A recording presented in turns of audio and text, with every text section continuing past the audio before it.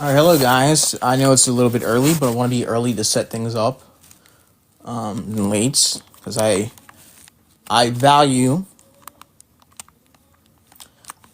I value punctuality.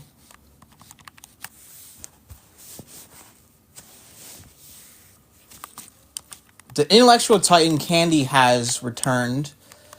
I decided to go live really early because like I said, I value punctuality, and yeah,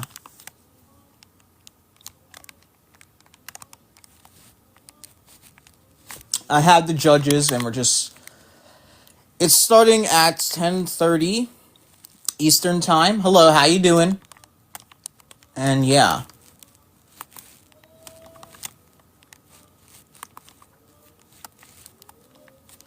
It's a little early, but again, I value punctuality. Hello, hi. So, in case you're missing the format, I should probably write it. I'm not sure I can write it in the comments, but the format is a 10-minute opening for each person, then 10-minute closings, right? So that's 20 minutes already for each person. And then there is a 30 minutes. Yeah. Yes, Candy. If you can be the mod, that'd be very much appreciated. Yes.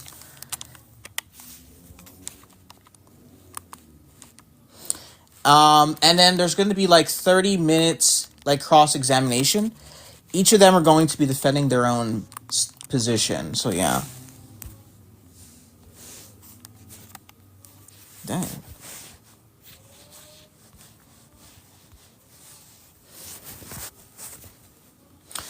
You're just judging on the you're judging on the openings, the closing, and their cross examination of both, like the rhetoric. I mean, Genesis will explain it when he gets here.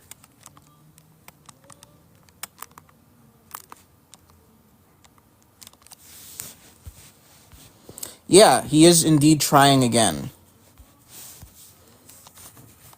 Genesis will explain it better than me. I'm gonna judge on my alt, so I'll be right back. It's called illogical, so All right.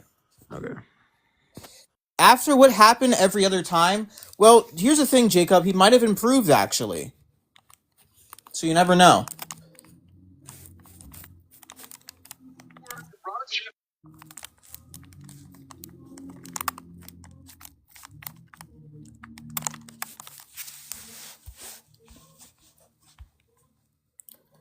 When you get I think since he had some time to prepare, I think he's gonna do much better. Yeah, maybe. Just joined up to say what up, everyone. Love How you, you doing? Protect. Yeah. Doing all right. How are you? I'm doing great. Thank you for asking.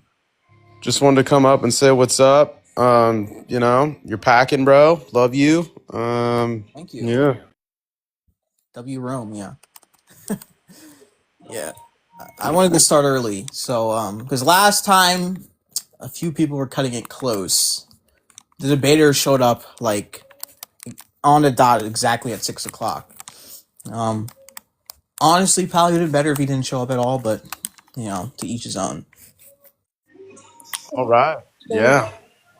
I have a question regarding Dodds.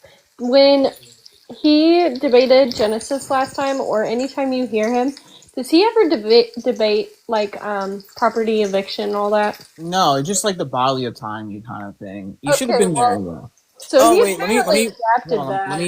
Let me invite you up. Yeah. Yeah. I was gonna have a formal debate between Dodds and somebody else, but the controversy is too big to allow it.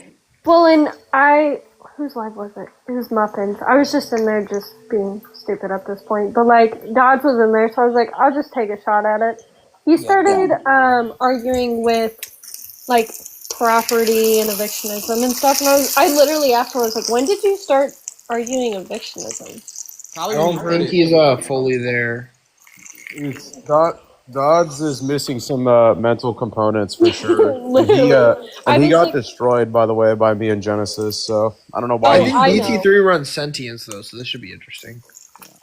Well, here's the thing. All right, this debate is going to be different, right? So each of them are going to have 30 minutes to defend their proposition. So BT3 will go first to defend his Oh, we're proposition. doing it both ways. Yeah, so that's 30 minutes.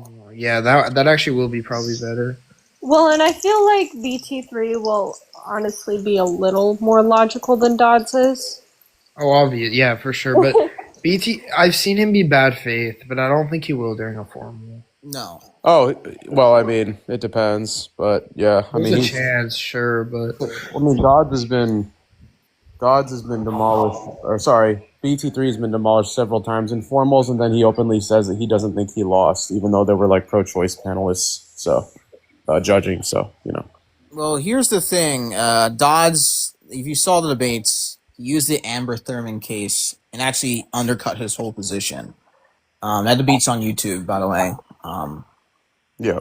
You shouldn't. Honestly, he should have just like never showed up. That probably would have been for the best. Wait, is illogical? Is that logic on an alt? Is that you? yeah. Oh, okay. I was wondering who was on that account because I've been seeing you in panels a lot lately. Yeah, this is me. This is like I kind of troll on here though. I'm not gonna lie. Oh, okay. It's like sometimes. Wait, did anybody see the debate between Rust and Chase? That was. Oh, I love Chase. That's my boy. No, he died on a lot of bad hills. Oh, I know, but that's still my boy. Like we have matching profile pictures on my main. Him, me, and Doc. Nice. We're all Mariah Carey. It's funny. But yeah. Well, you guys take care and good luck. I'll be in and out to watch. All right, it's gonna be on YouTube in case you wanna watch it. Absolutely. Hey, what's up, Codex, Candy, Sav? A lot of friendlies in here. You guys take care. Yeah. Have a good night. You too. Later. Protect, do you mind moving me to the bottom right? That's like Loki my spot. All right, I guess I'll do that. Alright, thank you. I love hearing people say they have a spot. It's so funny. I have two of the judges here. Hopefully, the guy who I asked to be here is actually there. Watch him not show up. He was there last time, but he wanted to do it from the comments. It's like, yeah, okay. Wait, who else is judging? Bt3 is cooked. So it's Cam. Oh, speaking of cooked, okay. It's Cam, it's Logic, who's just on the panel a few seconds ago.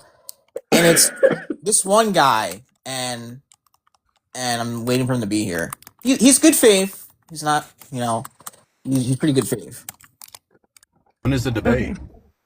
It's at 10:30 Eastern time. Bacon is so greasy. I don't like it. I know, I went really early. Punctuality, This bacon's so It's only like 9 o'clock Eastern time now. It's 9:11 right now. I wouldn't put it like that, but yeah. No, that's the time. It's now 9:12. It's 9:11. Well, now it's 9:12.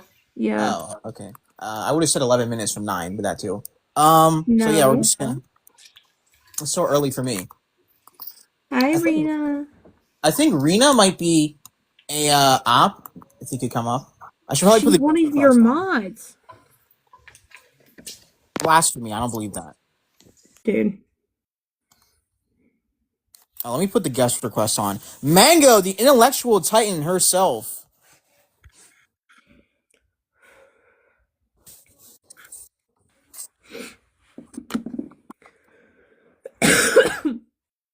So I'm just gonna recap the rules. It's gonna be 10-minute openings, for each, and then 10-minute closings, There and we then each.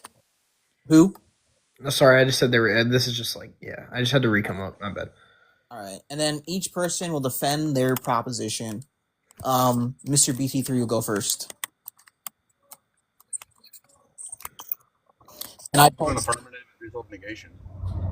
Well, no, both of them are holding. So BT3 is going to defend his proposition first. They both agreed that they would each defend their proposition. So he'll go for the first 30 minutes that abortion is moral, and Genesis will defend his proposition abortion is immoral. Watch, Genesis' 30 minutes is just going to turn into a theology debate.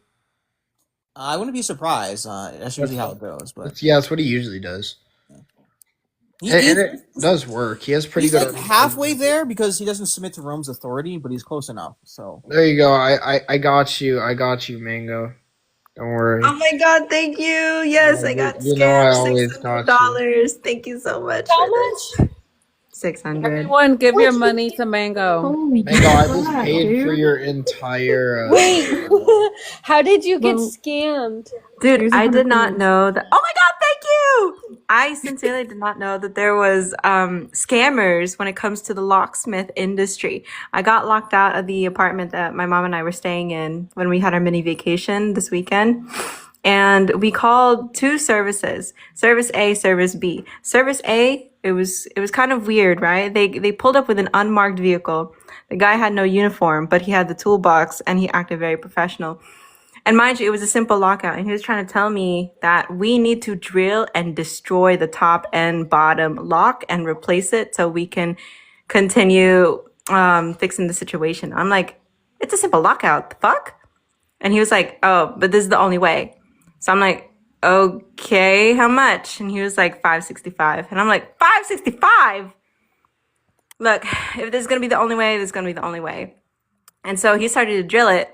And then service B called in the middle of him drilling it. And he was like, yeah, I'm the guy that like initially told you I'm 30 minutes away. I'm now 5 minutes away. I'm like, oh, service A is already here. The guy's drilling the door. And as soon as I said that, the guy was like, he's drilling the door. And I'm like, yeah, he's drilling the door. Is this a problem? He was like, ma'am, he's not supposed to be drilling the door for a simple lockout. How much is he charging you? And I said, almost $600. And he said, no, it was supposed to be me that was supposed to be handling your door. I would have charged you no more than $200. You don't need to drill and destroy the top and bottom lock, right? For $600. And so, unfortunately, it was just my mom and I, and the guy had the toolbox and he was kind of scary looking and we just wanted him off the property. So we didn't know if he had a weapon or anything because he was getting impatient. And for our safety, we just paid him the $565 and we immediately called Cash App. We called Bank of America. We called even the police to file a claim just so that like we could just get him off the property and we could just try to dispute it as much as we can. We didn't want to cause like a scene or anything. We just want him off. We didn't want to die on vacation, so that's what happened. We're just calling her an That sounds like the intellectual titan automotive too. industry. Because my mom almost got scammed about tires when she got her car serviced. And she was like, dude, my grandpa works in an automotive shop. I grew up around there. I don't need tires. I got scammed with the locksmith too. Like I got locked out of my car a couple years ago, and like I had a Kia. Kias are so easy to get into, especially You can steal them locksmiths. easily, yeah. So like I called him and the keys were in the car. So it's not like the cops wouldn't do anything because of liability. So I was already mad. And it was 2 a.m. after I worked out for like 2 hours.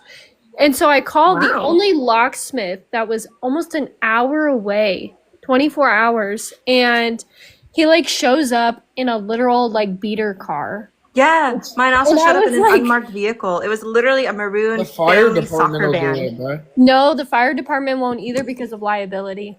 Really? What the Yeah. fuck? So they I've seen, like, they fire won't do people anything doing that with like before. they won't do anything with your car because of liability. So like if they break anything, it's on them. Or like car batteries they used to do. So like to jump your car, but they won't even do that anymore because they could fry your car. That's why you just Yeah, keep my the fire jump start department does. kit. I have a jump start kit in my truck, but I don't Well, use it. I have really bad luck because like the first time I had to jump my car when I was like 17, I was being a terrible child and like snuck out all that stuff. And it was like 2, 3 in the morning in St. Louis City. And I needed a jump. And the only person I could call was the police or the fire department, and neither of them could help me. So I had to call my grandma. Oh my gosh, that's still like a scary situation to just. Oh my god. Yeah, I'm gonna scam. sell my truck. I want a new car, bro. Yeah, it sucks. Don't get it. Y'all are way too civilized for me. I want an M4. They're so fast. I had I've had like 7, 8 cars, and I'm 23. But I had like a Integra I liked. I loved my Integra, and then I had Yeah, you guys are rich. Well, the No. first car I bought, it was I when wish. I was 16. It cost me like 24. It was a Sonata. That's what I drive now, along Wait, with my $24? No. 24,000. And then Oh. I have a Ram Rebel, like I think 2019, but it's at like 160,000 miles. It's not doing too well. I think I might just sell the truck because my dad has a dealership that he'll just buy it off me for like I've had some beater cars. I've had some trucks. Like I had a like sadly V10 250, but I've also had like nice cars like a Toyota 86. Toyotas last forever. Mine's a I 250, had, 250K, and she's still running smooth. I Well, want to I get leased a that. 99 DeVille and just engine swap it, but like that's so bad. let's see, I had a Mango, when you were 2018 locked Corolla. out, you couldn't break a window? No, we weren't on. Well, it wasn't even our property. It was my ex stepdad's, and he was out of the country. We didn't want a broken window. I was out of the country. Your ex's stepdad or your ex stepdad? My ex stepdad. So you're Yeah, I broke a window once when I was locked out. Damn, it really be like that. Yeah. And one time my youngest locked my my middle child locked my youngest out and of the bedroom, of course, but I didn't have keys. And I took a hammer to the door and broke and had Oh a break. my god. That's what I'm saying. Y'all aren't ghetto enough for me. I'm sorry. No, when I was Actually, younger I and my confronted the guy. parents- I confronted the scammer. I was like, why are you charging me for like $565? You told me a different price. You originally said $330. So all of a sudden it's an additional 200 plus. And he was like, and he was trying really hard to justify it. And I was recording everything too. And he was stuttering. And I'm not going to say that like, because he had a thick accent, like a thick Arabic accent. For sure, right? There's gonna be a language barrier. got But I know when scammed. you're fucking scamming me, You scammer. definitely Yeah. got scammed. Oh yeah, for sure I did get scammed. Yeah, no, like when I was younger and I got into a fight with my parents, I was like 14. I would always lock myself in my room. They were starting to call the cops on me and shit. Once I was in my room for like 3 days, bro. I was Rena, why don't you have a I lock got on your locked out bedroom? in my house one time. Well, not just once, like 7 times. And I always got lucky because we had our doggy door and it was always open because our dog would just go in and out all night. going through the doggy door, bro. Yeah, literally. Well, and it was like a decent size, but like most people definitely could not fit in it. Gotta be immoral. It was so bad. Like sometimes it'd be snowing outside and I would get locked out. Like my dad, like we didn't use our front door. We just used the garage. Well, there was times where like I didn't have my garage door opener with me for some reason. You don't have like a keypad or like a way to open it from the outside? No. Thank you for gifts, everybody. No, All so, like, donations we- are gonna be sent to my mom. We had to we had the garage door pad, but like my dad had crazy ex-girlfriends and he would like it was really hard to change those. Like you pretty much just have to completely change them to like change the code. Yeah. And so he just disabled it completely. Wait, we have actually a nice one here. Let me go outside because ours, like, I could never get locked out of my house because I have like an electric one and I have the app on my phone too. So it's kind of, and then my front door. Actually, one time we used to not have a garage door pad and the front door died. Like, look, or unalived. Sorry. Like, look, we have this, but like it'll unalive sometimes, and then like, hold on. See, I like the ones like the Wait, if This it's might unalive, if it's unalive, you're presupposing it's alive in the first place. This my current car, but I don't know. I like it a lot because it has like I left my key inside, but it has like interior lights, and then we have this. Hold on. So like we're like I'm always fine, and like you can like put in the code, and like it's kind of cool. yeah, no, we had like the old-fashioned keypad. Not the old-fashioned, but it's like the older ones where it's like the plastic cover and the terrible buttons, and the buttons get stuck sometimes. So when you put the code in wrong, it would disable it. I don't know. I remember It was one awful. time I snuck out, and it was when we had the old thing, and I was completely locked out of the house. Front door was dead. But luckily, my college brother, who actually gave a fuck about school, he was up at 5 a.m. for some reason, and he just let me back inside, and I was like, thank God. And then my younger brother now, he's like a tweaker. He stays up playing Roblox till like 4 a.m. See, I lived with my grandma and her lock. She would lock the front door, and then she would have that it's like a bar that you put under the door knob itself. She'd put that there. Mind you, she lives in a town that has a population of like 600. So she would have that, and then the sliding glass doors. She would put the two wooden posts down. And I'm like, Grandma, nobody is gonna break into your little. Grandma hella paranoid, bro. She was so crazy. She lived in town on a main road and would have her BB gun on the porch shooting squirrels. You mean BB pew pew? Pew pew. Sorry. Yeah, Pew come on pew. now. Ooh, That's WBBs. Yeah. It was like, live- Grandma, these squirrels don't do it. They're just eating your grass. Imagine Dude, the live mine got got banned before the taken. debate started, bro. Yeah, it's So, crazy. That'd be crazy. We could Mine just got hop on my taken by, panel. If we have to. When we I first mean, I do started- have an alt. I do have an alt as well. Yeah, I have I don't even have BT3 added on my alt, but I could do it on my panel. Dude, God, when we you are first moved down to where I'm BT3? at, Yeah. This is BT3 right next to me right now. No. Mango, you know me, bro. I was gonna say, It's the number I one hear LARPer. I hear the similarities in your voice. I do hear I it. was supposed to. I was supposed to host a formal debate between Dodes and a certain somebody, but a big lie came out, so I'll just leave it at that. Whoa, what happened? Oh my God! Thank you, gifts. Thank you so much for the gifts. I'm so grateful. Holy Mango, I told you, Genuinely don't. Mango, it's because I Yeah. followed I would be you, bro. so I got some extras 'cause I insulted. followed Tell you. us what happened. Thank you so I much. told I you. would be so insulted if I got compared to BT3. I'm sorry. Oh, Genesis is here. Genesis. Wait. Hold on. I already told you, Mango and Ems. I'm not gonna say it here, but I already told you what happened, and everybody In fact, knows. you need to tell me. I need to know because I'm nosy. Yeah, I'll tell you in the Discord. A certain somebody, let's just say that rhymes with mate, was supposed to have a debate with Dodes, and they did some really, really bad thing, and now Oh my God! Are we talking about yeah, we're talking about them. Are we talking about a woman? Yeah, Mango, I literally told. That's right. Yeah. I do know this. Wait, that's who was supposed to debate Dodds?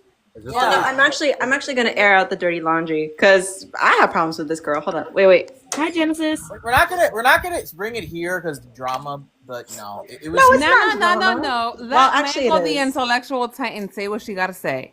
Well, to be honest, it's not drama. I think it's an expose because the entire pro-life community was just against everything that had happened with this individual.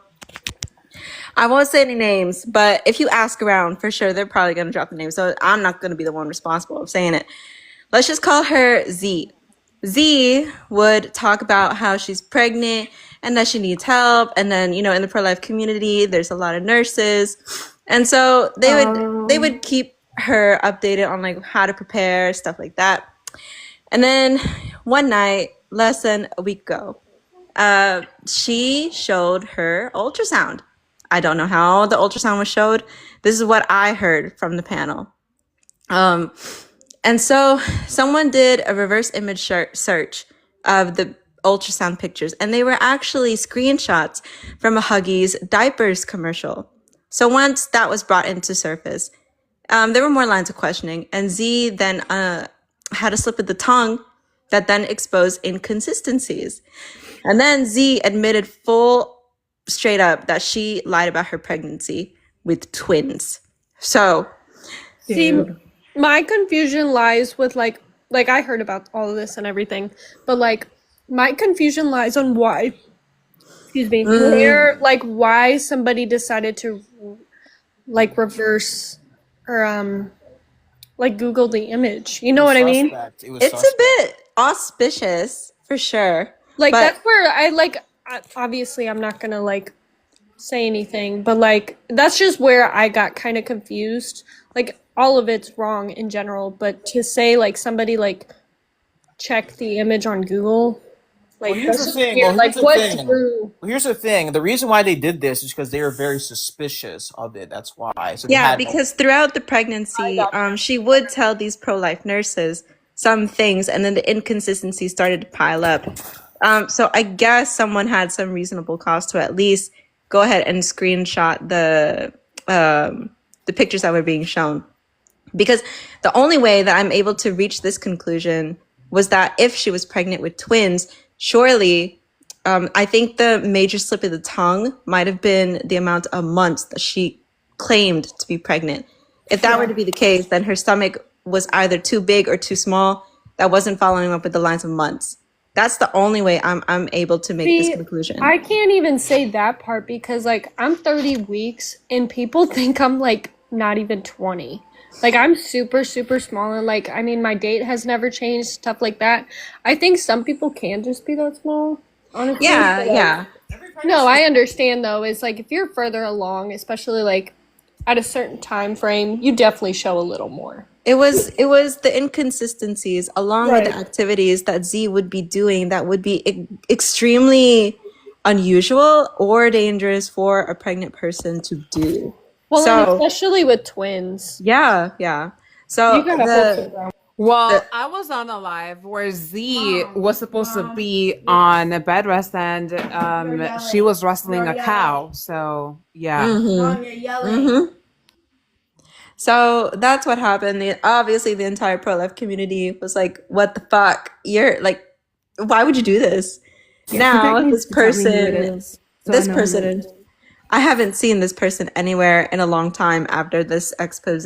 But if I do see her, Well, and I was told she's got like 2 other accounts. She blocked me on all of my alts. You got to make You another have one. like 5. I have like 6. Yeah, I have like 6. Oh well, make it 7, okay? I don't have a phone number. I need an extra phone number for my Google account. How many? What the? Wait, you have 6 phone I have numbers? like 12 phone numbers. No, you can have. Wait. You can Protect. have. You need to start using emails. No, wait. Hold on. On Google, you have to use your phone number to connect your account. You can't just use an email. I have 12 phone numbers. I got you. Whoa! Just use those like text now apps. Just use a text now. Yeah, just use the fake phone number apps. Whoa! Okay. Oh my gosh! I can't. Why do you need that I have, many? like, Is my 6 question. accounts. I have with just different the same YouTube email. channels. Wait, hold on. I have different You have TikToks. 6? So I yeah. have 6 so, with wait. the same email. So I have a gaming channel, an AI channel, a movie channel. Of course, you have an AI channel. Yeah, so there you go. Yo, protect Of course you have an AI channel. Make the videos. It's like you're fried, who you got cooking for you, and it's like all the animals making like gas food. Have you seen that? Dude. No, I haven't seen that. Wait, you mean AI? I have to look at that. Yeah, bro. It's like AI. It's like an AI rat making like some good ass pasta or something. It's stupid, but like I'd be looking at him, bro. And I'd be like, that looks good as fuck. I'm on Sora AI like all the time. Oh Or my like the- or like goodness! the, like, Soldier what ocean fallen are you soldier. OMG! See, Have you seen the, like, what I ocean are started you seeing swimming in? one, or I started seeing some on Snapchat and those little Snapchat highlights or whatever, and it's like a dude saving animals, but like what really got it to me that it was AI is that these bears were chilling in a hot tub waiting on like a beer. Oh man, my mom fell for the AI. She saw like this gigantic obese bear that had like 10 rolls just walking on highway, and she's like, "Oh my gosh, look what's going on in this state!" And I'm like, "Mom, that's AI." And then like the bear like jumping the on the baby trampoline ones. too. Yeah, I like the babies walking Oh my through God. the hospital ones. Those are funny. Oh yeah, the one that was like, "Put me back." My parents are poor. Put me back. Yeah. Like it's actually really, really creepy that Or like the nowadays I Christian cannot detect AI if it's presented to me, if it's really advanced. Mango, have you seen the Christian baby one where it's like you haven't seen that? Oh my god. No, I I'm actually trying have to- not. I'm trying to think of like something he said. He said Dude. something funny. If Sora didn't have a watermark, I'm pretty think sure I we saw would think one that of was those. real. I'm Yeah, and then pretty people sure. make like videos that are real and they put like a Sora AI in text. Like, as a Oh joke. my God. That shit is funny. Wait, are you talking about like you the can remove preacher it, too. baby or whatever? Yeah, the preacher baby. Yeah, the like black baby with the cross. Yeah. Yeah. It's No, so I've not funny, seen bro. it. I've not seen He, it. sa- he says like some funny shit. I can't. Well, here's the think of it thing. anymore. I was like, this is a Most of the smart time kid. work because they get copyrighted, right? Most of the time whenever I do it, and you can't put certain people. Like I did an Andrew Tate one, put on TikTok. It got banned like the second I posted it, it got banned. You It's can't like, post Andrew- anything. Well, I need with access him. I saw to Sora one. AI, bro. Actually, If I you saw try to post two. anything of him, it'll get taken down. Dude, I saw two, and one of them was like Michael Jackson stealing KFC chicken, and then it was Freddie Yes, Mercury I stealing saw. KFC chicken. Oh my gosh, I I love actually those saw this ones. one. I actually saw this one. It's I hilarious. love those ones. What is I was trying to put Michael Jackson in it, but it's like, oh, this is copyrighted. You can't do that. It's like I'm trying to figure out how to get around it. Oh my gosh. Well, look, guys, I Thank really you, not appreciate thank the donations. I'm actually hoping to cash this out and just Venmo it to my mom because It's not gonna You- be much. We tried. you know Yeah, what? Slow motion is better than no motion. You know what I'm It's gonna saying? be like $2. Yeah. Yeah, It'll we know that change. guy. You know. And you also It's have okay. to wait until the end of the week or like wait until a certain day or whatever. Yeah, it's okay because Yeah. I'm still gonna be door dashing to try to make amends. Because oh my god, I feel bad that she had to pay. Well, we just wanted that guy off. Like we don't know what he had in the Mango. toolbox. Do you Wait, have, You like, can get it back. do you have a Cash App, Mango? I do. You can get Send it it to back. me, and I will help you out. Oh my god, thank you. Oh my god, thank you. Wait, did you Yes, say Mango, DoorDash? the chick. Come again? It's back Did you say DoorDash? thing?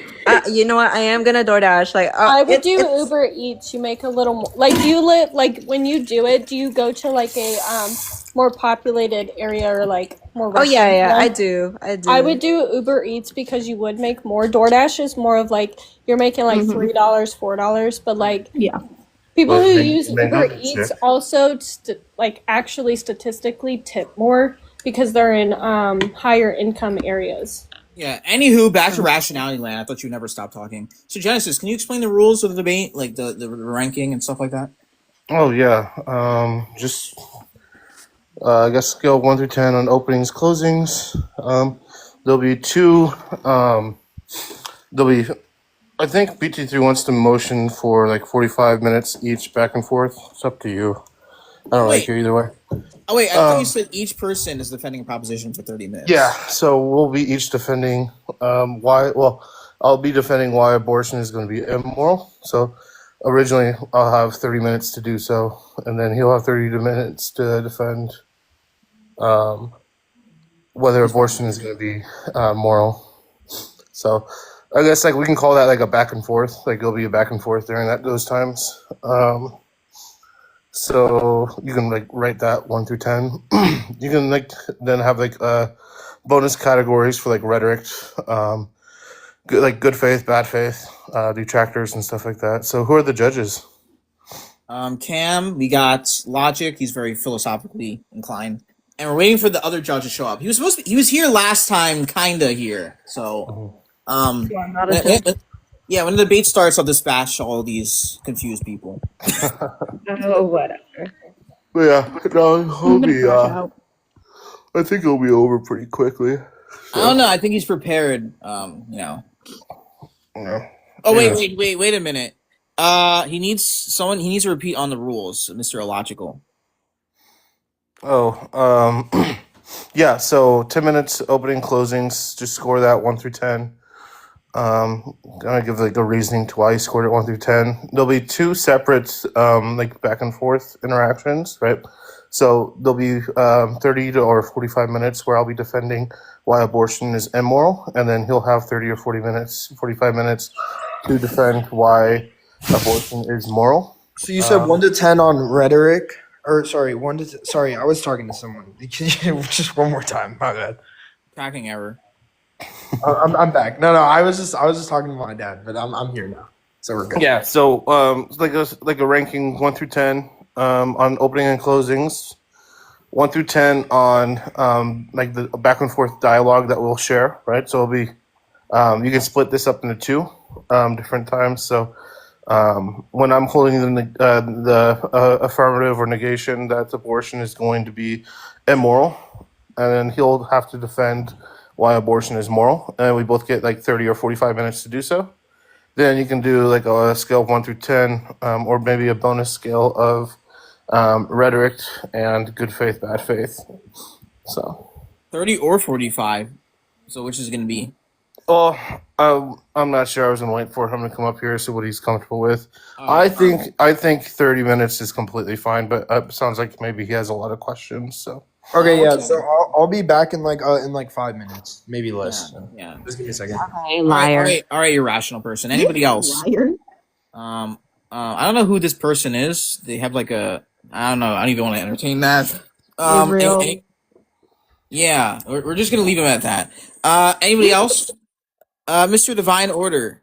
Oh, hello. So, anybody else have any questions? Any rational people here? I think Genesis I wants. might understand. Okay, we hope. I think Genesis wants to run the ones again against what's his name, Dodes. No. He was arguing That was with painful. he was debating with me earlier, and he was using evictionism, and I was really confused. I asked him, I was like, when did you start doing that? Because it's not helping your case. Like, he couldn't even, like, have an argument with that, and I was like, you gotta pick something that works, and none of these are even attempting to work. Yeah. There's. Yeah, what happened to your live? I'm Wasn't not- it banned I mean- earlier? Oh yeah. I try to give people a chance to speak their piece, and we were having actually some productive conversation until they mass reported my live. So that was Wow, nice. what a shame. Yeah. A certain somebody was in the comments. I really wanted them to come up, but we'll leave it at Oh that. yeah. No. They know they're in the wrong, so they weren't going to come up. Where's your profile picture from? Because I want to watch it. Where's my profile picture from? Mango. Oh, I was going to say. No, Yeah, Mango. she's not talking to you. Yeah. So Whatever, Mango. my profile picture is from this anime called Black Lagoon. It's a pretty cool anime. Dude, I've been Who the- wanting to who the watch that fuck one. It's watches on my watch anime? list. I know, right? It's very Watch demonic. it. I'm just kidding. Shut up, Protect. Hey, bro. But definitely watch it. Freya! It's actually really cool. I'm kidding. I only Sorry. watch like 2 anime. I only watch the most popular ones, but yeah. Is You one watch- of them Hi, my One Rhea Punch Boo. Man at least? No, Oh my not One gosh. Punch I've Man. been meaning- There's no tension in One Punch Man. He wins every fight in a punch. There's no tension. I've been meaning to watch that one too. Is my Bria Boo still here? No, Yeah. she's not. I watch No, Naruto pretty and good Dragon anime. Ball. That's it. Protect Okay. no. Protect only watches those cringy borderline hentai ones. I don't know what you're talking about. Shut up. Is that where Yeah. your wife came from, Protect? What are you talking about? Shut up. He's got one of those body pillows. That's his quote unquote wife. I should mute all. I should. on pillow. You want your judge powers to be revoked? Yeah, that's right. Yeah. I didn't do anything. I just coughed. I hope Illogical comes back. I want to apologize for comparing his voice to Bt3 because I No, would don't take such apologize. offense to that. That's so funny. That is Don't pretty apologize. Why Oh name my Mango though? I'm Like just- of all the names, why Mango? I'm just hoping that BT3 got better. That's all I'm hoping for. Probably not. I'm giving him the benefit of the doubt. I've been seeing him active on TikTok. So Well, here's the I'll thing: take- no one could beat an apostolic Christian except another apostolic Christian. So that makes sense. I haven't seen him in like months. Like I saw 2 him like a months, week maybe. ago. Yeah. I don't ever see him in panels. I've seen him Um, debate Link a few times. And well, it went as well as you'd expect. So, person down there in the bottom right, I have no idea what that even says, but hello. About It's we could Grim. go, we could go. How many times do I have to say that? Hi. Yeah, it's grim. Oh, now my dummy. internet's. Like the Grim Reaper? Oh, that's not good. I don't think it should be up here. No, Grim as in Grimsky, your favorite Aussie. Oh, hello. Okay, I have to go for it. Yeah, hi. I just got a question. Just because I don't know if my internet's really. Yeah, it's at the really moment, bad. so Like really bad. You should I just probably wanted to upgrade. say, did I miss the debate? Because like it says one. Who? Yeah, I should, but you know, Australian internet is. It didn't even start yet. It's like an hour. but It's like what I was just- I went live an hour early. Yeah, 45 more minutes until the actual debate starts. Hang on, so 9:30 Central, US Central Time. I googled it and it said 1:30 a.m. my time. And I said, I love you, but I ain't fucking gonna get bags under my eyes for that. Yeah, that was me all day. Yeah, I went to bed at like 7 a.m. Yeah. Nar. Yeah, look at what Merle said. He said Nar in 1 hour. Yeah. Duh. 1 hour. No, so hang on. So what? So Central Time is US, and is that? Well, I have I am so Eastern confused, time. never mind. Central's kind of mid. It's kind of bad. So it's like that's like it'd be 10:30 my time. Central's in the best place in the United States. Just saying. IMO. No. Yeah. I like Eastern time. Crazies. Good old, Louisiana, we got Georgia, we got yeah, Florida. Casey's. Yeah, exactly. Well, probably not By the way, Florida. Mango, I just wanted to say I apologize because I never heard you speak before because you always come up until live, then you mute, then you leave, and I assume for some reason you were a Wait, dude. who? I apologize for that. Talking to Oh. me. Mango. I thought Mango was a dude. You know, like because I'm Filipino, people I apologize automatically for that assume I'm a wholeheartedly. lady boy who like seduces I think and I'm takes cutting out all the advantage time, of people. Not a lady boy. Yeah, like, and at this point, I usually just embrace the identity. Like, yeah, I'm a certified and verified lady boy. I don't know what to tell you. Mango shows her My true boyfriend's colors. brother is a lady boy. What? Oh, unapologetic. Hello there. Oh, cat caught his tongue. Hello. My boyfriend's brother is a lady boy. If that makes you feel better, Mango. This makes me I don't feel know. worse. Actually, I don't know what this phrase even means. I don't even know what this phrase even means, but Misty called me that. So like, I don't get it. It's a feminine man. It's me. Oh. After the holidays, Meatball and I are gonna schedule a time to debate. Oh, nice. God. Nice. Yeah. Oh, you versus Meatball would be crazy. Yeah, I figured it'd be a good debate. I think it's gonna be on like whether or not freedom is existent. Yeah, I think that's gonna be the one where you're challenged the most, honestly. This Yeah, Meatball I mean, knows her dude, stuff. that's what I need. I need something to challenge me. I mean, even if somebody knowledge gaps me, I'm not afraid to debate them. Yeah. Yeah, Debate. debate- No, I'm just kidding. Yeah, I'm just kidding. Debate club doesn't start back up until after Christmas. Yeah. That's the nice thing is after Christmas, that's when I start my new job, so I should be able to partake in debate club. So Oh, W job. yeah. Genesis, what are your thoughts towards incrementalism and immediatism? Remind me what incrementalism is. I think I know, but Basically, you wouldn't sign like any bills. oh unless yeah. Okay, yeah. So I used to be an abolitionist, and I still don't necessarily like the idea of incrementalism. I definitely understand it, but if you are completely against something like, for instance, abortion, and this is something that you conceive like to be like a great moral sin or like something that's completely wrong to do, I don't necessarily see the purpose of giving, I guess, giving lead to just stop some of these, because at the bottom line, it's still going to happen. Like, for instance, if it was okay for somebody, for people to like, quote unquote, grape each other, I don't think that we would use this method to stop grape. I think we'd just go for a complete abolitionist of grape. Well, if there was to be like a situation where it's just going to be, I'm just going to use the most extreme reductios. So let's just say, well, you know what? Actually, I'll go back to normal because I don't know how to say this without getting the life nannered. So let's just say there's going to be two scenarios. Scenario A, there's going to be a bill introduced to where it's going to be 90% reduction rate. And then within 2 months, it's going to then gradually go to 100% complete abolishment. Scenario B, we go big or go home. We don't do anything until we get the 100% abolishment bill. However, that's never going to be enacted. Would you rather go with scenario A, where there's going to be a gradual 100%, or scenario B, where we still wait to go big or go home and just wait for the 100% that'll never come? Right, and this is exactly why, like, I'm not necessarily a abolitionist anymore, because I do now definitely see like the productiveness of incrementalism. So obviously, in that scenario, I would definitely say that we should probably go with the 90 days. If it has like an old, like if there has a guarantee that we will completely and utterly prevent this action from happening. But the problem that I have with it, right, is if we like apply this in like kind of a normalist sense, it almost feels like that it could be the case that we ban all abortions except for grape and life of the mother and even Inchmester or something like that. We ban all the elective abortions, and we understand that's going to be 99% of these abortions being done.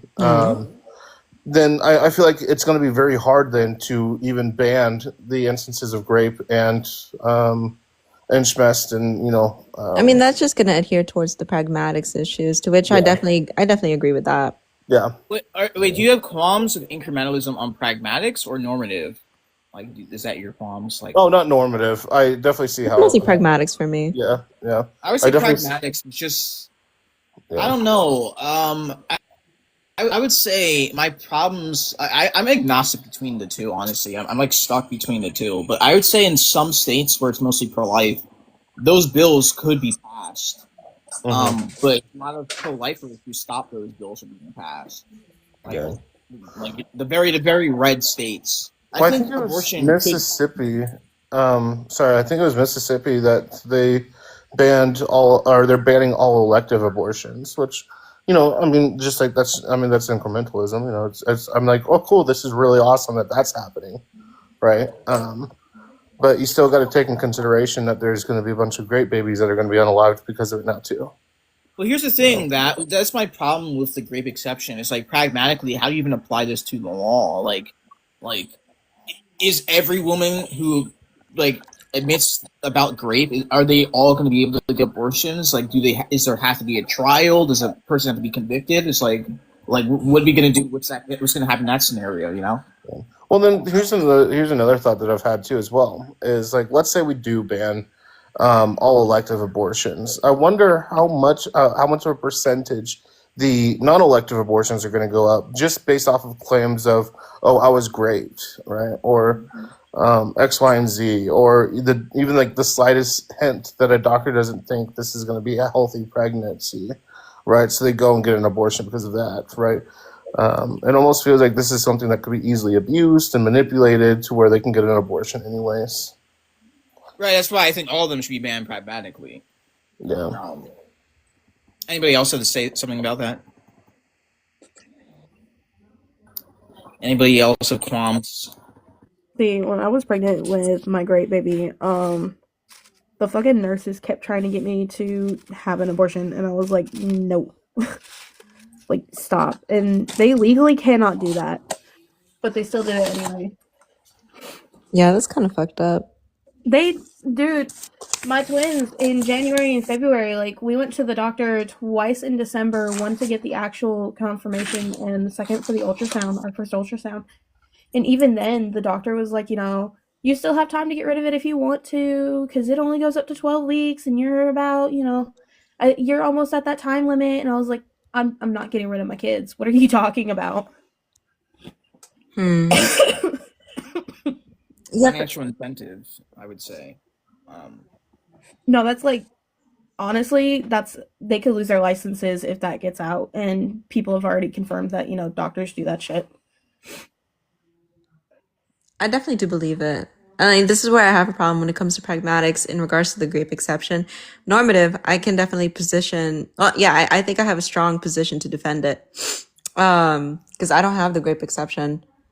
But if there is to be a scenario where a woman would use, like, abuse her powers to, like, oh, hi, Bobby, to, like, blame a man for grape to justify abortion, if there is to be, like, sufficient enough evidence, but he's innocent, this is where I'm gonna have, like, okay, now I have contentions. Well, it's like every new pro-choicer that I meet when I'm on a panel, which I haven't done paneling in a while, so hi guys, I'm sort of back. They'll sit there and be like, well, you don't know what it's like to be great, blah, blah, blah, blah, blah. And I'm like, anybody who actually knows me can tell you I do. Like, bro, what? Yeah, that's kind of bad, discrediting, or I like... hate people who do that. But I understand you don't know me, you don't know what I've been through, much less can you tell me how I feel about certain things, because apparently you know me better than I know myself. Yeah, that's...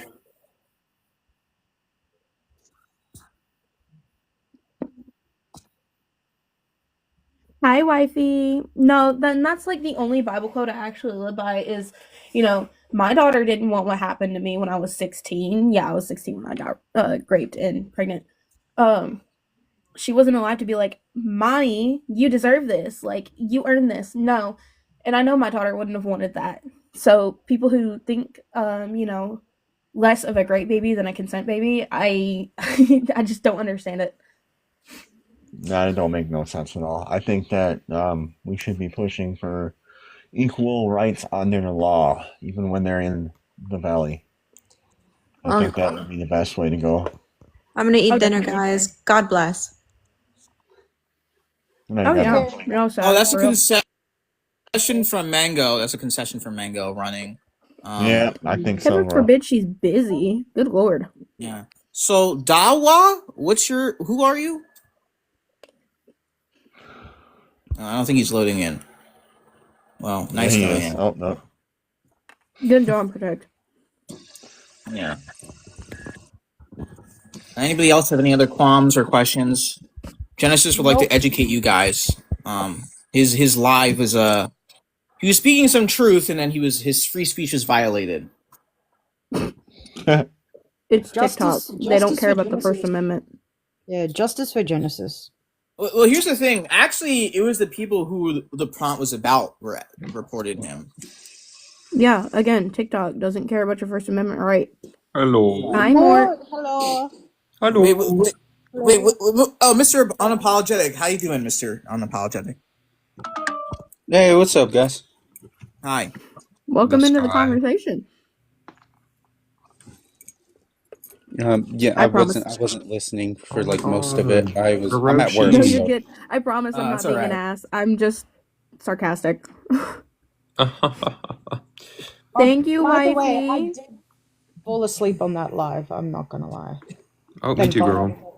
Nah, because at the end of the day, like, I promised myself I would never fall asleep on a live unmuted, and one time it did, and people made fun of my snoring.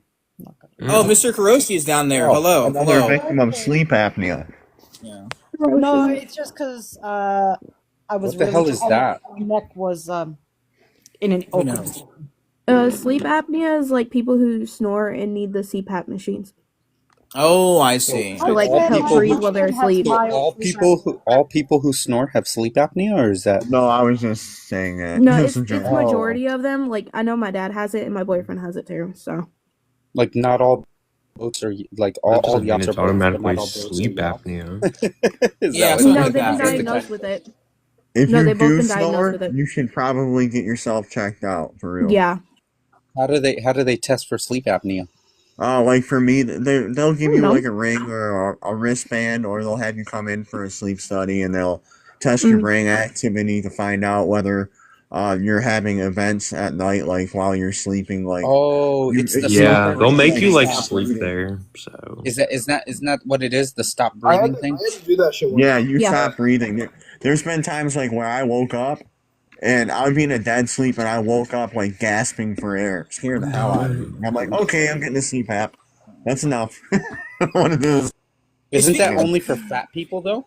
Because No. they're all No, their fat man, like I'm not strangles fat, their bro. neck. Genesis, No. when is this gonna happen, bro? Got 30 What? minutes. More.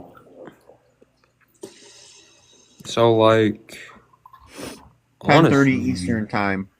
So who are the judges? You got Cam, you got Logical, and you got this one guy. The other make subscriber. me, dude. Logical will not be like a good judge. You should like make me a judge. More. If the other guy doesn't show up, yeah, I'll make you a judge. Yeah.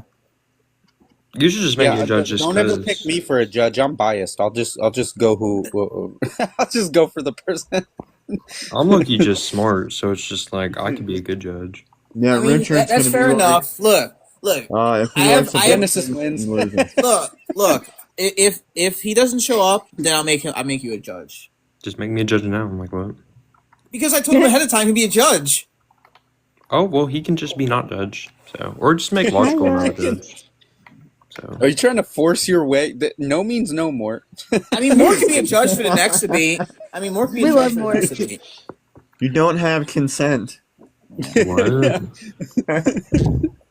How does that even like? What? We're talking about. Oh, jeez. It's okay, Mort. It's not okay. No, You're- we love Mort. W Mort. L Mort. No, W Mort. Okay, why? Who's Lux, guys? I don't know who Lux is. I'm just saying hi. I know who they are. I actually don't. I know who they are. Well, I know who they are. Never mind, I don't. It's Happy days, happy that person I'm days. married because you're in person. I think Sab wants to come up. Yeah. Someone. You can drop me if If you someone you wants can to come up, Oh, I thought you never asked. Goodbye. Oh, Dude! Oh, hey, be This. nice to her. She's cool. Wait, I got a question. Oh, So, I just Yeah. wanted to address Oracle. So when I said that, right? So let me go back to what I said. please shut up. You're making my Oh, head can you hurt. also bring up the bill? I know you showed me the article, the bill that was being passed, and I'm not going to say whatever Oh, state in you're in. Missouri. Yeah. Shut So up. Oh my god. I'm just kidding. Continue. I said people who say keeping a grape baby is in quote gross is insane. So like I'm putting gross in quotations because that's quite literally the word they use. I Right. wasn't saying like whatever. I don't even know what he said. But I wasn't saying it's the baby's fault that the grape happened. Right. I think he took it like I was like blaming the baby. Can But you please no. stop talking? You're making my head hurt. Can you explain the bill in Missouri? Yeah, hold on. Missouri? Let me find the screenshot. Hell no. Hell no. I mean, I read it. I dabbled into it a little bit. What's Missouri? Anywho, this person in the request, Dawa Murharib. Oh, that's Mac. You brought him up before, and then you dropped him right as it's he Mac. loaded You can in. drop me for Protect. You can drop me for Mac. Mac's really cool. I gotta get back to work anyway. Oh, Mac. Oh, hello, Mac. Hi. What's wrong with Mac? Oh god. Big screen. Thought y'all were like bestest of friends. Protect. It's Mary Mac. Okay, whatever. Okay, so Yeah, because I gotta get back to work. So drop me, host. That's all it is. So okay. in Missouri they had made this was like December. They like made adjustments to their abortion laws and now they're kind of like retracting, like they're taking a step back from it now. Because the statistics in Missouri, from what I understand, are getting higher, specifically in the metro area. So like St. Louis, Kansas City, Springfield, the bigger cities, because Missouri has quite a bit cities. And so that's pretty much where that's coming from, and that's why that's being pushed a little more now. Yeah, I really did not read much into it because there's not much for it, but I'm from like sort of the St. Louis area, so I kind of already knew all this stuff was going on before. You're so smart. Don't doctor yourself. Don't doctor yourself. Missouri lawmakers should cook. Look. Missouri actually is a terrible state to live It's in. not. I mean, it depends on where you're at. So, like, if you're in the city, like St. Louis City specifically, you might as well live in Chicago. Like, truly. So, like, I'm from, like, Illinois side of St. Louis. And you might as well just I had to live in drop someone. Chicago. 'cause Like, please never say that again. Like, I had to drop someone. Sorry, Raina. Yeah, they look like a deer in headlights. Not gonna lie, I had to drop someone. So Oracle, I think they had like a question. Yeah. So if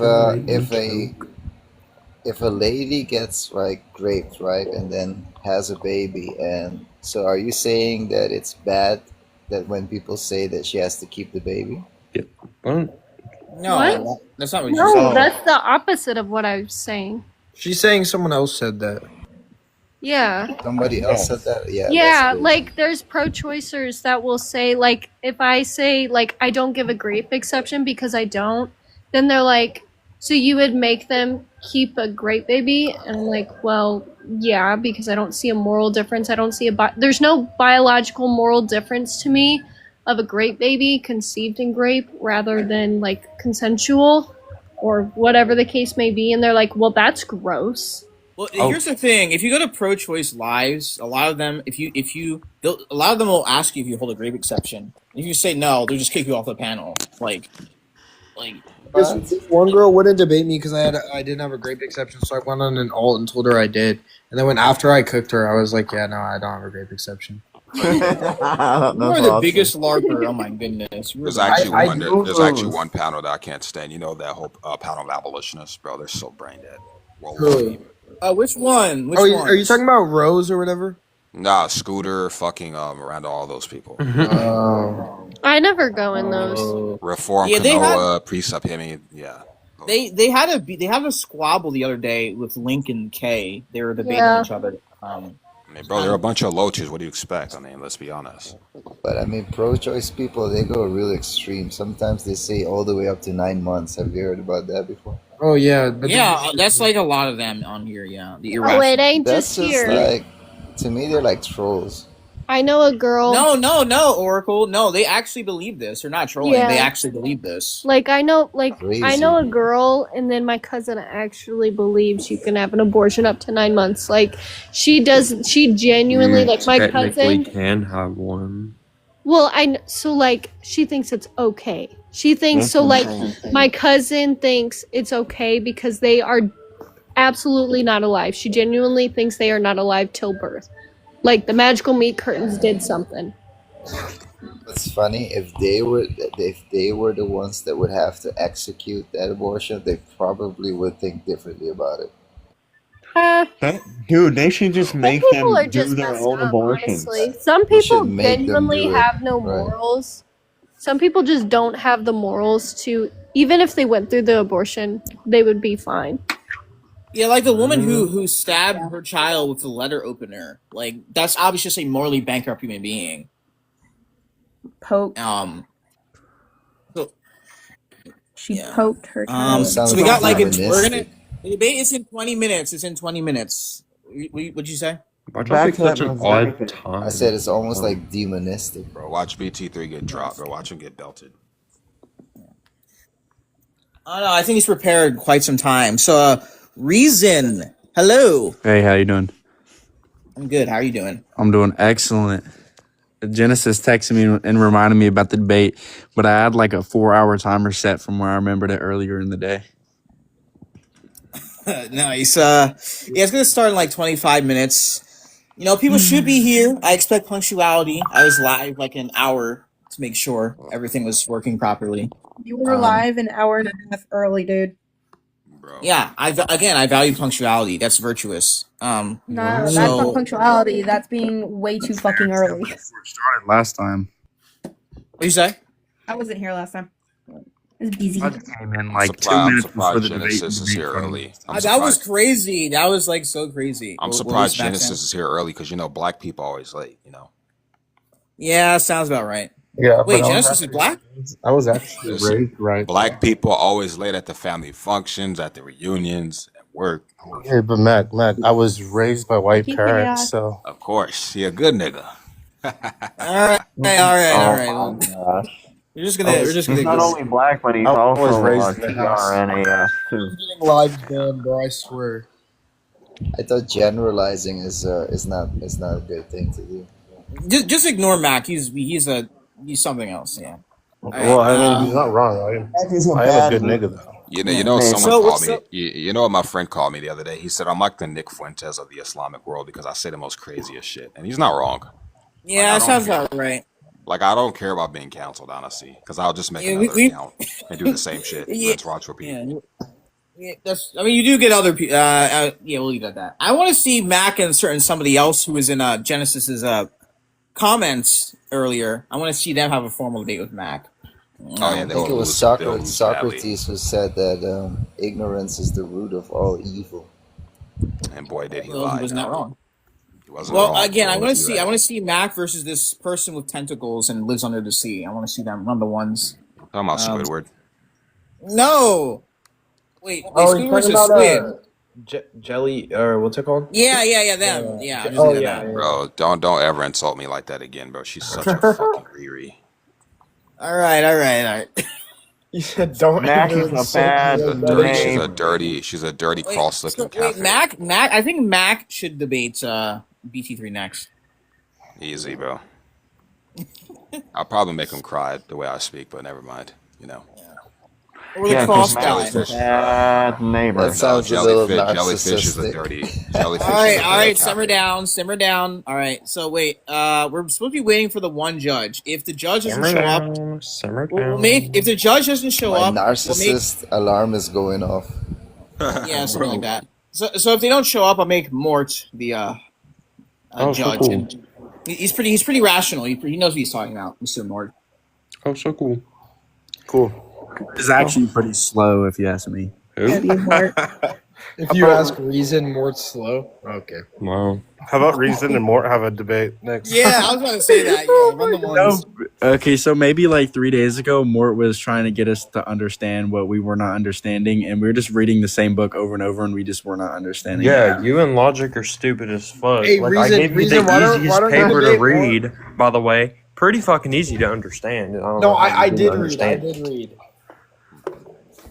Oh, not mermaid. Reason, not why don't mermaid. you debate more on like I don't know, like natural law theory or something? That would be great. Oh, so mermaids down there. I'm not sure if they're rational. Yo, Mort, I got a question for you, brother. What? When you gonna inject yourself with more testosterone? All right, enough. All right, we're just Kidding me, I'm kidding. Mort's my boy, man. Mort's my. I'm Yeah, just guys, trying to drop be a him. man. Take Drop your it. stand-up comedy out of here. Okay, where the heck are the people? You should be here. Hey, Genesis, invite Bt3.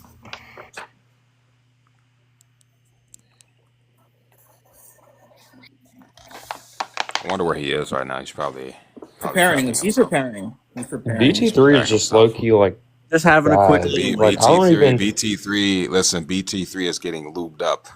He's having a quick little wank for Genesis. Don't worry. Like Genesis, Okay, debate they someone dropped. that's like decent or something. Like debate Space Boy. I don't know. Ask him. Maybe Genesis and Spaceboy can run the ones. Hello, Mr. Space Mark. Boy would dog walk Genesis, but I mean, either way, it should be done. Mr. Mark. Howdy, Hello. everybody. Hello. Does everybody know what today is? It's Sunday. Birthday? Your birthday? It's Sunday. No, it's not my birthday. My birthday's in June. Come on, guys. Happy early deep. birthday. Oh, Deep, it's deep. wait a minute. Yeah. It's Pearl Harbor? Yeah, and not only is it December 7th, the date which will live in infamy, but it also happens to be a Sunday, which was the day of the attack. Yeah. Crazy work, man. Okay. Oh wait, Doc Force is in the comments. This December 7th, He's hard 1941. dissing me, bro. Just So ignore how's that. everybody doing? We're doing good. We're waiting Great, for this man. debate. 20 minutes. You know what's funny about World War II? We wanted to stay out of it because like it was just the Russians. The Dark Brits, Force the French, tripping and the on me, Germans. bro. And then we wanted to stay out the war, but what happened is Japan attacked us, and then we got involved. But yeah, Dang, I once forgot I- Messenger existed. the Japs attacked us because we cut off. All right, let's not use that phrase. That too. That's just a short terminology for Japanese, bro. Come on. Mustache Man was elated. Because everybody's just like, I'm gonna go to Japan where the Japs are at. No comment. Don't agree with what's being said. All right, so That's terrible. So funny. We cut off their oil supply and resources. That's why they attacked us. Oh, not Amelia. Oh my gosh, it's Amelia. The crash out down there. Oh wow, crazy. What's it called? Protect. When are you gonna like actually read like What books are there to read? Like which ones? an introduction to philosophy for you? Is that like is that like a specific author? Yeah, Michael. Hey, Dumas. I'll send you the book that I need to start reading. All right. Yeah, send honestly, me, Logic. I don't even know like what's happening in your brain. Wait, we have another fellow Orthodox Inquirer, Ecumenis Pope. If I don't know, I wanted someone to bring him up. He's probably the best debater on here. Who? No, he isn't. How nice of you. Who? How nice of you for volunteering. This is our fellow apostolic Christian. How you doing? What's up, man? I'm Orthodox. I don't know what apostolic Christian means. Yeah. How you doing? I'm doing excellent. How are you? I'm doing great. Ready for this Apostolic debate. just means churches that have the doctrine and which was instated by our early apostles that to preach the authority of Christ. That's what apostolic means. It's like if you are Orthodox Christian or a Catholic, then you would be that specifically. Wallahi, I'm just not Sam Shamoon, so I want to be specific. Wallahi, I don't care who you are. I don't care. Next. Yeah, I just want to be specific, bro. Are you Catholic? Yeah, it's very cute. No, he's Very not. cute. I wish he I'm not was. Catholic. I'm a Muslim, alhamdulillah. Are you actually? Yeah, I am, alhamdulillah. You can read my bio, Sunni Muslim to be exact. Wow, that's Did you say tough. Hamdulillah? Imagine. What Could you imagine? Are you actually saying something imagine. that's real? Imagine losing Imagine these being a debates. Muslim. That's crazy Oh, work. imagine being a cross-linking pagan Catholic like yourself. Wait a minute. Hold Why on. don't you go tell Paul to pick up his head, bitch? How about that? Hold Do you on. see how I he? think you Hold on. guys Do you should see how run the he starts formal. Nah, Wait a insulting? you came minute. Let's have insulting an first. argument. Nah, Hold 'cause on. you came in Everybody insulting breathe. first, bro. Don't do that. When You did I came in insult insulting you? first. Don't All try right, to we're play just gonna victim leave it now. at that. We're just gonna leave it at When Don't did that. try I to play insult victim you? now, cross-licker. Last time I came up here, you muted me like 4 No, times and then dropped me. last time you came up here, you got blown the fuck out. Put Oh, some is that respect. right? Like Oh, Aisha is did? that right? Yes, nigga. I got recordings. What are you talking about, Aisha got All right, dumbass? we're blown the just fuck gonna out. drop the squabbles. We're You gonna got drop blown the the fuck out. Yeah, squabbles. she got her No back blown out by Vaseline. Muhammad when he You was got blown the 52. fuck out with no Vaseline. Shut your bitch Yeah, ass up, nigga. yeah, All just right, like we're gonna Aisha. stop the squabbles. Aisha got her shit All right, clean we're blown gonna out by a we're gonna 54-year-old man. we're gonna stop the squabbles. The debate's about to start, so we Okay, I'm gotta over get it. Fair ready. enough. We Yo, gotta why get the fuck ready. am I being muted but this dumbass talks? What? We're about to get ready for the debates, He so muted we me got out. like. Yeah, protect. Get your dog mods. Whoever keeps talking. Well, I'm gonna have to Coke take laughter. everybody off anyway. Wait, I I have love one Coke person to bring laughter. up. I have one person to bring up, and then we're gonna get ready. So, Doc Force. Hello, Mariah Carey. Buddy, Hi. it's get scarred. Oh, hello. How you doing? Pretty good. How about yourself? I'm doing Logic, by okay. the way, I just want to out Logic. He's agnostic now, which he should know that the devil rules the fence, so that just makes him pro-choice. Yeah, Oh, agnostic. I'm just Oh, not okay. educated enough to Well, fully wait, decide what illogical. position to take. Just to be clear, you said you were agnostic like a day ago.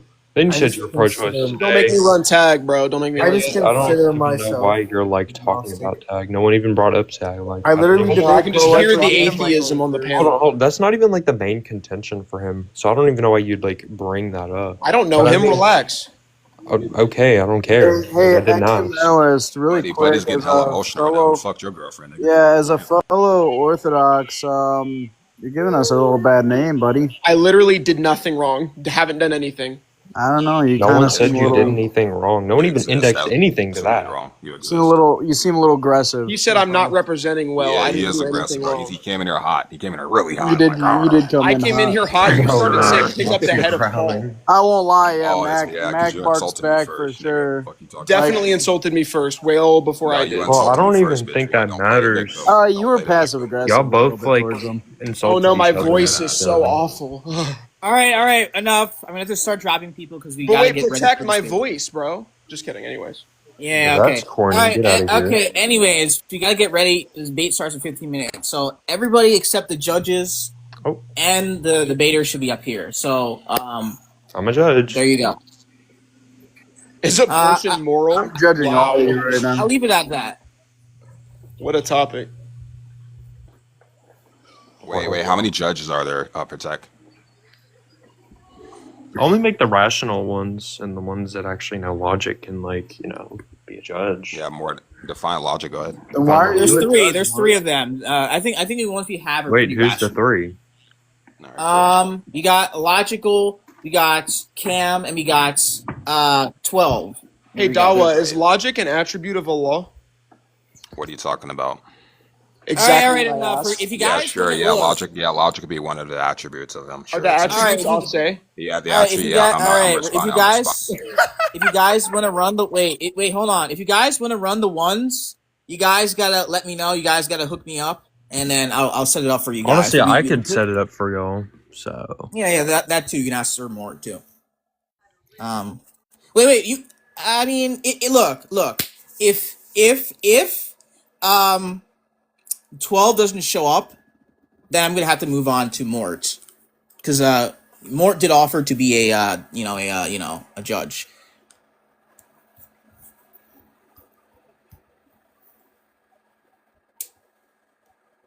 So this is what I get for starting early. I can see. Yeah, I mean, I think it'll be fine because Mort's here if 12 doesn't show up, so it's fine. Dude, I told you, this is what happens when you go early. Or Hi, Catholic Mike Mike. too. Catholic Mike's pretty smart. Yeah, he is really smart. Maybe he should be a mod. Yeah.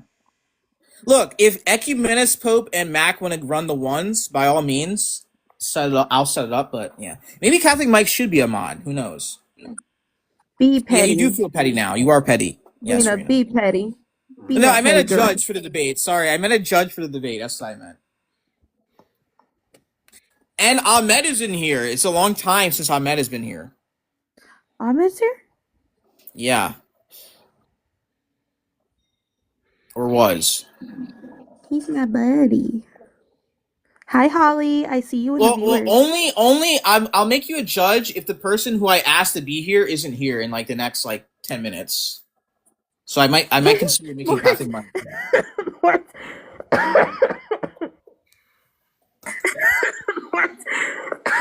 Are you saying that like you would like make me a judge and then like withdraw it, like saying, "Well, you're not a judge anymore"?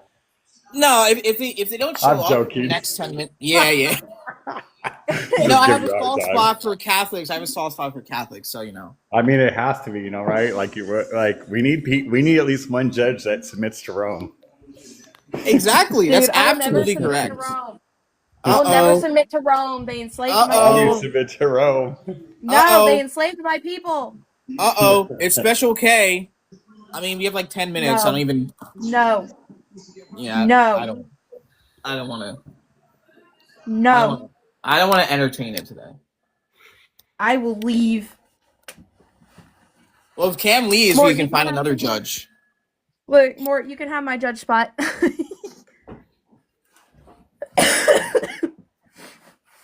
All right, 10 minutes before the debates. They should be here. Aw, how This might go a while. sweet. You gave me attention, Special K. Genesis had a drop for a few seconds, I think. No, he was on teacup too long. Oh, I see. On my screen, it didn't say, okay, debate's starting in 10 minutes. Starting in 10 minutes. I removed him from the request. Who? Special K. I'm Genesis, let me up. Request. Turns the lights back on. I would entertain some more conversations. Unfortunately, we have the debate coming in, so yeah. Well, you could put a timer on them if there is someone that wants to go up. Okay, fine. I guess I'll do that. They're the only opposition you have is there. You have 10 We're minutes. waiting on Bt3 as well. So, pro-life, they left. They said pro-life is stupid. That's all we're waiting on is Bt3 because we have another judge if 12 doesn't show up. Yeah.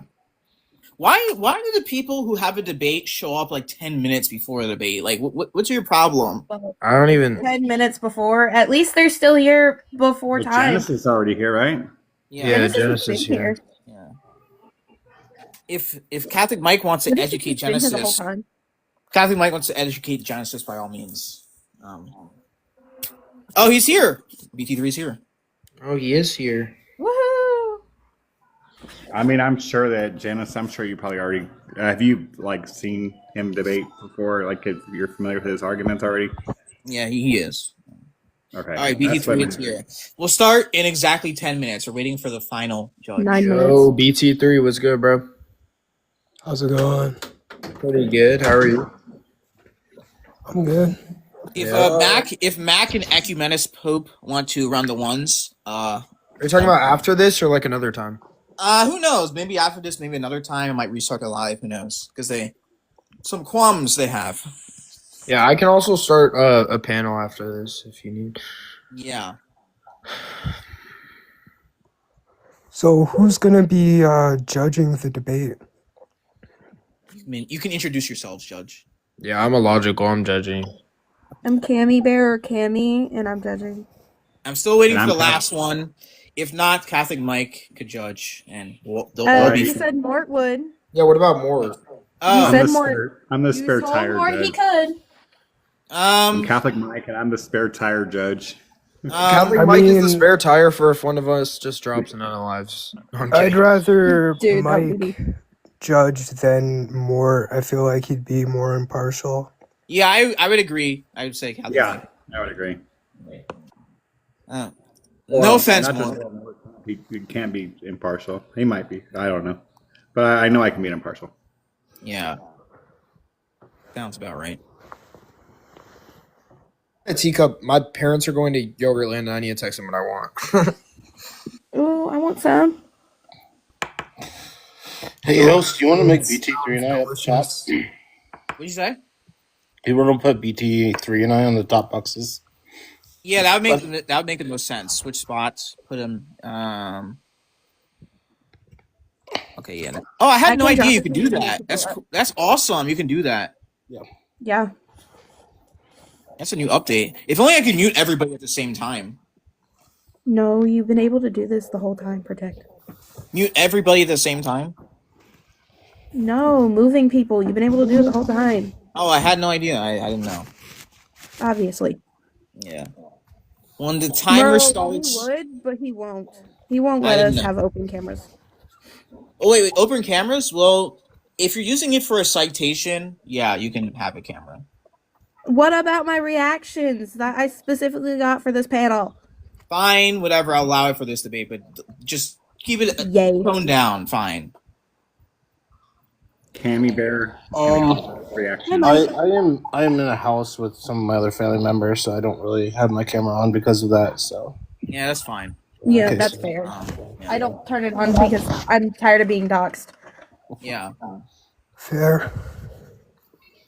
All So right. address 6 minutes. 1234 Main Street. Okay, so since we have 6 minutes, BT3, did you want to change the back and forth dialogue to 45 minutes each, or do you want to keep it at 30? I would be good to extend it. Good. 45 minutes. Yeah, if that's cool with the judges and cool with the host, I'm cool with that. Yeah. Yeah, I'm fine with whatever. I don't really care. So Yeah, that's in anybody, total. so is it 30 or 45? Yeah, then I'll. Oh wait, this one dude, if you could come up, I would very much like it because you wanted to be a judge. I would like you to be up here. So what's More- the am I- what's the format? Just to be clear, like it's So- like they have what for openings they have openings. Basically, it's going to be the opening, and then we're each going to do like an internal critique. Then closings. Okay. Yeah. So BT3 will have 45 minutes to critique my position. I'll have 45 to critique his. We both have 10 minutes openings and closings. We can judge on rhetoric and I guess like how good faith or bad faith. So wait, are we talking about like an hour and a half altogether and like 45 and 45? Yeah. That's I a mean, eight. maybe we can start with 30, and then depending on Yeah, how the that's a- conversation goes, we can kind of play it by yeah, ear. if I see fit, I will extend it. If you guys want it, if you guys want an extension, I will. Give it. Yeah, maybe we could do Better maybe to we do could do that. I think 30 that's and then very extend long if we enough. need. Yeah, I'm cool with that. I like the extension more. I think 30 minutes is enough time, but I was just being generous. Yeah, especially if you're talking about 30 minutes like each person. Like it'd be one thing if it was like just 30 minutes for the two of you combined. Yeah, I'd say probably 45. Well, it's because it's 2 critiques, so yeah, we probably should do. At least to start. Well, couldn't you get out the critique to a certain part, like in just having a rebuttal period? Well, yeah, but I think they're both gonna say their position. Like BT3 will critique Genesis, Genesis will critique BT3.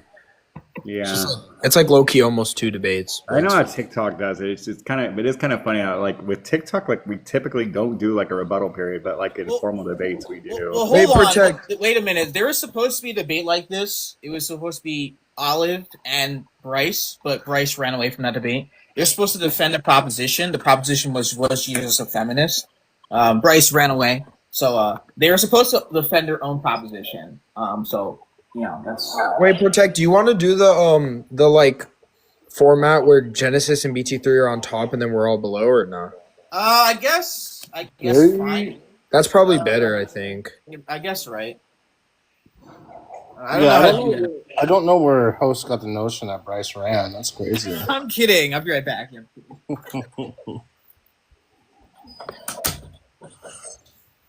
I think it was the other way around, actually. Yeah, we go 30 minutes each, with possible adjustment time. Yeah, we can just play it by ear. Like, if we feel like the conversation, like there's more to add, we can just extend it to like 45. All right, it's in 3 minutes. Alright. I mean, this this one guy, he's down there. I guess he could come up when the debate is over and then give the score. But I mean, it's on. I mean, we might as well just start. If you want another, if there's another judge that's willing to, that wants to come up and do it, and stay up, I might not be the best one just because, like the way if I'm understanding correctly, we're gonna like this would just in the rebuttal periods alone, this would extend past midnight. Yeah, that's probably for the best. You can debate. Yeah, for me, it's only 7:30, so I'm good. You could be a judge for the 10:30 meatball. for me. You could be a judge for the meatball and Genesis debate. Oh, I'm excited for that. When is that? Yeah, when is that? That's a good question. We're gonna so after the holidays, we're gonna organize it. We don't want to debate during the holidays. So. Oh yeah, if you need a judge, I can judge. Otherwise, I'll just watch. That sounds interesting. I can judge as well if you guys need one. Yeah, that'd be fine, and we would like that. So yeah, just Protect and Genesis. Just DM me and let me know. Yeah, we can do that. Let me see how I do with this one, and then I can offer to be judging more often. Yeah, me too. I just want to see how it goes. Well, I also need to get a second job, so it also depends on. Good night, Mike. All right. Good night, Mike. See you, Mike. In 1 minute, I'll start. Alrighty. Who's taking the affirmation first? Bt3 since the prompt. Okay, that's fine. My hands are cold. The space heater is not heating the space. Yeah. So if BT3 Mort, request. Mort's gonna judge, right? We need him I'm to not sure. request. So if it is the case that BT3 is given the affirmation first, should we do my opening, then BT3's opening, or do you want to do BT3's opening, then my opening? I think we should do BT3's opening first. If he's... Yeah, he'll go first. So it can be like BT3, then Jen, then BT3. Yeah. Okay. I still think our friend, still think 12 wants to debate though. Wants to judge. Well, he's not here though, right? And we need Mort to come back up. Well, just let Mort judge. He is here. I don't know why he can't. Where is he? Who is he? There's Mort. Yay, All Mort. right, I'll just leave it. Okay, it's 10:30. I'm gonna start in 3, 2, 1. All right, guys. So this is formal debates. Hello, how is everyone doing? So this is between BT3 and MyGenesis. So here's how the rules are going to be, right? So we have 10-minute openings for Genesis and BT3, and then we have 10-minute closings, and then each of them will defend their proposition for 30 minutes. So BT3 will defend his proposition that abortion is moral for 30 minutes, and then Genesis, right, will defend his proposition that abortion is immoral for 30 minutes, right? So before we begin, I'm going to give each person like a minute or two to introduce themselves, and then we'll begin the debates. So BT3 can go first since his proposition is on the prompt. So mind telling us who you are? Yeah, I'm BT3. I do abortion debates, and sometimes I'll do like political debates. I don't have much to say beyond that. All right, thank you. Genesis, about you? Yeah, my name is Genesis Debates. I'm a Christian ethicist. I do a lot of blood sport debates here on this platform. I just want to thank the host and the judges for coming up and partaking in this conversation that we're about to have today. I also want to thank BT3 as well for offering up the debate and having a willful discussion about this. And thank you everyone who decided to tune in and watch the debate as well. Hope it's a good debate for you guys. Hope you guys are entertained. Thank you guys. All right, good luck, guys. All right, Yeah. Good job. Okay, so since, like I said, BT3's proposition is first, I'm going to give him the first 10 minutes. Let me set up the timer. Sure. So I just want to start by thanking Jen. Oh, sorry. You can go ahead before I started, but yeah. Yeah, so I just want to thank, the judges, as well as Genesis for showing up to debate and Protect for hosting this whole thing. Absolutely. All right, I'm going to start a timer in 5, 4, 3, 2, 1, go. Okay, so when I think of what grounds moral consideration, I approach it through the lens of empathy, our ability to understand what it's like to be another subject. When pro-lifers compare abortion to slavery, the analogy relies heavily on empathy. We can imagine what it is like to be a slave, to have agency taken from us.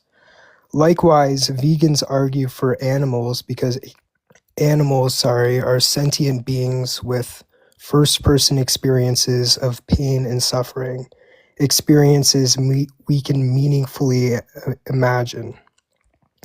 But when pro-lifers ask us to empathize with an embryo, that request breaks down.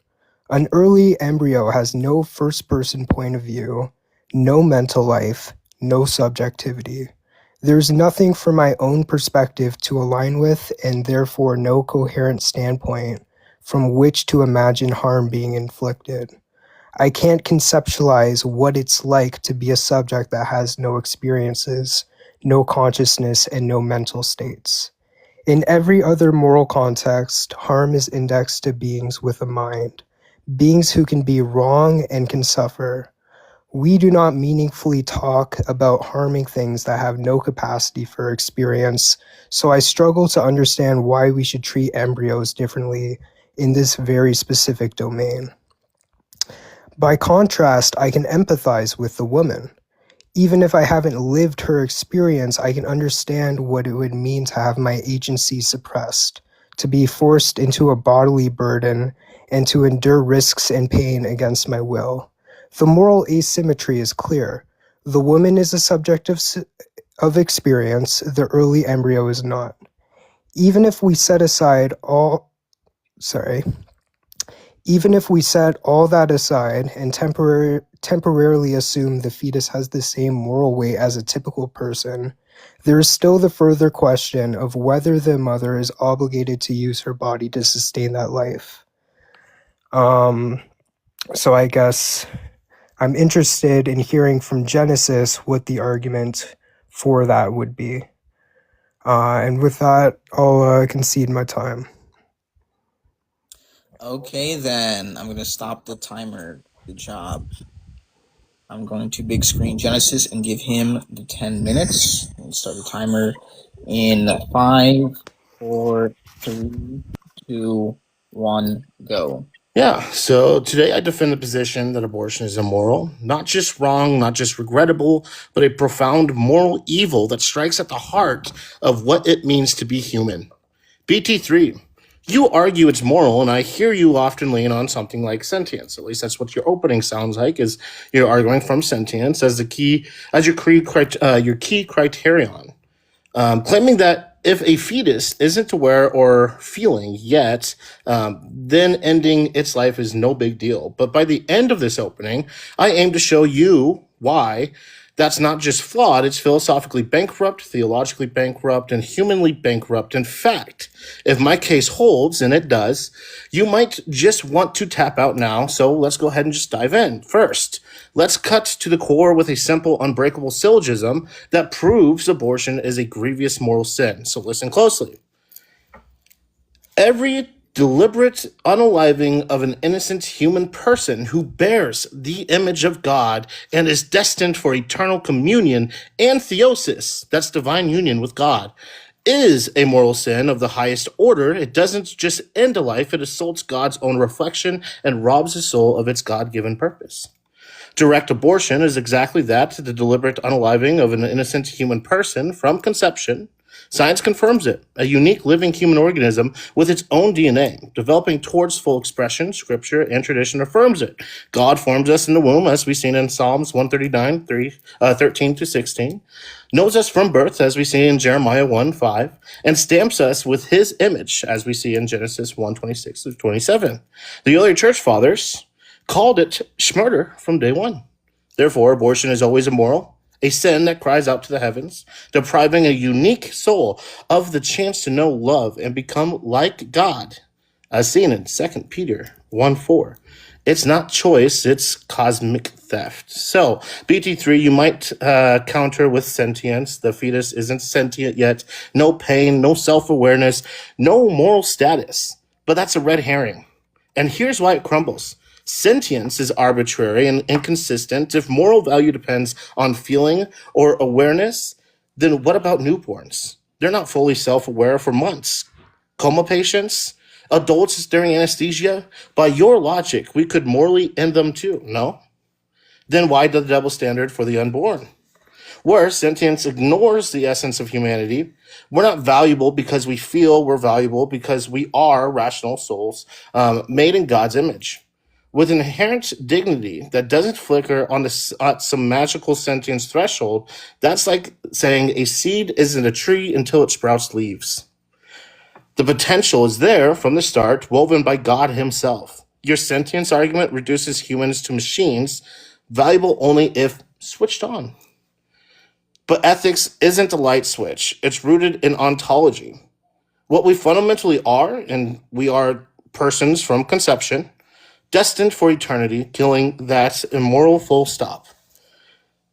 But why? Why bring God into this? Because without God, morality itself unravels. If abortion's morality hinges on subjective feels or social whims, then Bt3's position wins by default. It's moral if we say so. But that's nihilism, not ethics. True morality demands an objective ground. And that's God, the necessary being who makes sense of why anything exists at all, let alone why human life matters. Enter Thomas Aquinas, the heavyweight philosopher whose arguments for God's existence seal this case.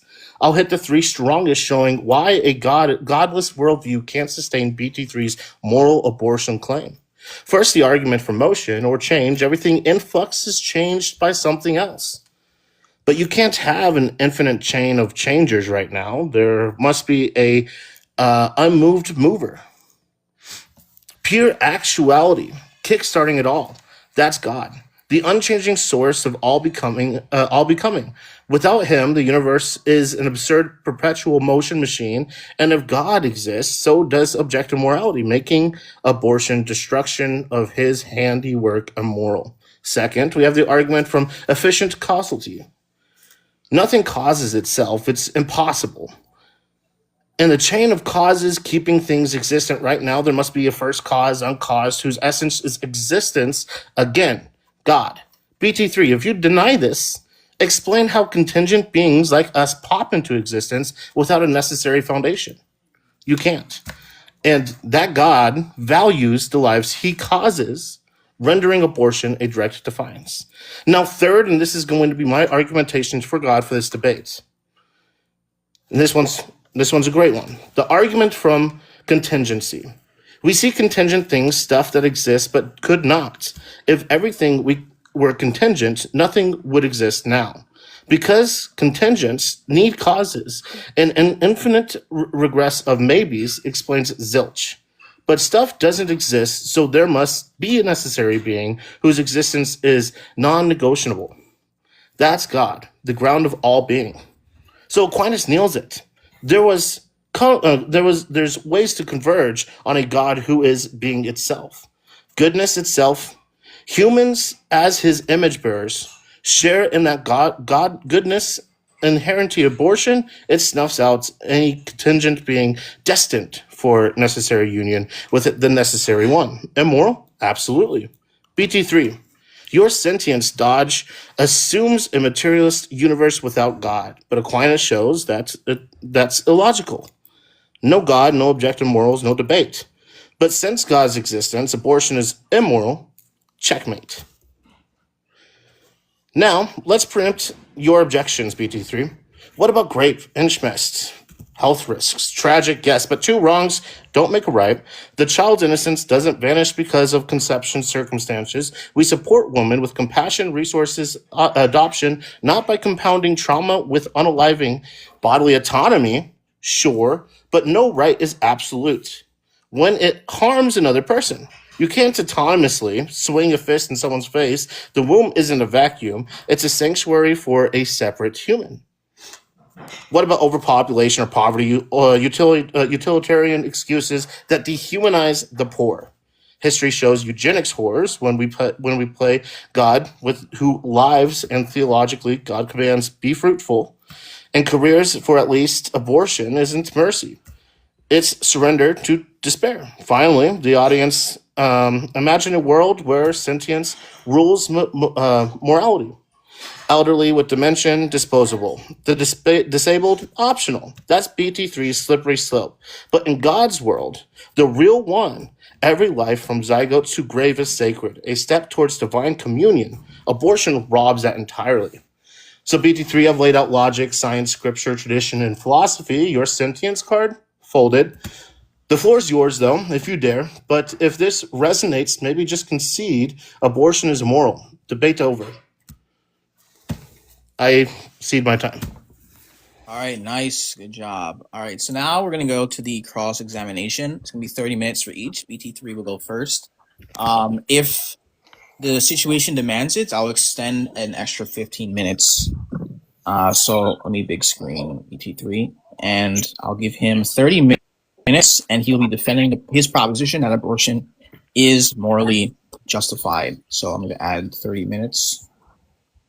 In 5, 4, 3, 2, 1, go. Yeah, so if we were going to just go ahead and get into this, I guess first, can you go ahead and define to me what agency is? Agency, I guess the ability to have like a sense of ownership over something. And where does agency come from? Where does agency come from? Yeah. What do you mean? Well, if you're saying that so-and-so has agency, then this presupposes that this is going to be something this person is holding or obtains. It's something that somebody has. So if you say that women have this agency and they're not obligated to sustain this pregnancy, I'm going to ask where does this agency come from? I mean, I guess we can look at other such instances where you would have agency over your body, like in the case of having to donate a kidney to like your child. Like this isn't an obligation because it would be. How does this still show me that that person has agency? Just because that person might not be obligated to give a kidney, that doesn't necessarily tell me that that person has agency over their body. Like, for instance, from my worldview, I can say God owns the agency. Therefore, we probably shouldn't do things that are going to be bad for the body, like take drugs, all that stuff. So, from your worldview, can you at least tell me where this agency is given to this person?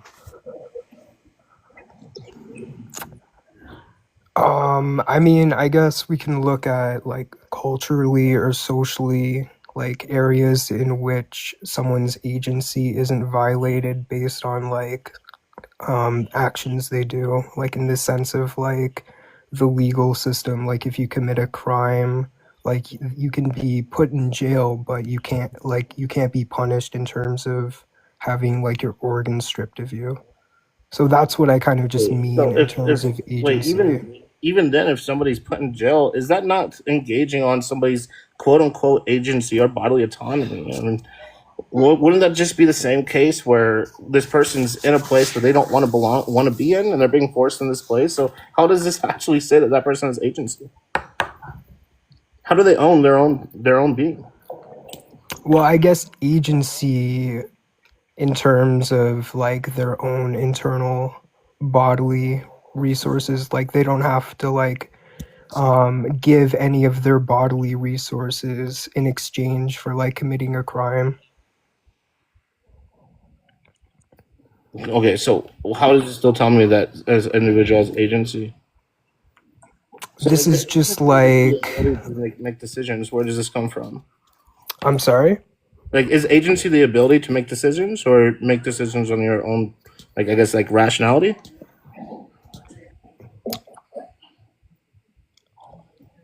I guess agents. Sorry, could you repeat the question? Yeah, it's the ability to like make decisions, I guess. Okay, so agency is the ability to make decisions. Yeah. And would you say that this is going to be something that's going to be like only brought upon once somebody has sentience? Yeah, I think once Maybe, like tied to sentience in some way. Sorry? It's going to be tied to sentience some way? Yeah. Okay. So why is agency necessary important for when we're giving like moral consideration to somebody?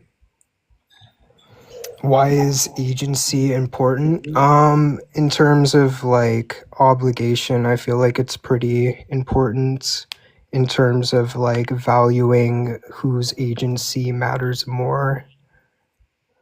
This doesn't tell me Like, really anything, bud. I mean, like for instance, we can agree that somebody who's just been born might not have the agency or the ability to decide what they want. They act solely off of instinct. Oh, we got somebody. Okay. We act solely off of instinct, right? When we're newborn children, when we're hungry, we cry. When we keep our pants, we cry. This is purely instinct. This person doesn't have agency, so why should we respect this person as a person? Why do we give this thing moral consideration if it's not sentient? well, it is sentient. What do you mean? I mean, if we're going to tie agency to sentience, and this is going to be something that's going to be important, what's going to be another underlining factor of sentience in which you'd gauge a person to have agency? What's going to be another factor? Yeah, I mean, if it's not going to be agency, right? I mean, do you disagree that a newborn baby does not necessarily have agency? It's not able to make decisions. It just acts purely on instinct. I feel like a newborn baby has agency over their own body in the sense of like we can agree that there's some moral protection. Sorry. Wow. Where's the moral protection come from? From, I guess, the sentience, the fact that it's not a part of the mother.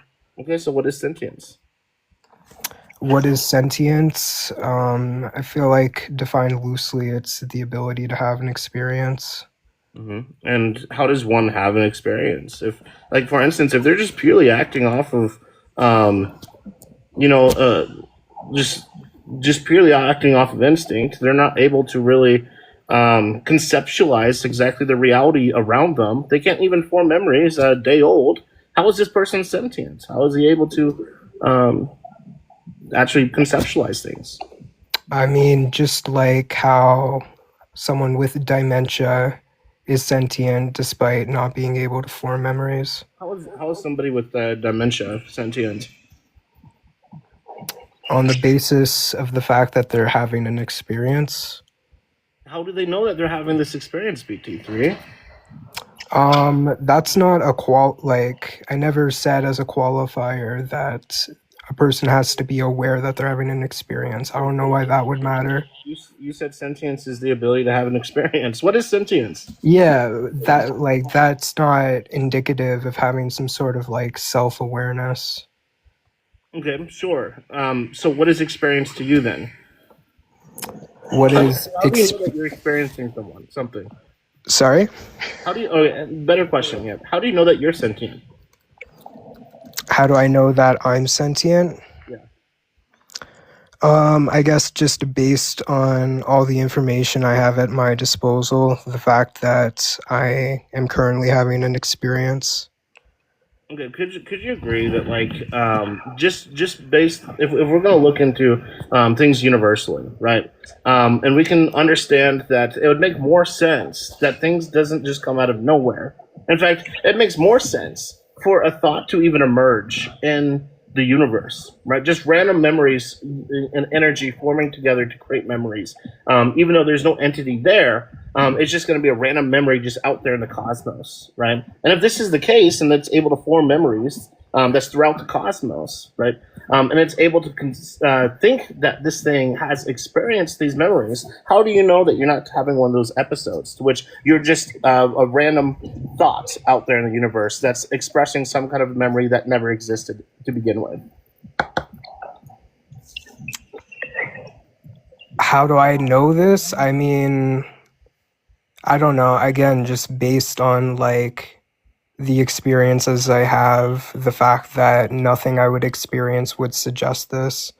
What does this have to do with sentience? Yeah, so the question is, if sentience is the ability to experience, how do you know that one is experiencing? Based on like different functions in the brain and whether or not they're communicating with one another. Based off of what? Based off like certain parts of the brain and whether or not they're communicating each other in order to have like an experience. Okay. And why does experience matter?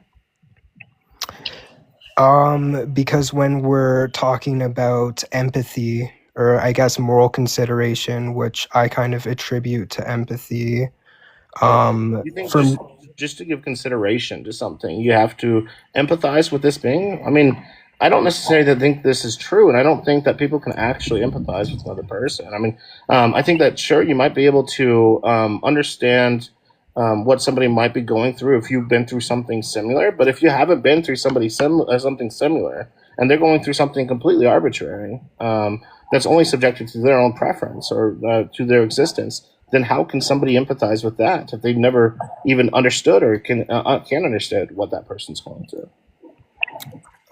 Because empathy is imagining yourself in their perspective. It's imagining like how you would react if these things were happening to you. Yeah, how do you imagine this? If you've never, like for instance, let's say that you lived a sheltered life. Everything was given to you, Bt3. Everything was given to you, silver spoon and all. We can even take the case that your parents sheltered you from all pain, put you in a big bubble. You never experienced any physical pain, right? You are talking to somebody online, and they're trying to express to you that they have cancer and how much it hurts. How do you empathize with that if you never experienced pain? How do you empathize if you've never experienced anything? You think to yourself, how would I feel if I were in the position of this person and I found out that I had cancer? Yeah. So, I mean, how would you answer that question if you don't know what that feels like? I mean, I don't know what a lot of things feel like, but I can imagine like kind of what that must be like or what that must feel like just based on. Would you say like a way to empathize is maybe the deprivation of any kind of future that that person might be experiencing? Like if this person would to, start feeling pain today that immobilizes them, this keeps them from doing activities that they might want to do? I mean, I don't know why like future valuable experiences would matter, but You want to empathize with that? Maybe somebody just explaining to you that, oh man, I'm in so much pain, and I wish I'm not. So then I can go out and go to the theme park and ride roller coasters. But I am in so much pain. Yeah. How do you empathize with that? how do I empathize with what? Sorry, let me. Yeah. Do you not think that these experiences that this person wants to go through but can't because they're in pain? You don't think that matters? Why wouldn't it matter? That's what I'm asking you. You're saying that these future experiences don't necessarily matter. So I'm asking you, why is it going to Well, be? this is this is an instance where there's already someone to have these like future wants and desires. But like, let me ask you a question, which I guess this is maybe jumping the gun a little bit. Like, do you think that like why do you think future valuable experiences matter? Well, it's not necessarily that I think it doesn't matter necessarily what I think at this point, right? It could be the case I'm completely agnostic about future experience, right? But if you're saying, right, that future experience doesn't matter, all right, and I give you this hypothetical where this person, your friend, is expressing to you that, oh, I'm in so much pain, and I hate being in so much pain because I can't do the things that I want to do or that I will be able to do if I wasn't in pain. Sure. Well, I guess my contention with that is if I were to rely on future valuable experiences, it would just become arbitrary rather quickly. How would it become arbitrary? Like in the case of someone who's like going to have like a brain aneurysm in like 10 minutes and then suffer through a brain aneurysm for like an hour before passing away, like because they don't have a future valuable experience, would it then be okay for me to deprive them of life? Wait. So just so you understand, right? I can see the arbitrariness in certain situations, right? But I'm asking, how is it going to be less arbitrary than your current sentience stance right now? If I can even acknowledge you that maybe both positions might be a little bit too arbitrary, right? This might even be why I'm agnostic about the fact that this is going to be a future experience or something like this, right? But how is it going to be more or less arbitrary than your sentience stance right now? I don't know how it would be arbitrary. Like, I can't think of another sense or another context outside of abortion where we would even conceptualize beginning to like empathize So for or instance, like So for instance, if I was able to prevent sentience in utero, to birth a child that will never ever be sentient, and I do so, then I can then have pretty much my own child breeding camp with this thing, right? And it's what it does, just continuously gives me baby after baby. And I can even make it be the case that these babies then are not going to be ever sentient, and I do so I can paint my walls with these babies, right? I don't think that you would find this intuitive to do. I don't think that you would find this morally permissible. Just because it's not sentient, I can do whatever I want with this born being. Sure. So I'll address this hypothetical. So the reason why it's okay for abortions, at least from my perspective, isn't because I think that the fetus is kind of fair game to like throw as a football or something like that. It's more so. Well, if I did so, Sorry? would you find it morally impermissible if I did do that? If I used the fetus as a football? Yeah, let me get to that. So, in the case of abortion, I feel like the reason, especially why it's permissible to not value these future valuable experiences, is due to the fact that. Wait. Can you answer the question to why it would be morally impermissible for me to hunt a non-sentient fetus? Right, I'm answering your question currently. Okay, yeah, go on. How does this answer my question? But yeah, go ahead. Yeah, so I would say that in the case of abortion, it's more a question of is the mother obligated to carry this pregnancy rather than can we do whatever we want to this being? But in this hypothetical scenario, if I were to kind of like deflate the intuition a little bit, basically what you're asking me is it okay to do whatever we want to a lifeless object that's never going to have a mind and never had a mind? Like, I don't really see what the harm would be. Like, I think it would be gross, right? But I don't know really if like a person would be harmed. Like, I would need to hear the argument towards that. If you would answer my question, that'd be fine. You're not answering my question in any way. I just okay. So where are you unclear? Yeah. So what about the mother having an obligation matters necessarily here? If you're saying that it's justified for the mother to unalive this entity inside her womb because it is not a sentient entity. Yeah. Right. So why does the mother's obligation necessarily put in play here? I can even say that the mother already elected to abort such a child, so I'm taking the fetus and punting it after she's aborted the fetus. So why is this going to be a wrongmaker from your position if this thing is not sentient? Yeah, I mean, I don't know what the harm would be. Yeah, so there wouldn't be a harm, therefore it's okay, right? Yeah, I mean, what would be the argument otherwise? Yeah, well, for instance, do you think like a 2-year-old? Hold on. Okay. A 2-year-old cannot feel any kind of physical pain during REM sleep. So if a 2-year-old can't feel any pain during REM sleep, is it okay and only okay to unalive a 2-year-old during REM sleep? No, but a 2-year-old is already a person.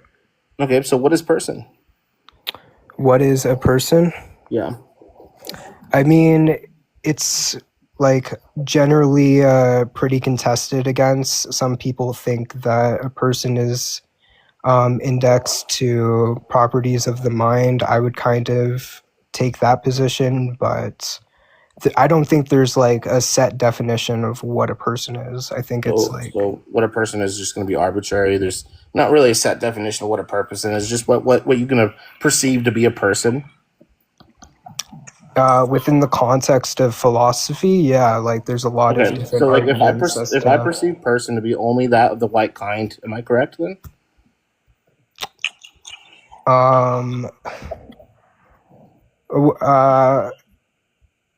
No.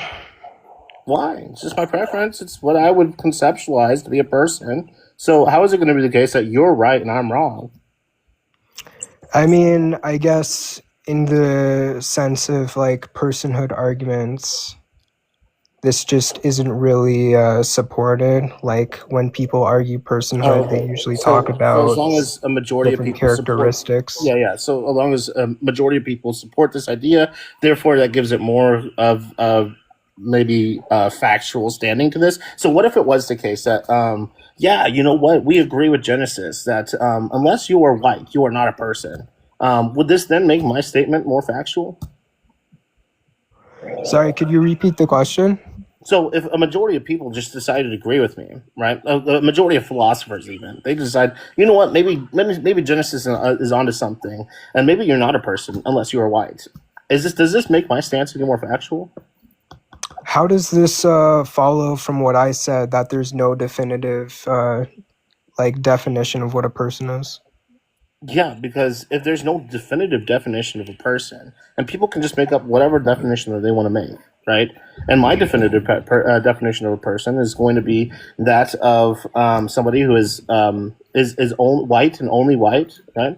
Then how is this going to make my definition of a person less than your definition of a person? It's just going to come down to perception and perspective. And if my perspective, I think that my perspective or my preference on this definition is better than yours, how are you going to be able to tell me that yours is better than mine?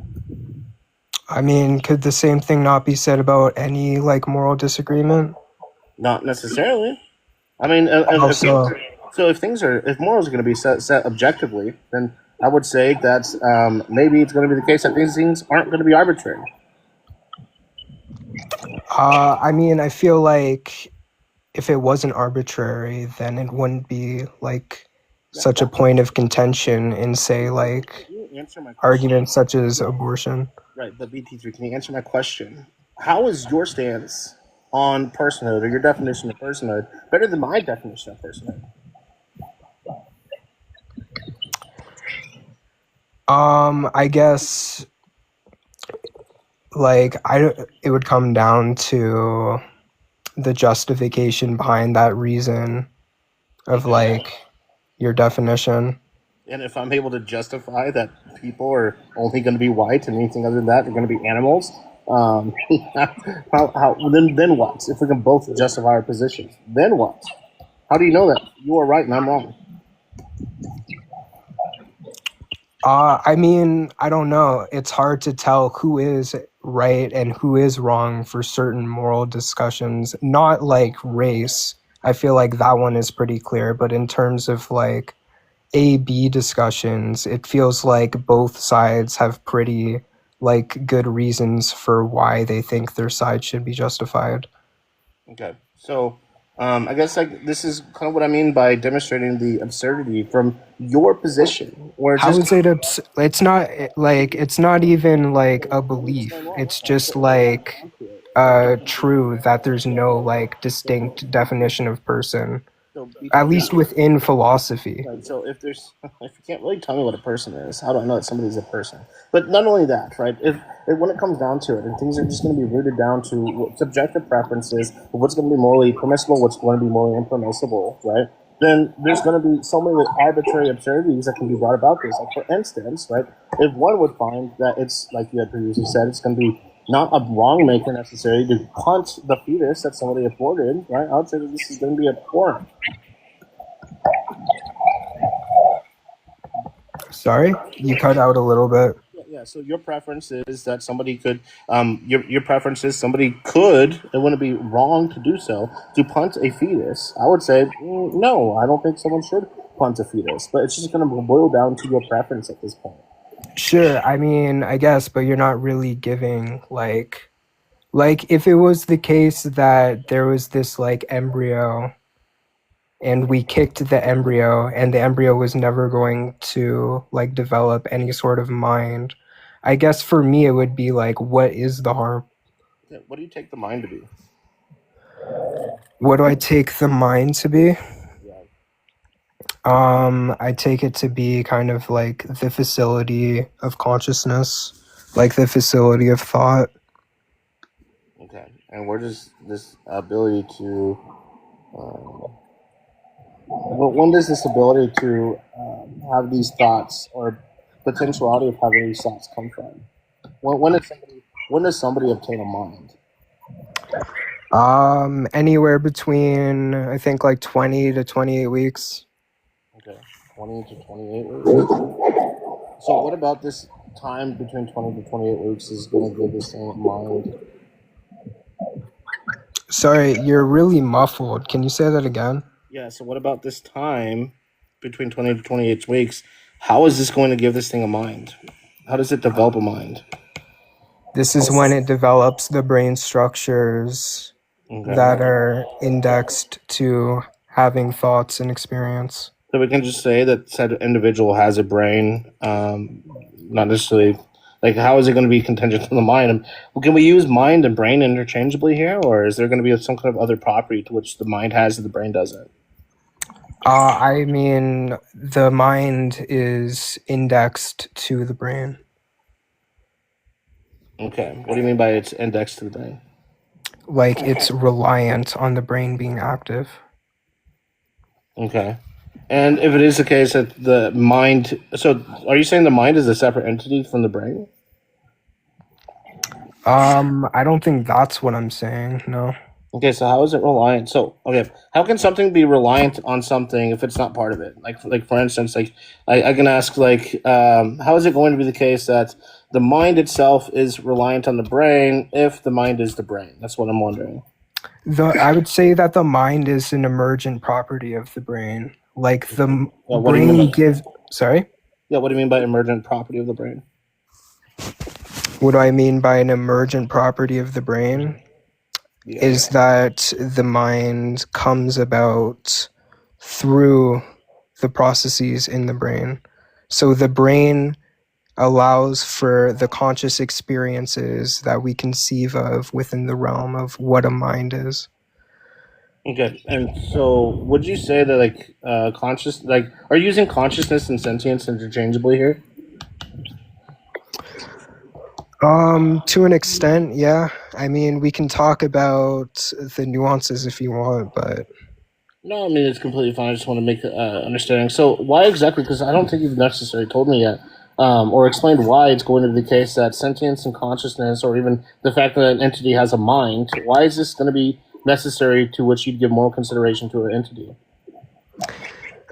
Because I can't really conceive of empathizing with something that doesn't have a mind. And I don't really see any other cases wherein we would give moral value to something in which we can't empathize with on the predicate that it doesn't have a mind.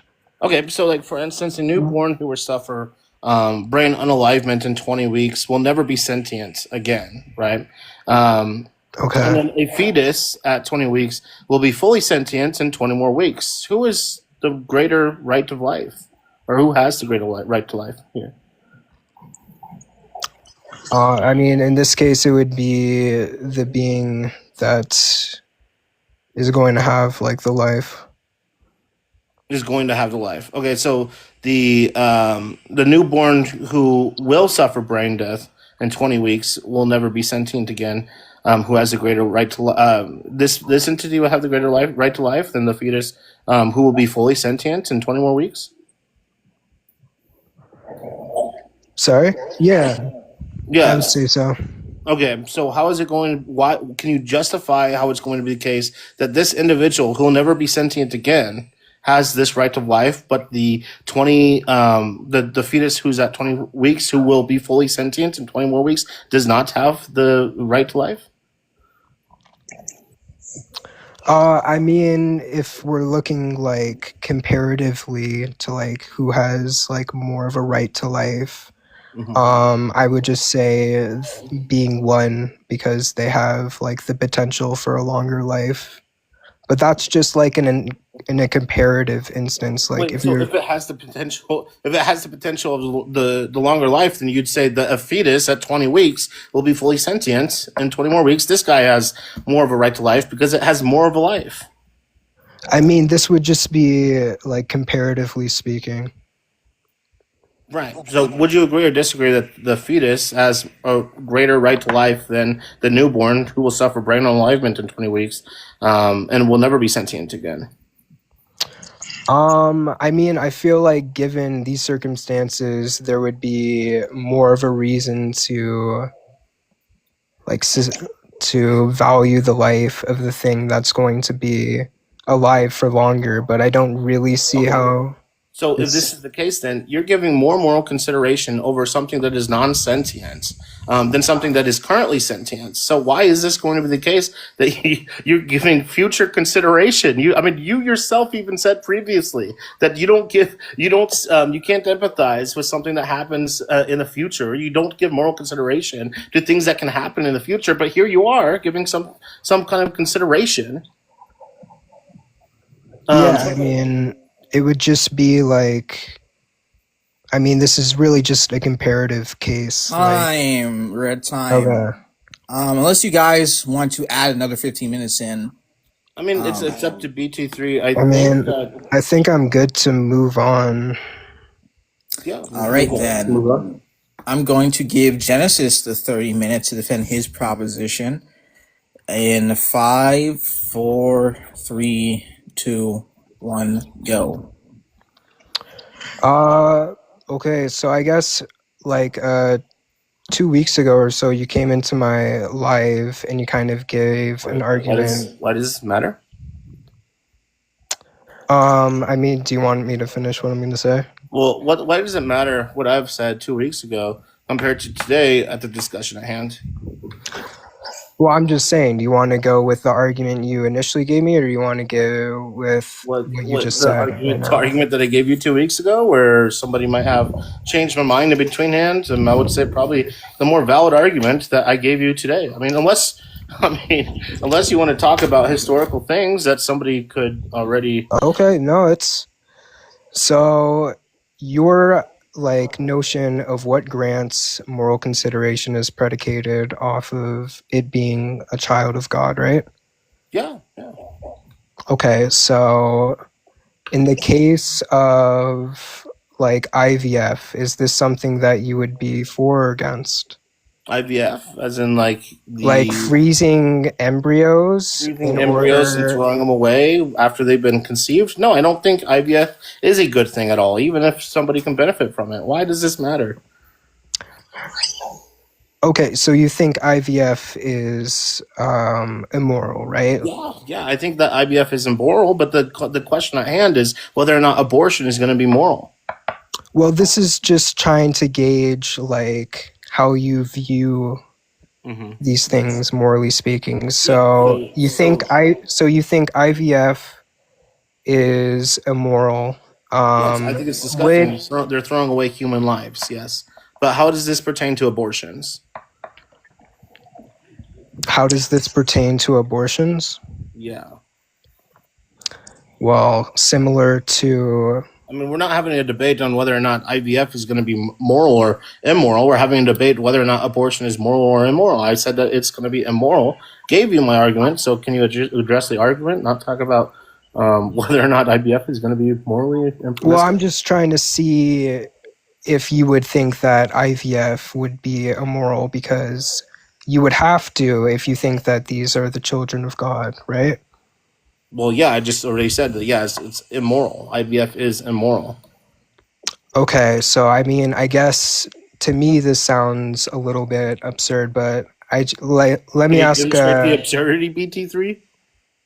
Yeah, the absurdity is like, I don't know what the argument would be to tie like these embryos to give them the same moral status as adults, and I feel like that's why IVF is generally kind of accepted.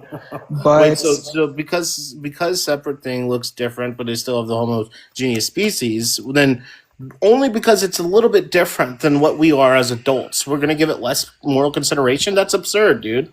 Like Well, I I wouldn't mean, look at a child. Hold on. clearly, I wouldn't look at a child and say a child is not an adult. Therefore, I'm going to give a child less consideration. No, I'm going to say that from the moment of conception, we are all made in the image of God. Therefore, we all deserving of moral consideration are equally valuable.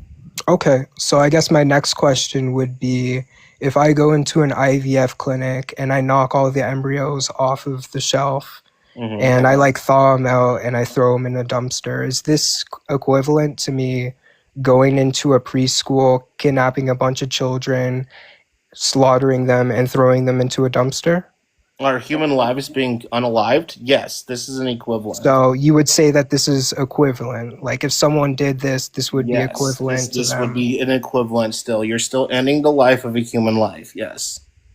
Okay. So I guess what so I guess for me it would be absurd to suggest that these would be equivalent, but why would it be equivalent to you? Is it just because this is a human life? Yeah, so because it is the case that God made us in his image, and anytime you end the life, you're preventing it from having any kind of communion or theosis with God itself, which is going to be the ultimate sin. So in both scenarios, where you're going to a playground and you're unaliving these children, or a school and unaliving these children, you're committing the same sin that you're committing with when you're going to an IVF clinic and ending the human lives that are within this IVF clinic as well. It's still going to be the same thing. Okay. Descriptively true, even. Descriptively true. So I guess I have maybe one or two more hypotheticals and then we can kind of get more into your position. So like if it's the case that a woman finds out that her fetus will never develop a mind at all, it will live like say 20, 30 years and it will never have a conscious thought. Do you think that there should still be an obligation for her to go through with the pregnancy? So what do you mean by obligation?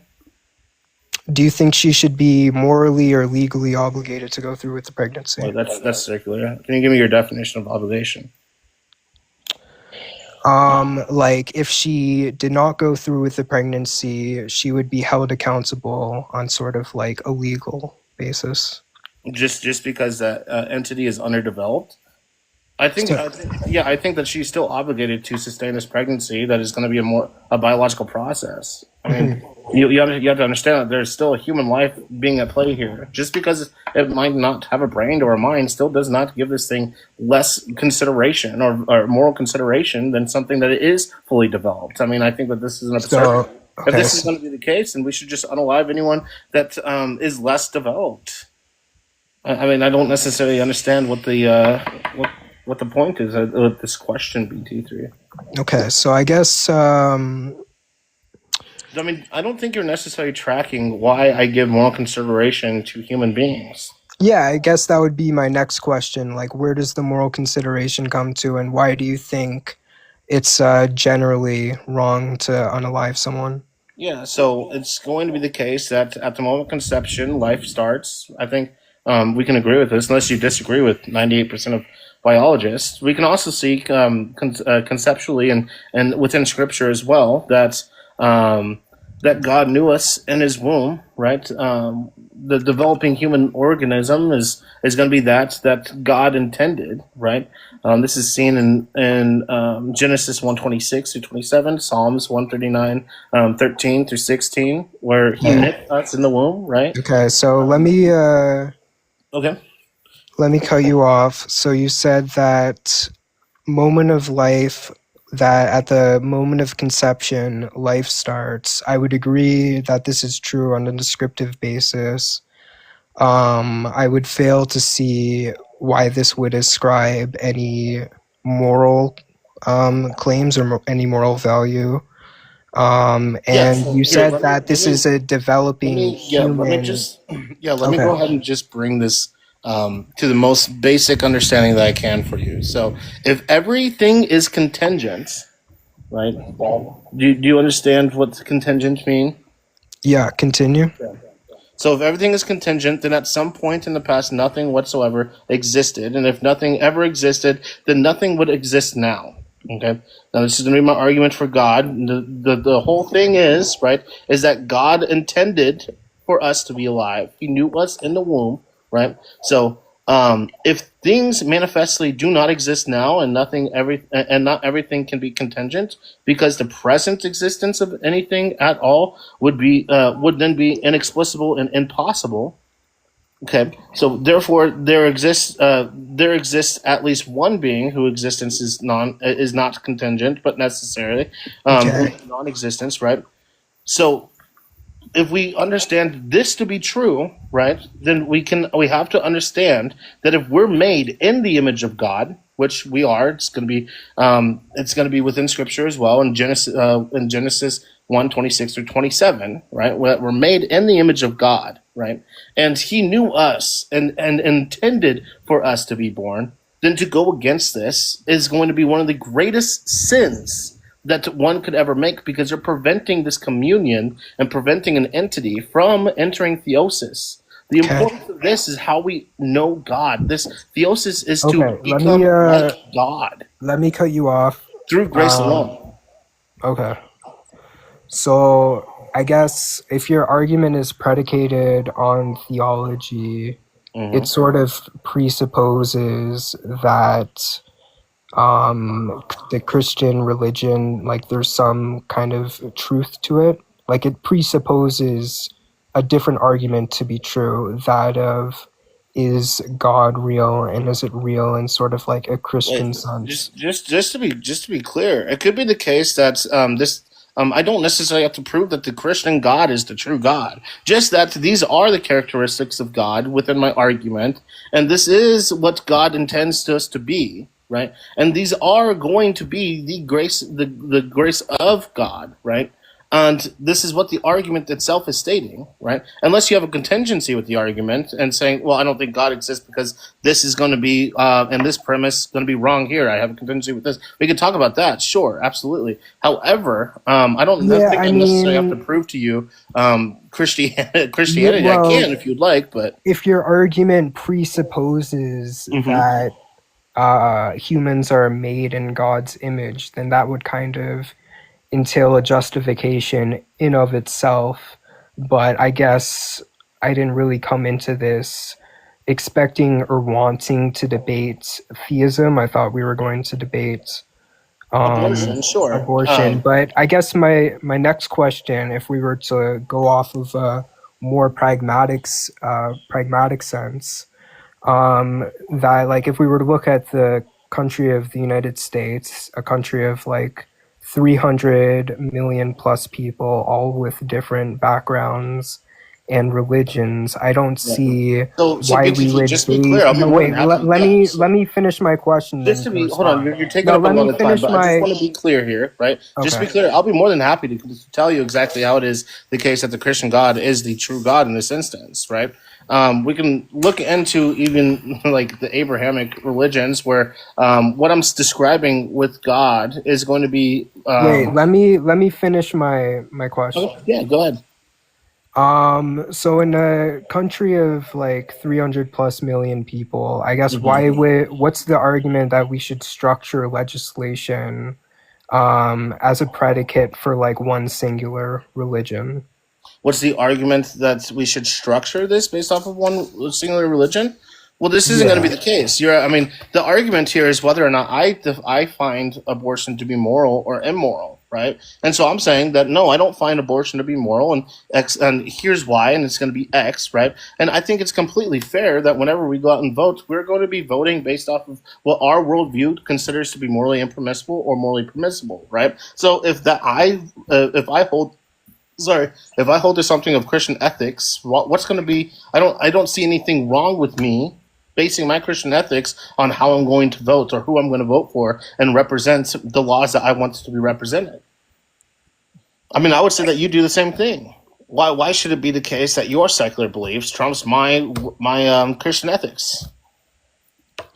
Well, I don't think anyone's secular beliefs or any like religion should dictate how we run legislation. Why not?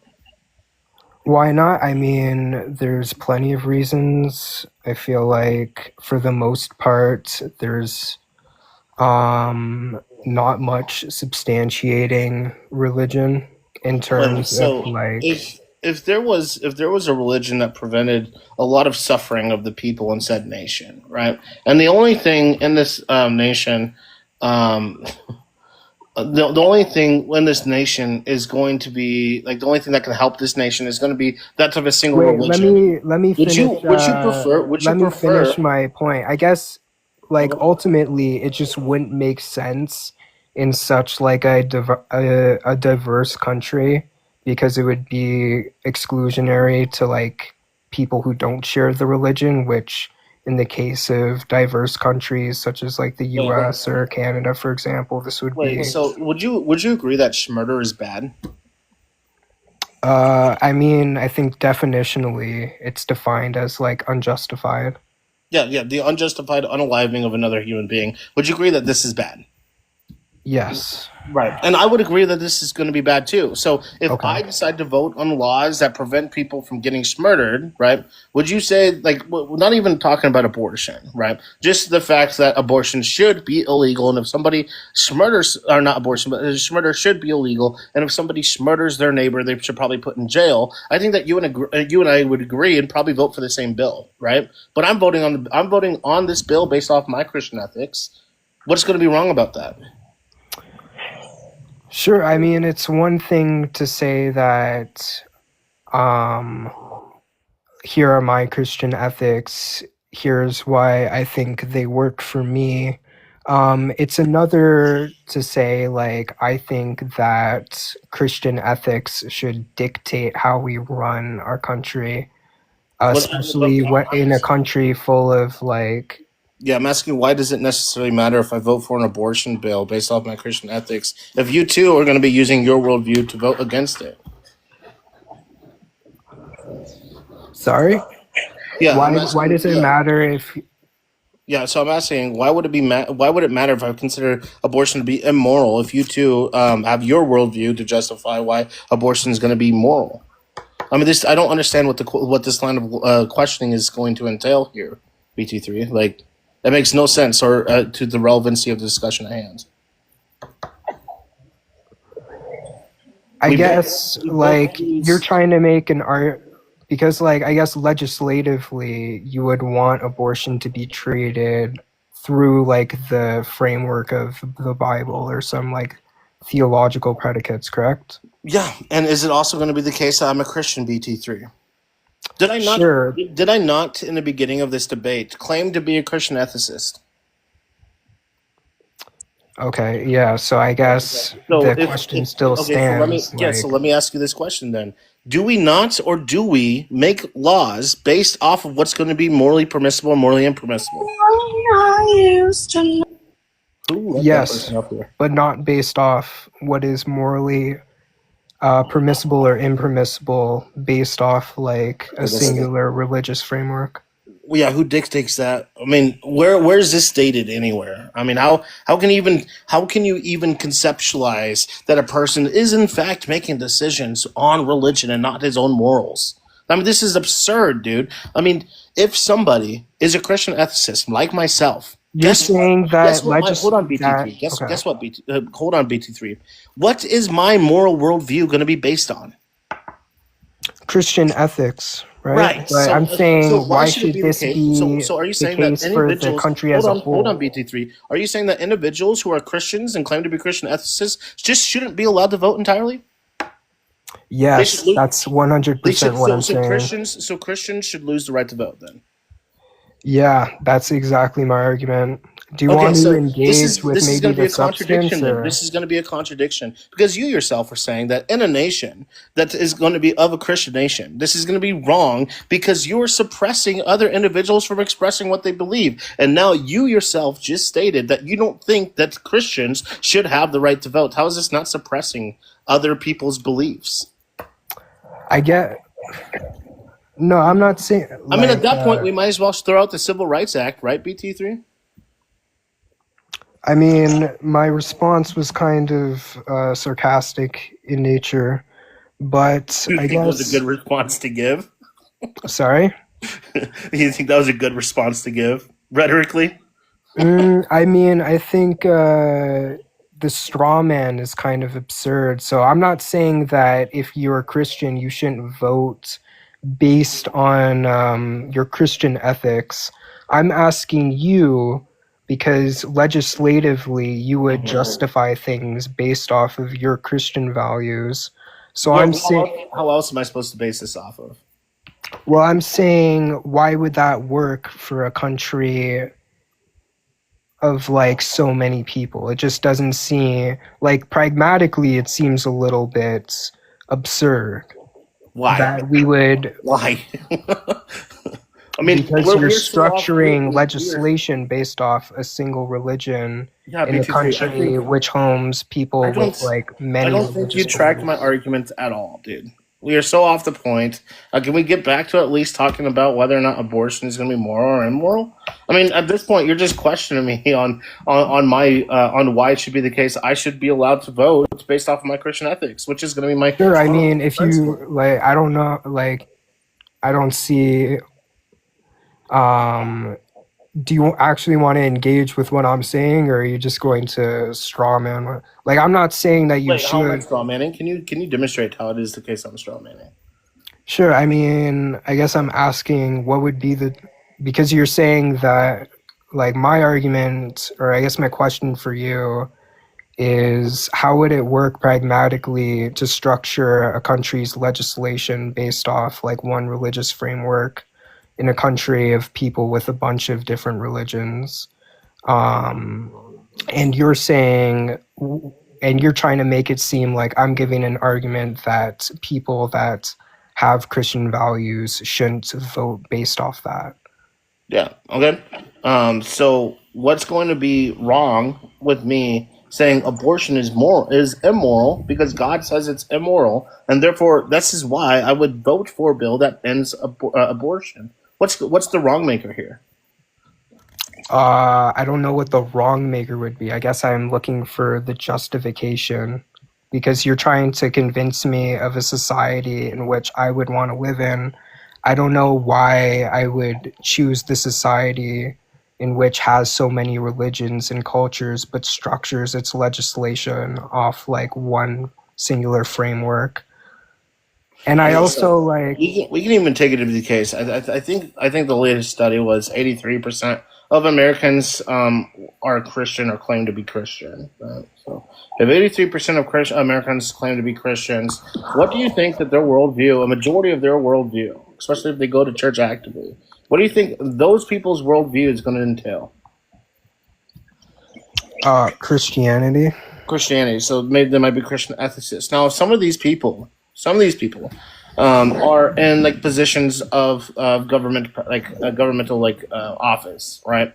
How do you think that they're deciding the decisions when it comes to moral rights or wrongs in office if they are Christian ethicists? This isn't really addressing my question.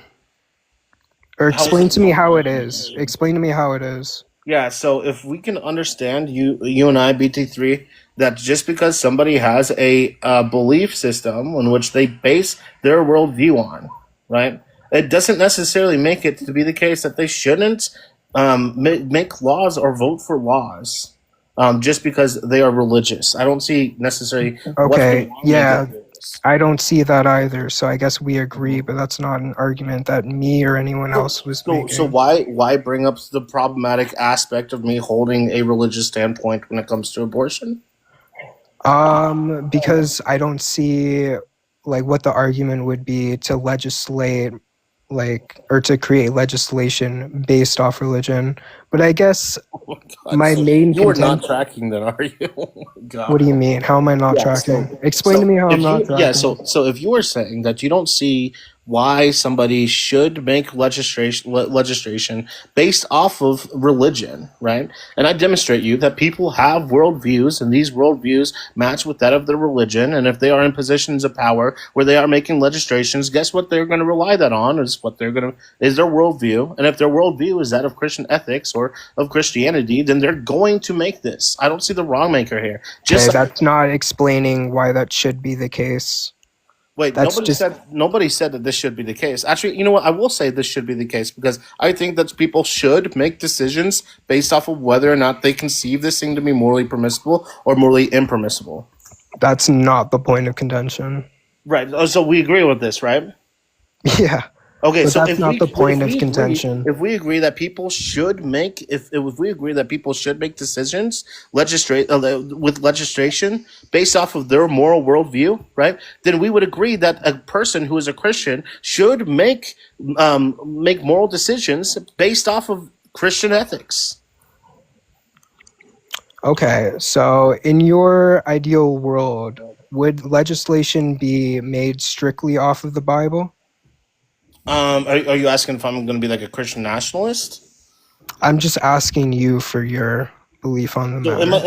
in my ideal nation, yeah, I would say a Christian nationalist society would probably be more beneficial. But we're not having a debate on Christian nationalism, Bt3. We're having a debate on abortion being moral or immoral.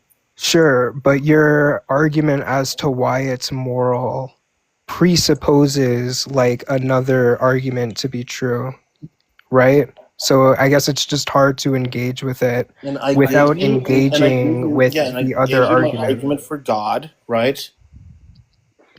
Do you have contingents with that? I mean, let's just take it to be the case, right? If you have contingencies with my argumentation for God, you can then question the argument for God, which is why in my opening I presented to you my argument for God. Now, if you want to prove that my argument for God is going to be false and therefore God doesn't exist, I guess that makes my entire position crumble flat on its face, right? I mean, I'm not really interested in having a back and forth as to whether God is real. I was more interested in having a back and forth on the moral permissibility or impermissibility of abortion. Right. And so from my worldview, right, which is that of a Christian ethicist worldview, abortion is going to be immoral, because you are unaliving something that was made in the image of God. Okay, which is just presupposing God to be So true and exist. do you want me to give you my argument for God again? Well, that's the thing. I guess I wasn't really interested in having like a religious debate or like Why? a Because you theistic weren't debate. prepared? You knew that. Okay, you knew what you were debating me. You know that I'm a Christian ethicist. Why wouldn't you prepare and understanding at least some kind of theology so you can combat this idea? I don't feel bad for you at all, Bt3. Okay, but I mean, because I thought we were going to have an argument about abortion and we've argued before, so I kind of just went off what you told me before, but I guess it's like it's kind of hard to engage because it's like You don't know then we shit. have to have an entire other debate as to whether or not God exists. Yeah, like this that is- has to be talked about before we can even This is approach your just position, okay, right? dude. This is just gonna be a Socrates fallacy, bro. So what's that? Sorry, I'm unfamiliar Yeah, with what it Socrates is. nuts because you didn't come prepared, bro. Congratulations. I came prepared to talk about abortion, not whether or not God exists.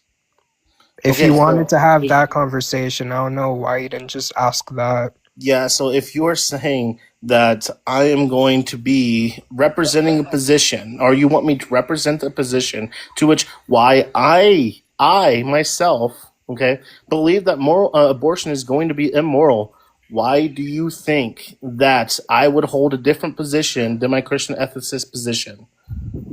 I don't know, but like Why wouldn't you even compare yourself? So okay, how about this, dude? I would say that it would make more sense. Like why would right? you It would make- why wouldn't you just suggest a debate on whether or not God exists?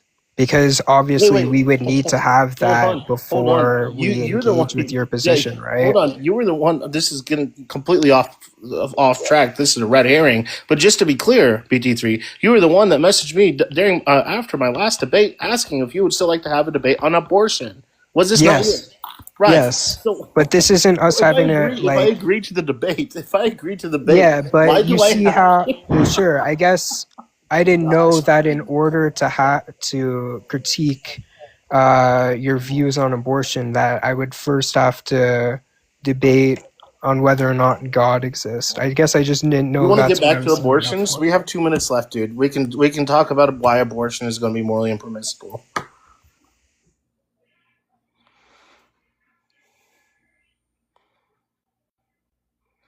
Hello, Yeah, for you this would be that that God exists and this is like children of God, which would just presuppose an entirely different argument. But let me ask you this.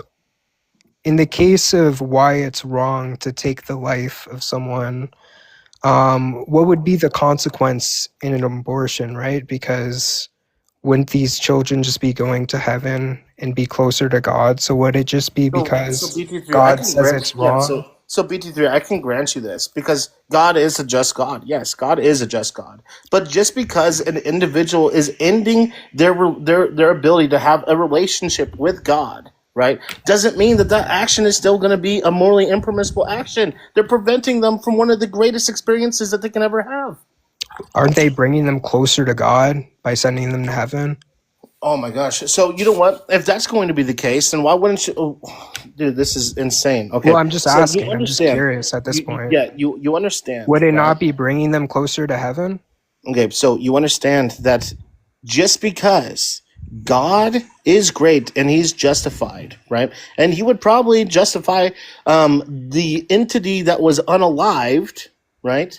Just like any entity that was unalived in this aspect, right, born or not born, right, then it still is going to be the case that the person who unalived that entity is still doing a very bad thing. He's still depriving somebody and not letting them have this relationship with God. That's the bad thing. All right, time. That Wait, is time. can we go for another 5 minutes or no? Just no. Wait. Actually, I did say that at the debates. If you guys want to go for another 15 minutes, I'll be fair. No. I mean, I had a few more questions, Silence. Genesis. I mean, I'm cool with five. I'm cool with 5 minutes, 5 more minutes, but I think we've wasted enough time already. But Yeah, that's fair. I mean, to be fair, if I give 5, it'd also be fair if I give. No, please, no. Some of I'm us just got. gonna mute him. Stop talking. If it's to be fair, if I give BT3 another 5 minutes to interrogate his position, I would give Genesis another 5 to interrogate BT3. Take a vote. I mean, If you guys want that. honestly, I'm not interested in interrogating BT3's position. I think it's an absurdity to punt fetuses across the yard. So I'm completely fine ending it here. Honestly, I don't know why BT3 spent so much time arguing that I probably shouldn't argued from my Christian ethics standpoint. Anyways, I don't think I necessarily have a burden to grant him 5 more additional minutes. All right, I mean, fair it's enough. up to you. I don't care. Like if you're cool with me asking you like 1 or 2 more questions. If not, like we can just end it here. You know, BT3, I would be completely fine giving you 20 more minutes to question my worldview. If you were actually good faith in this last 20 minutes of this debate and not continuously Please don't talk asking about good faith, Genesis. and not asking why this is going to be the case, I chose to be representing a Christian worldview. But no, I'm not going to waste another 5 minutes on this. Okay, that wasn't what I was asking, and we kind of already cleared that up, but I mean, I feel like at this point it's sort of redundant if your entire argument is predicated on like the presupposition of another argument. I mean, I'll allow BT3 to ask 2 more questions, then we'll move on. It seems like most people are saying you shouldn't extend the time. But I'll ask 2 more questions, and then that we'll cut it off. And we'll go to closings and Q&A. Sure. So, is Schmurder wrong because God says so? Yeah, God, no. Schmurder is wrong because it goes in the opposite path of what God is, right? So the reason Schmurder is wrong is because you're depriving an entity from its ability to have communion or furtherance and theosis with God. What does that mean? Theosis, yeah. So theosis is going to be to become like God through grace, right? Or through the Holy Spirit. So this is going to be done through presence in the church, being in communion with God, and by establishing a relationship with God, right?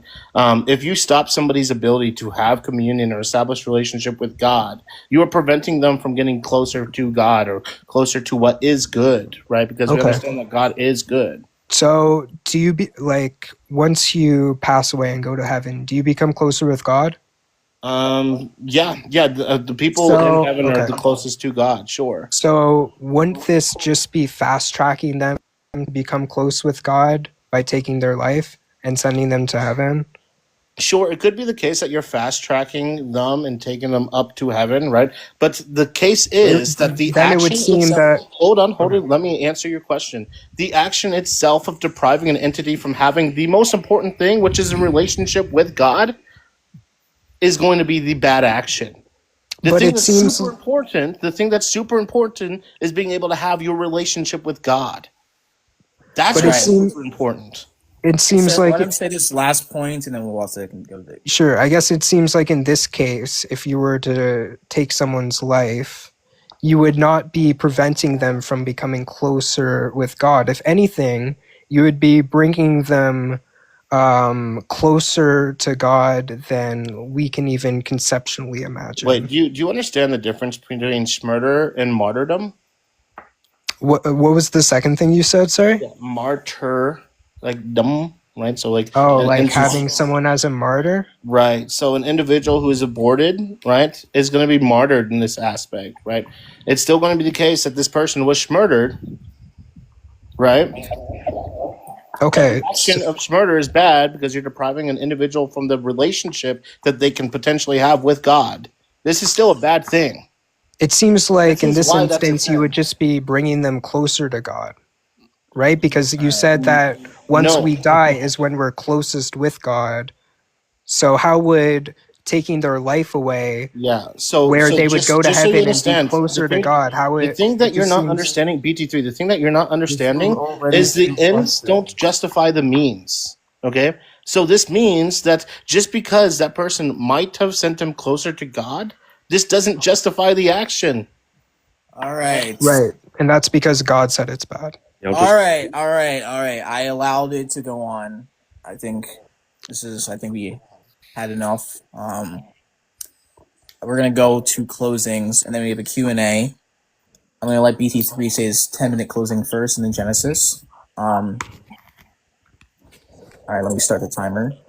And, Sure. I don't have. go Sure. ahead. So it's clear that Genesis was kind of interested in having an argument as to whether or not God exists as sort of like a precursor to whether or not abortion is permissible. So I guess in this aspect, I kind of got blindsided, but I also think that in Genesis's perspective, his argument begs the question as to whether or not God is real, which is another argument in of itself, which needed to be addressed. That just wasn't simply the argument I was interested in having today.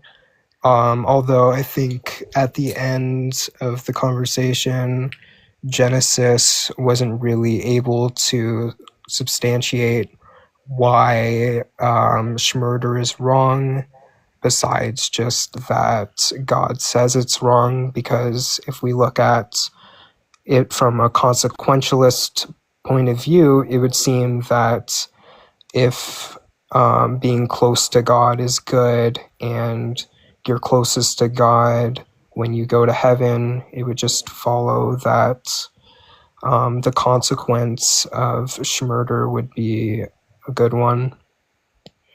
which I wasn't really understanding what the objection to that would be. Yeah, I mean, in closing, wasn't much of a debate because there wasn't much room for me to critique Genesis position without delving into an entirely different argument. What else can I say? If you go to an IVF clinic and knock down some embryos, it's absurd to think that this is morally synonymous with murder. I feel like the absurdity in of itself of that claim is enough to kind of grant that neither me or anyone else should take this position. And yeah, I guess if I were just to say one more thing, it's that Genesis's position begged the question of an entirely different argument. That's it. All right, so I'm gonna end the time and give Genesis the 10 minutes. All right, so in 3, 2, 1, go. Yeah, so just to clarify a couple things, I presented not only my argument but also my syllogism to the existence of God, why it is the case that God does exist, prior to giving my stance on why abortion is going to be morally impermissible. So I don't think that I begged the question in any way since there as well. I also want to make it to be the case that I'm not a consequentialist, right? So I never think that the result is going to justify the action, right? So, for instance, just because somebody is unalived, right, and the results might be a better outcome, doesn't necessarily justify the action of justify the actual action that happened. Just to be clear on that thing. I do also want to mention that 30 some 40 minutes ago, I gave you Bt3 an airtight syllogism. Deliberately unaliving an innocent human person made in God's image and destined for eternal communion with him is always gravely immoral. Direct abortion does exactly that. Therefore, direct abortion is always gravely immoral. That syllogism has not received a single dent in the last hour. Not one premise was overturned. Not one inference was broken. Instead, what did we get? We got 30 minutes of blundering from Bt3 on, I didn't think I was going to have a debate on God's existence. I didn't think this was going to be a theological debate. We got, I don't think that people should make should make justifications in the law based off of their religion. I think this is a bad thing. I just think that this wasted the entirety of the 30 minutes of us having an actually substantial argumentations. When I'm questioning his position on sentience, I don't think he was even able to correctly tell me exactly why it is the case that sentience mattered, right? I mean, here's the problem that you never spoke of. If current sentience is their criterion, then newborns then the newborns, the severely mentally disabled, and people under general anesthesia all lose arbitrary lines drawn, lose their right to life. But you refuse to bite that bullet, and that's kind of what I had a problem with. This is, well, it's all wishy-washy. Well, it really just depends. This is entirely an arbitrary argument. It's not rooted in anything fundamental, right? It's just going to be all over the place. And then we talked about bodily autonomy, right, where you treat the womb like private property, where one person gets to unilaterally execute another. That has never been what bodily autonomy even means in any civilized, legal, or moral tradition. Even Judith Thompson, who was the philosopher of the famous violinist analogy, admitted in print that her argument does not justify an abortion in the vast majority of it.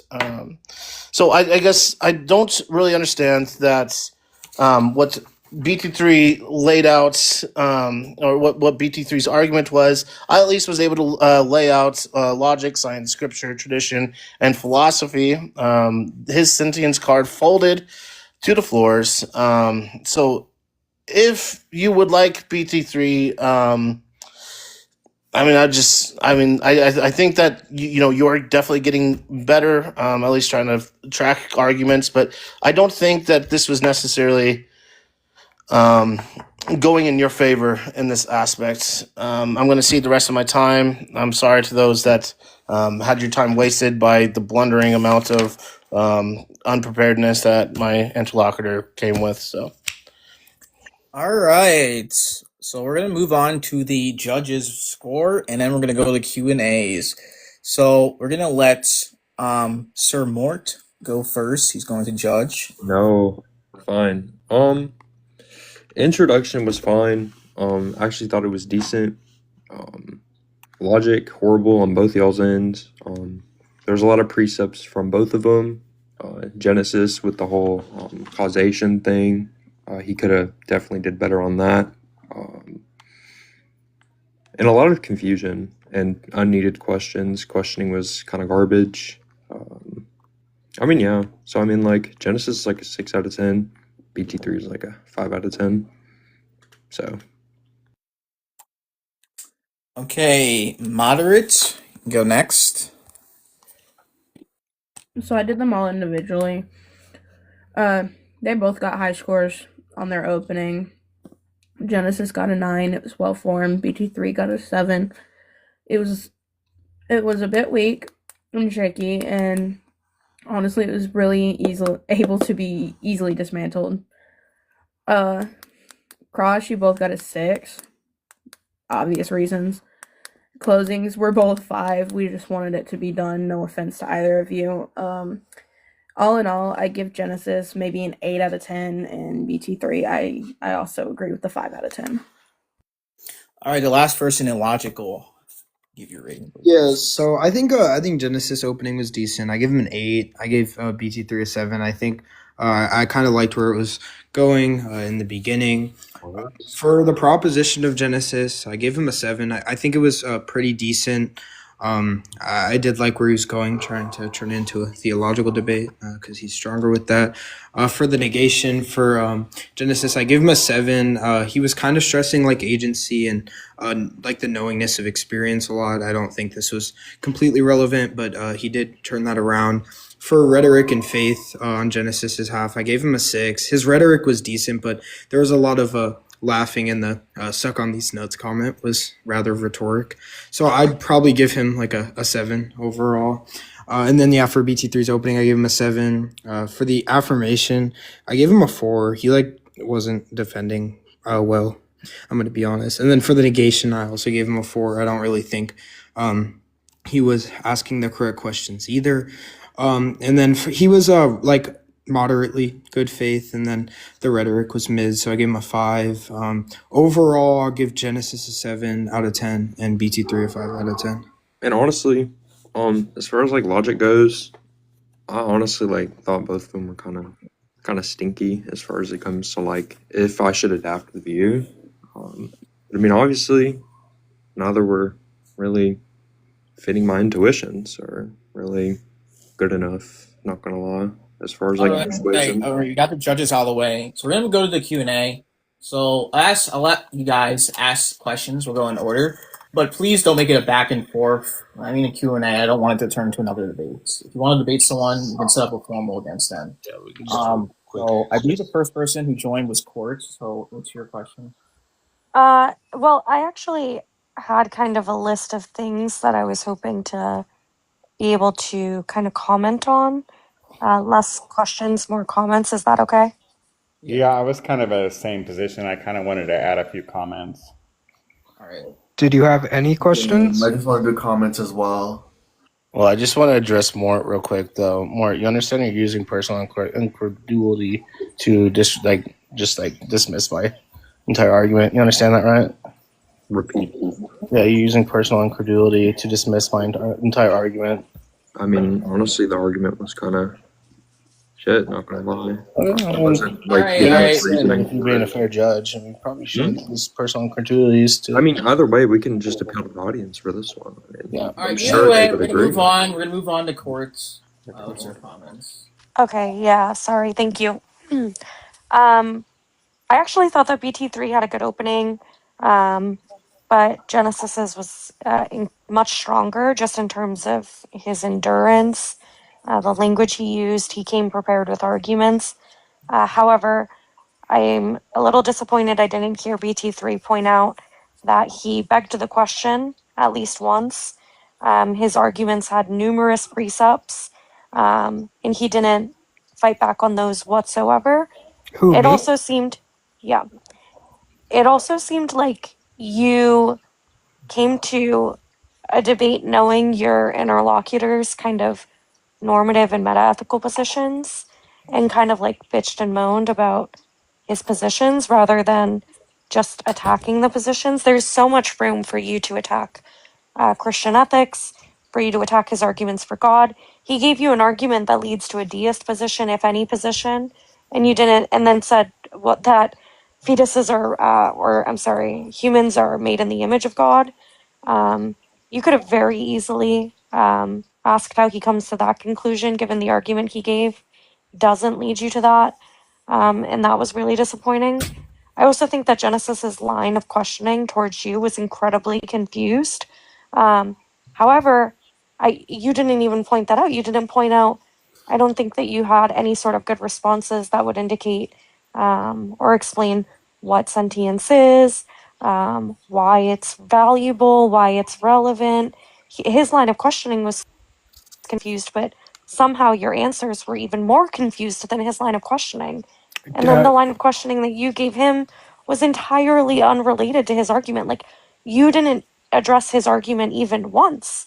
It was just all around terrible. And like, Genesis unironically won on every single point, every single like section of this debate. Genesis won on. And like, I don't know, it was just a very, very, very disappointing conversation to listen to. Yeah. Can I ask And questions in Oh relation yeah, to you can that, or? respond to yeah. Yeah, so I guess,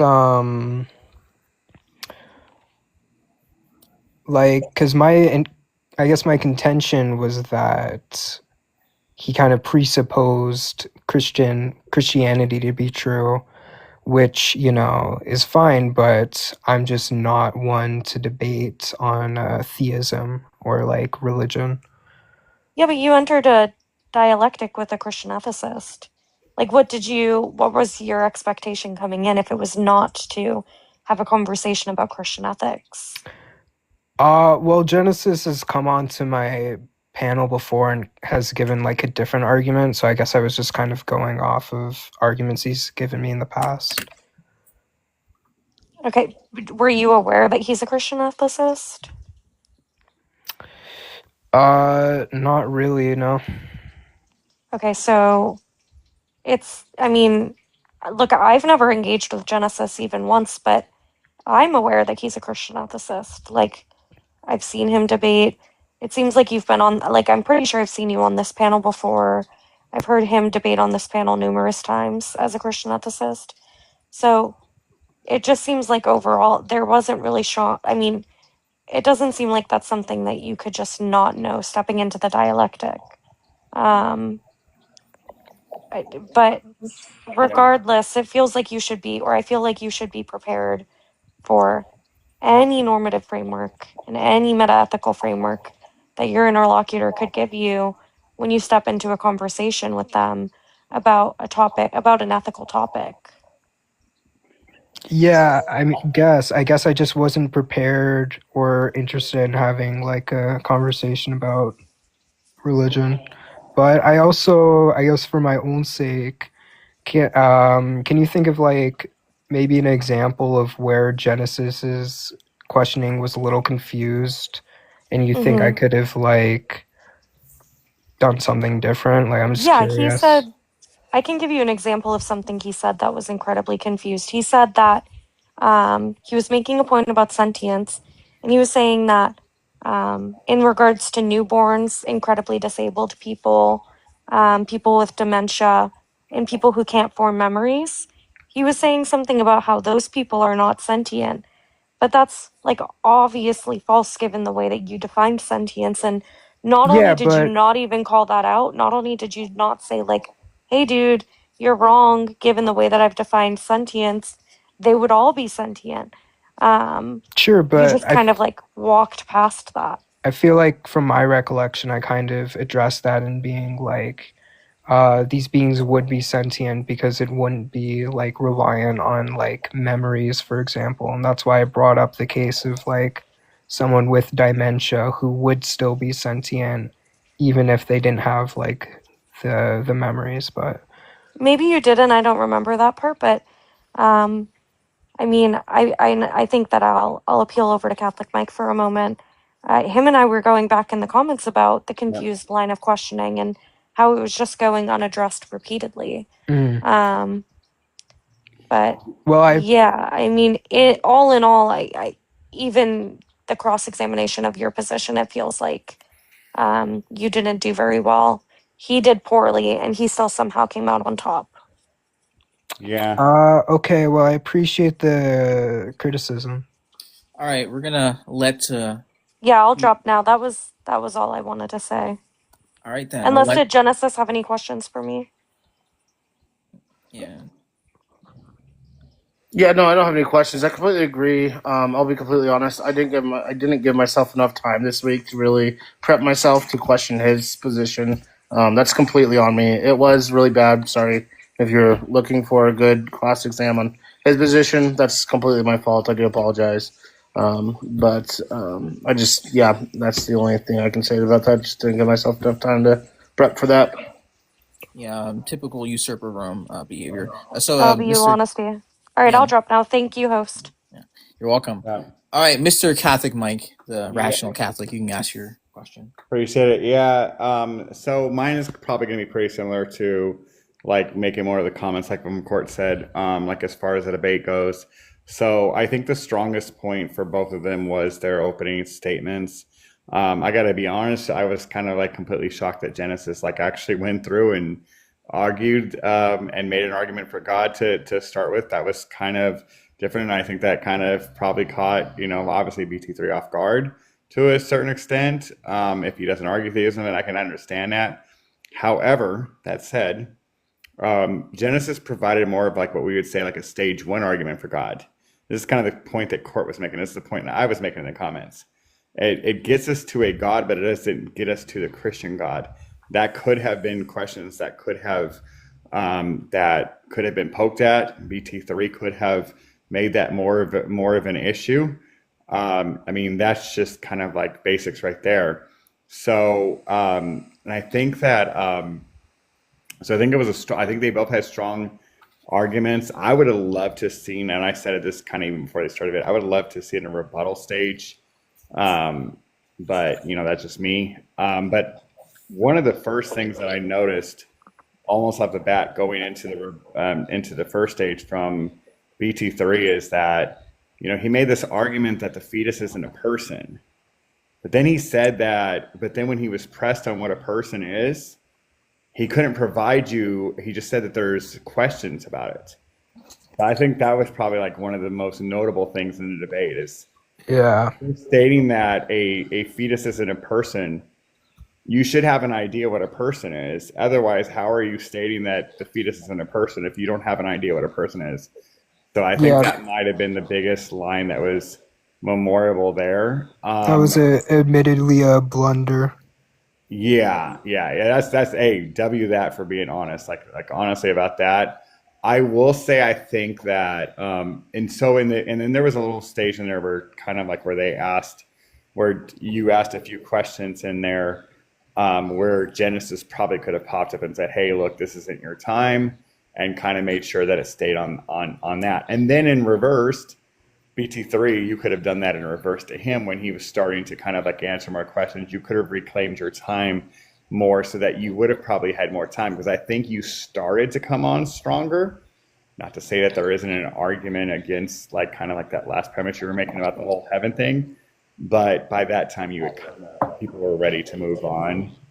So I think that maybe coming a little bit more prepared, understanding that you're not going to be able to always just base what you think someone might argue that might help you. These are all just like, this isn't designed to be like, oh, well, you're terrible, just don't do this again. This is just like No, for sure. you can use to like going forward. Yeah. I think that there's obviously always times we can go back through an argument and say, yeah, I could have tweaked this or done this better. But overall, I give you all credit because not everyone's going to feel confident enough to come up and do these type of debates and stuff like that, especially a formal one in front of everyone. So, I mean, to be fair, I do have an argument for like the Christian God as well. Was the case that we spent so much time arguing other non-substantive things, we didn't really get into that. I think a stronger just to be debater clear, I even offered would've- it to BT3 to give him that argument as well. Okay. I mean, there's always room for round two. But yeah. Yeah, I think a stronger debater probably, as you know, Genesis probably would have like asked you for that. So if you have that, that's great. But yeah, you would definitely have to get to that. But overall, like I said, I'm glad that and look, you can all just kind of like learn from experience, just like everyone. Yeah, definitely. All right. Anyone have to respond to that, or yeah? No, I do appreciate Mike's criticism. So he's a dope dude. All right. So Mariah Carey, you can ask your questions. Yo, I want to do something also similar to just the comments and stuff like that. I agreed with everything the Catholic court was saying. And the other things I wanted to add also that was said earlier was about like the case that was given about REM sleep. I think BT3 could have explained also in that case that the individual was sentient. I don't think I heard court say the case about the REM sleep. I know that one specifically was one that I was really like trying to get to like BT3 to like this individual is sentient. They have dreams and stuff like that in REM sleep, so that's another one. And then also the case of the pragmatics, at least when BT3 was questioning Genesis's view, I feel like it's more so to, rather than specifically go to the pragmatics, I feel like the questioning about Genesis' theistic view would have been more, I guess, I don't know how to word it, more so like better off at least substantively to debate that specifically. If that's his view, there's not going to be any other way to like deconstruct the view if his view specifically is going to be more productive. It would be more productive to do that since his view relies specifically on that. And if his view on theism gets deconstructed, and then the other and also the reductios as well, like could have given like the partial molar pregnancy one, could have given cases like Superman, could have given other cases like if like we figured out someone's DNA, like a species X DNA, like let's say we assumed like someone's like a group of humans we thought were human and we like figured out they were not human, could we unalive them? And then also what Catholic was said in the comments, the burning lab would have also been a better reductio than the one you gave. So I think those would have been a lot better to use to at least combat that specific view. Would have been better. The burning lab, I just take issue in because I think trolley problems in general are I was going to say that too. a little unproductive, I guess. I don't know. That's just my perspective.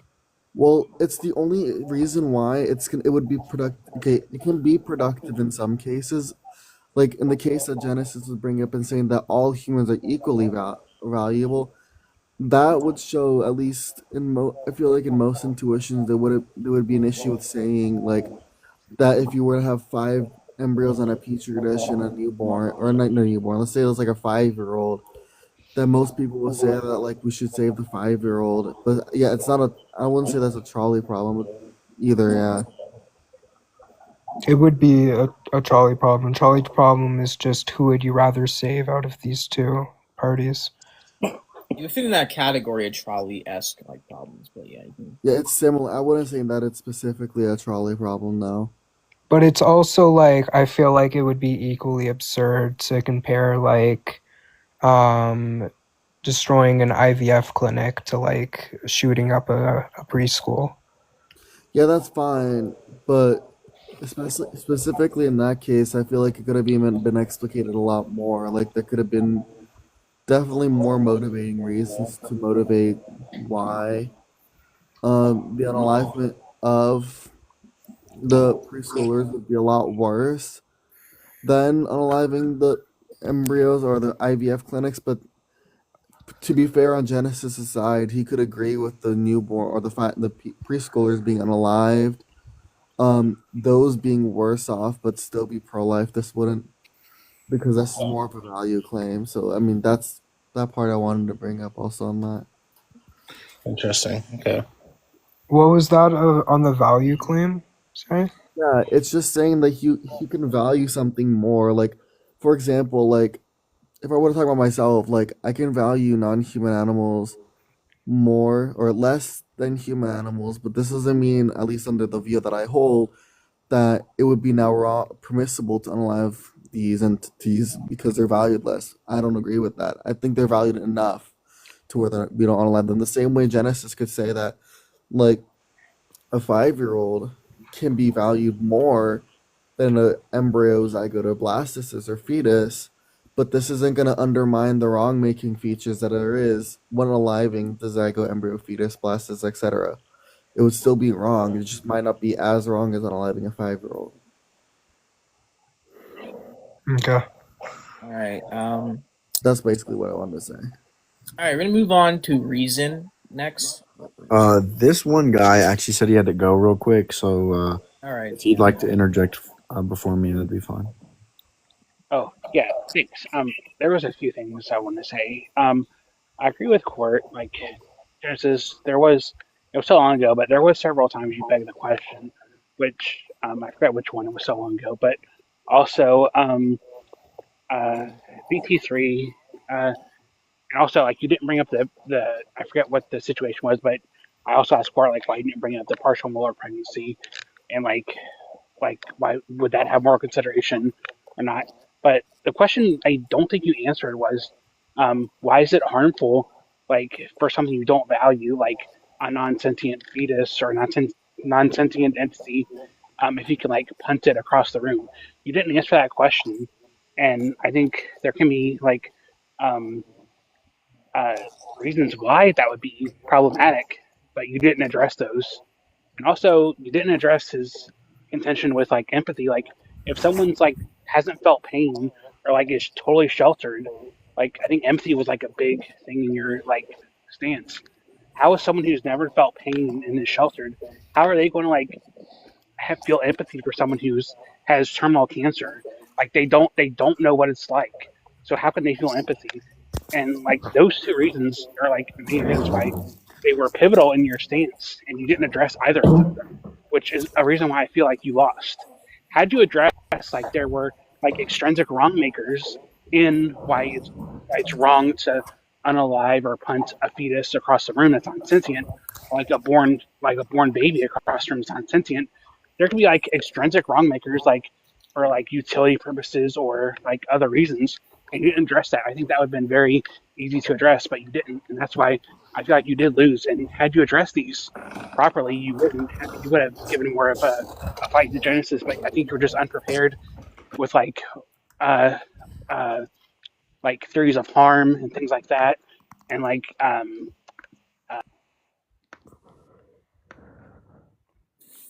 Okay. Can you repeat like your first question? Hello? What happened? He gone. I have no idea what happened. The reason's gonna be next, and then Evil Khan's gonna be next. Yeah, I guess just to address, I guess I was curious, like what the external wrong makers would be in the situation of the hypothetical Genesis gave. But we can carry on, I suppose. Okay. If he comes back, then I'll maybe allow him to ask the question. But reason, what do you have to say? Yeah, first off, I'd like to commend both you guys. Like, this is obviously different than just a normal panel like debate or whatnot, because that's gonna bring like higher tier debaters, right? So I commend both you guys for putting your stance like on the spotlight. And I'd also first like to get into the fact, kind of what Court said, like, if you agree to have like a debate with someone, part of it is knowing who you're debating, right? And knowing who Genesis is. I mean, even looking at the graphic, I can assume that's a Bible in his hand. You can obviously kind of see that he's going to be pulling from like Christian or like theistic ethics, right?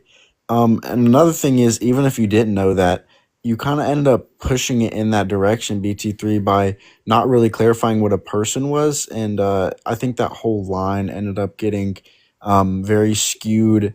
And then, not to mention the fact that you said that Christians like really shouldn't vote, and that you shouldn't be like expressing themselves off their worldview, when I feel like that's the only reason or the only way someone can express themselves is their worldview. And if their worldview is through like a theistic or like a God-centered view, then I feel like that's just kind of irrational to tell them that they can't like view things or vote for things or even like have their viewpoint set is like through a Christian lens or through a lens centered through God. I feel like that's irrational.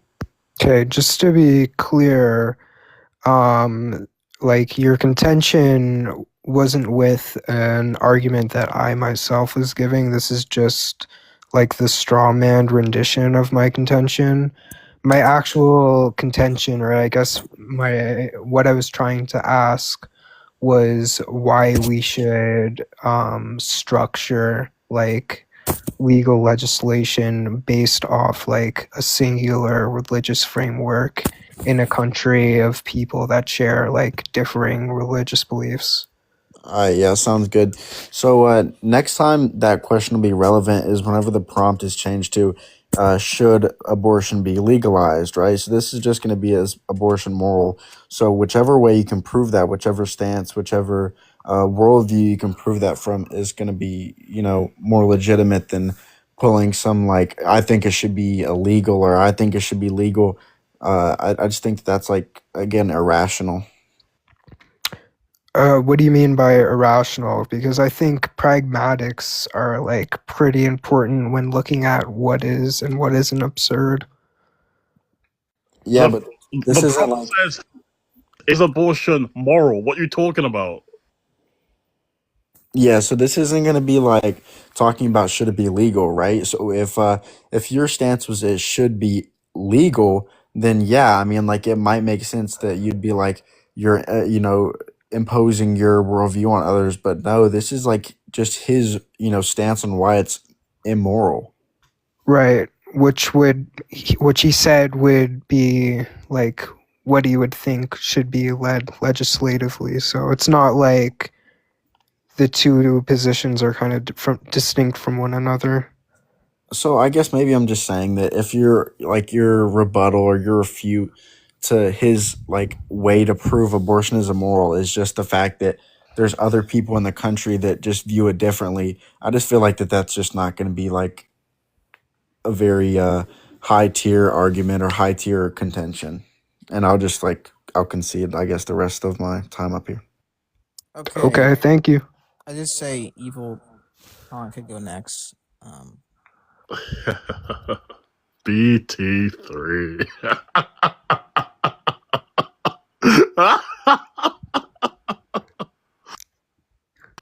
Okay, I'll be serious. I will say the one thing I'll give you credit for is it is nervy to come up here and debate. So you have balls that you came up here and actually had a formal debate. So well done when it comes to that. But BT3, you've been debating 4 months, bro. Like I remember you back in like July, bro, and you haven't improved. You've not improved at all. How is this the case? Is that your question, or? I've seen you like debate Mac. I've seen you debate Traveler. I've seen you debate all these abolitionists, and you haven't improved. Why?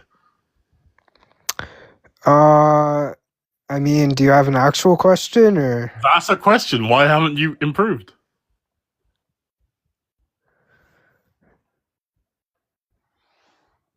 I don't like.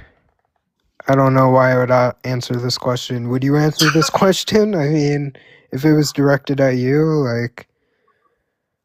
Like, okay, I'm starting to feel bad because, like, how are you still this poor after 4 months?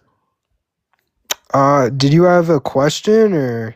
Yes, it's why haven't you improved? Okay, did you have an actual question or? It's an actual question. Why haven't you improved? Okay, do you have another question? Because I'm not Okay. answering that. Okay, I'll ask a question. Have you considered like college? Like maybe debating just isn't for you. Like you can still go to college. Or to Yeah, be I'm fair, a like try to college keep it. graduate. Yeah. Like I graduated college a few years ago. No, that's fine. Yeah. Okay. Bt3. Why did you not attack the Christian worldview properly? Go ahead. Sorry. You not attack the Christian worldview properly. There are ways to do it, and you just didn't. I guess I'm just really not versed on religion or religious debates. So, and that just wasn't the debate I was interested in having. Okay. So I guess it's pretty hard from my perspective to engage with the other side when it just presupposes a completely new argument, right? You can still internally critique his position, even if he does. How could I critique the position without first accepting the presupposition that God exists? Explain to me that. You can accept that and then find internal contradictions. You can literally just do that. Sure, I mean, but that would rely on me accepting that God exists, which that is like an entirely other point of contention. You could have given an external critique, like saying, "Oh, but does God explain this?" You could have given that critique, or you could have given an internal critique. You could have done either. So that would but that would just delve into like a religious debate, which you could have Bt3. You could have beat his like worldview in 2 questions, like just a couple I'm questions. pretty bad. Like I don't know, I'm pretty bad at arguing religion. Otherwise, I would do it more often. Okay, well, I feel bad now. Okay, I feel like a bad guy, so I'm gonna stop now. But Bt3, like, if you need help, you can message me. I think you have me blocked. Yeah, I have you blocked, so not really an option. Okay, well, I'm sure people in the comments are there to help you. So yeah. I'm gonna let Ems ask a question, and then I have questions for each of them. And if anybody else want to come up and ask a question, by all means.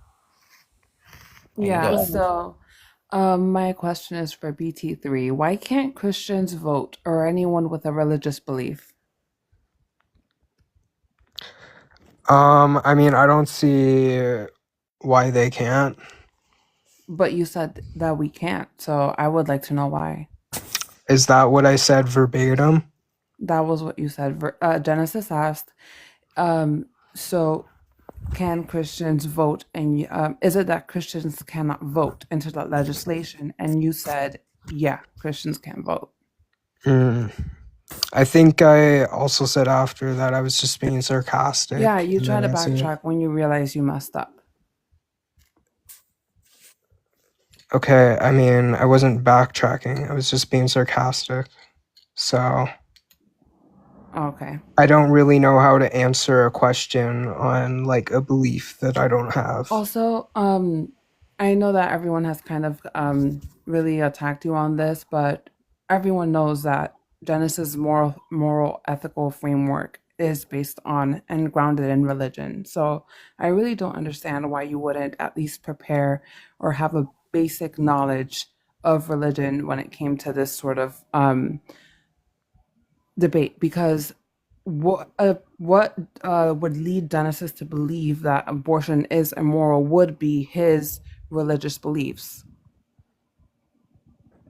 And mind you, I just got into this space like 2-3 months ago, so I'm not even well versed in it yet. So my question would be, why wouldn't you think to prepare on that? Why wouldn't I think to prepare on Debating Genesis's based on religious religion? Because beliefs? if you were to ask me, why do I think abortion is immoral, I would say it's because I believe that everyone is made in the image of God. So how do you attack that? Well, I guess I would attack the fact that it's presupposing a different argument to be true. All right. With the Protect, you can go. yeah.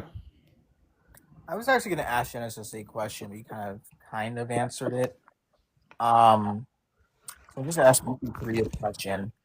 So the thing about like the person claim, like I said, is I'm not going to take it like a back and forth debate. What would you define to be a person? And if you're unable to answer this question, like why would you make the claim that the child or the fetus is not a person if you're unable to define it? So, I mean, I'd personally view a person to be like someone with a mind like ours. So I think this is kind of the reason why we deem like people in like states of brain death, but their bodies can still function. Like I think this is why we consider them no longer people, because of a lack of this property. What I meant when I said that there's no like strict definition of person is just that. I mean, this just relates to like how this term is used within philosophy. Different people have different qualifiers for what they think justifies like a person.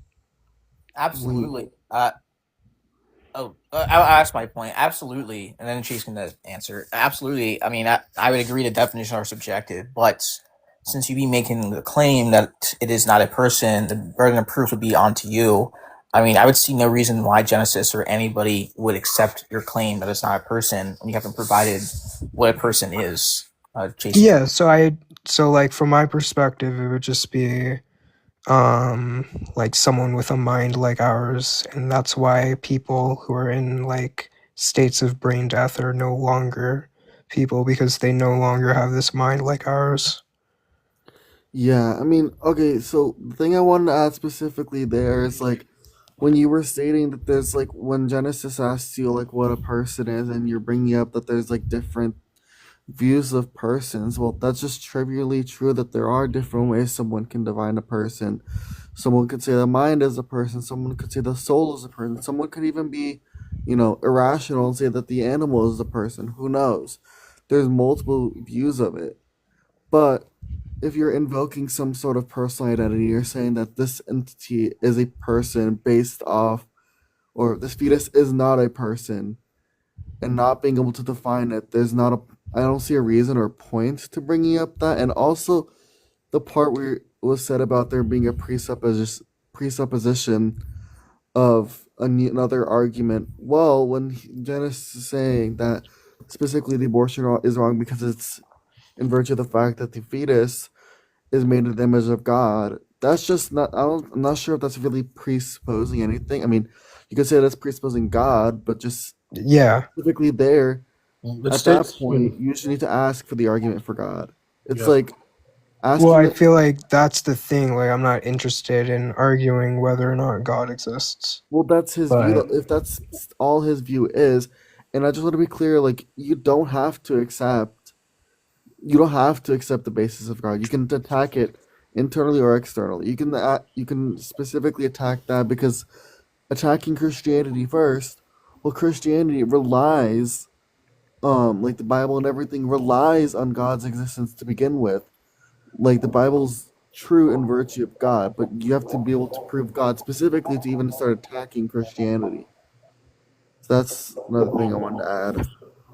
Yeah, that was actually gonna be my press question. I was gonna ask Genesis something, but I kind of compressed it. Um, I think 2 other people joined. So Pierce, what do you have to say in questions to the debaters? I mean, the question is abortion moral? I mean, I feel like moral is preferences. Not everybody has the same morals, so it's not really, nobody can really say for sure is it moral. It's like completely subjective. So, I guess brain waves do start in the first 4 weeks, and then a heartbeat is in the first 5 weeks. Wait, were you here Wait, for the hold debate? on. Were Are you you here here for the for the? debate, Yeah. Pierce? Nah, I wasn't, my bad. Okay, so this is the Q&A after the debate. So Oh yeah, okay, my bad. Nah, no, okay, you my bad. straight, you straight. Don't worry about it. Yeah, I do got questions if nobody else has any Yeah, you questions. can go ahead. If anybody else has questions, come up. Yeah, BT3. Well, okay. So even in the Q&A, you said something that was so outlandish. I figured I'd give you a chance to explain what you meant. So you just said that you cannot attack a belief that you cannot attack a position that you do not believe in, and I'd like to ask you what you meant by that. I don't recall saying that. Yeah, so you said that to Ems whenever she said, "Why don't you attack the belief of like Christianity?" You said that you can't attack you can't attack a stance that you don't believe in, and I just believe Oh that's like yeah, I utterly said insane to that. say because I can attack your pro-choice stance and not believe in like being pro-choice. So I think maybe there's a little confusion. What I meant was I can't like defend a position that I don't myself hold. Like she was saying, "Why did you say this?" But that was just like a misinterpretation of what I said. So Okay, yeah, I figured you weren't gonna be. I mean, I figured like you were not gonna be that stupid to say, when.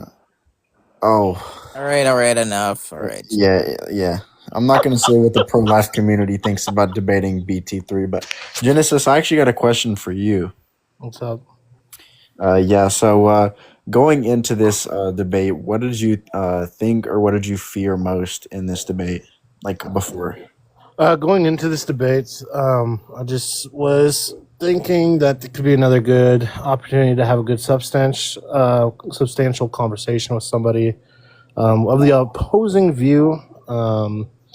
The thing I feared the most is I had a really shit week, really busy week, family matters, stuff like that. So I didn't really have enough time to necessarily prep or formulate my entirety of my argument. So that was something I was worried about. Giving BT3 the benefit of the doubt that he has gotten better. Despite what Evil Kant said, I think that BT3 has improved at least a little bit. So I'll give BT3 that. And I do appreciate BT3 coming up here and having this debate with me. So, yeah. I actually have 2 questions. I actually have 2 more Can I questions. get one last question? It'll be really Yeah. quick. Yeah. So BT3, so what would it take for you to switch sides to be pro-life? Like what argument or what what could be said that would change your position? So if someone could give me some sort of moral justification as to why like an embryo would have the same moral status as like a person, That's and not then I even guess required. on the other side I would have to be convinced as to where the obligation or why there would be an obligation, even if this being had the moral status of like you or I, like why there would be an obligation for the woman to sustain it. And to clarify, it cannot be like a theistic centered argument. Well, I'm an atheist, so I guess for me, like that would rely on me like switching over my entire like religious worldview. So I feel like it would be easier for someone to convince me of those 2 things than it would be easier for them to convince me of like something that's like comparatively smaller than like my entire like framework of like religion. Right. So could it be like correct me if I'm wrong, just a yes or no and then I'll get off again, but would you consider like the debate today like bad faith in the fact that since you're like holding to atheism, that when the second he brings up like a theistic ethical kind of stance, that you're automatically just not gonna completely hear out what he's saying? Bad faith on my side or his? On your side, just due to the fact that if you're saying it's too much of a burden to completely change your religious worldview, then like there's no real chance of changing. So why would you entertain it, kind of thing? So I don't know if I would say it would be bad faith, because I'm trying to figure out how I want to frame this. To me, it's not bad faith to not accept like these religious views to be true. One, because I have no reason to kind of accept these to be true, and two, I don't feel like there's a burden on me to justify kind of why religion is not the case, or like why God doesn't exist. All right, thank you. Have a good night, everybody. 2-4 wanted to ask this question since he wanted to come up. So what's your question about what you heard about if you were here for the debate? Hi, so my question's for Bt3. Bt3, you said that it was his argument was invalid because it presupposed a different argument to be true prior to which hadn't been given an argument for, right? Mm-hmm. Okay, I would just like to point out, you are saying that his entire argument for the debate was invalid because of that, right? I don't know if I would say it's invalid necessarily. I'm saying that in order for me to engage with that argument, I would first have to engage with another argument that's already like presupposed to be true. Okay, well, if I could just point out something for you, you also presupposed a specific theory of mind in order for you to grant someone personhood. And that was the presupposition on your part. But Genesis engaged with that and asked you about your prior presuppositions or axioms. You didn't do the same for his. You just wrote it all off. Do you see how that could be a little bit disingenuous or bad faith? Well, here's the difference. Like, I don't agree that I made I was presupposing anything, but even if I was, it would still stay within the topic of abortion relative to if we were to start talking about whether or not God exists. Well, no, not necessarily, because you had to spend about 15 minutes on personhood and theory of mind instead of actually talking about abortion from your own standards. So that doesn't really make much sense to me. If you're going to critique him for having presuppositions and you also had presuppositions which are unjustified, how are you going to have him engage with yours, but you won't engage with his? I mean, I feel like I didn't presuppose like anything regarding the theory of mind. Like I said why I thought it was like morally relevant, and then we kind of focused on that aspect. So yeah, but then you talked about whether or not the brain and the mind are the same thing. This gets into theory well, of that mind. was You guys something went back and that forth for a while. Yeah, that was something that was him picking Genesis at your brought up. presuppositions. Yeah, because he was engaging with your presuppositions as a good faith debater does. Sure, I guess I would say that this is presupposing like much less things to be true, that like the mind and the brain have some connectivity. I feel like this is like presupposing this to be true is sort of just like almost a brute fact, whereas with religion it's like a huge other point of contention, which I feel like deserves like its own like debate as to whether or not these things are true. Bt3, I just want to point out, I'm going to go to sleep. Thank you for answering my questions, but I For just sure. wanted to point out for you, you did just say "I feel like" about 10 times, and then said that it was a brutal fact. So your feelings aren't facts. I just want to point that out for you. One of my brethren has had that as a mantra for a long time. Thank you very much. Have a good night, guys. All right. Jacob can ask his question next. And Yeah, I was just gonna say, BT3, man, you definitely like kind of set yourself up for failure by not defining a person during the debate. It's like we got more definitions for personhood or what a person is, what constitutes a person, like after the fact. I think that you should have clearly defined it, even if you don't agree. Just providing your working definition would have been better than just not providing anything at all. You know, Yep. providing just a definition of person for sure. That gave Genesis a lot of wiggle room. Oh. And Genesis also did definitely make some presuppositions, but I think that like Court was saying and like Mike was saying, even if it leads you to like one to the conclusion of say God's existence, it doesn't necessarily mean that it leads to the existence of the Christian God, and then you could have pressed him on that for sure. With like moral entailments and all that, you know? I'm not saying Genesis' argument was bad per se. I'm just saying that you definitely could have pressed him much more on that.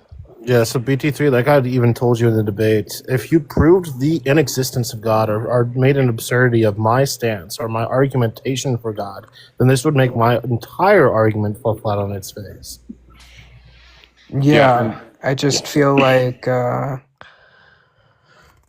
burden for me to prove that there isn't a God, like I didn't come into the debate with kind of that anticipation, I guess. All right. Sorry, I was just gonna. Can I say one more thing, Protect? Yeah. Yes, the last thing I was gonna say is that when it comes to like Genesis' argument and all that, and him to using theology, like theological foundations to ground his morality, I kind of agree with Court. Not to be harsh on you, man, because you actually did seem good faith this time. Normally, I don't think you are, but you did seem good faith this time, in my opinion. I was just going to say is that I don't really know how you wouldn't or why you wouldn't prepare for his theological grounding, because Genesis is all about like Christian ethicism. That's what he always debates on his panels, on anyone else's panels. Here, I'll give you my reasoning. Genesis essentially came onto my panel a week or two ago, gave a pretty structured argument for abortion, so I spent a lot of time preparing and anticipating for the argument he gave me previously. Got it. Yeah, I think that was just kind of like a faulty assumption. You know what I mean? Like clearly it was, but you know what I mean? Yeah. You should have. Yeah, clearly, but I see what you mean. But just in general, BT3, I mean, like Genesis predicates all of his like moral arguments, to my knowledge, or most of them at least, on like Christian theological foundations and stuff. And that's what he does consistently. He's always consistently doing this, right? So it's all redundant, but you get what I'm saying, right? Like I don't know why you wouldn't prepare for that, because that's how he was going to ground his argument from the get-go. Yeah. No, I appreciate the comments, Jacob. What's that argument, by the way, John? I'm kind of curious. My argument that I used today. Whichever one that BT3 is referencing. I believe this is going to be the previous one. It's a little bit similar. I don't understand what the confusion that BT3 had. The argument that I held previously was just going to be the case that entities have... or wait, I have the argument with me. I can just say it. Okay, I believe the argument was that entities have a necessity to be in communion. No. Here, I'll say the argument you gave me previously. It was the first axiom is that humans are of a rational kind. The second axiom is that humans have valuable futures and we should not deprive them of those futures. Yeah, this is just a troll argument that I was giving. It's just animalistic. I definitely would not hold this in a debate, like a formal debate. No. Okay, no worries. Yeah, I was just curious what the argument was. Yeah. Anybody else have any questions? Sab, you have a question, and we'll go to Witch. Yeah, I know it's been said multiple times, and I don't want to, like, keep repeating what everybody's saying, but, like, you keep saying, like, just because you weren't interested in the topic of God and proving him wrong or right on it, right? So why does that make it to where you can't argue it? Like, why, just because you're not interested in it, doesn't mean you shouldn't push that claim or stance. It's not pushing his stance or his beliefs onto you when you're pushing back on it.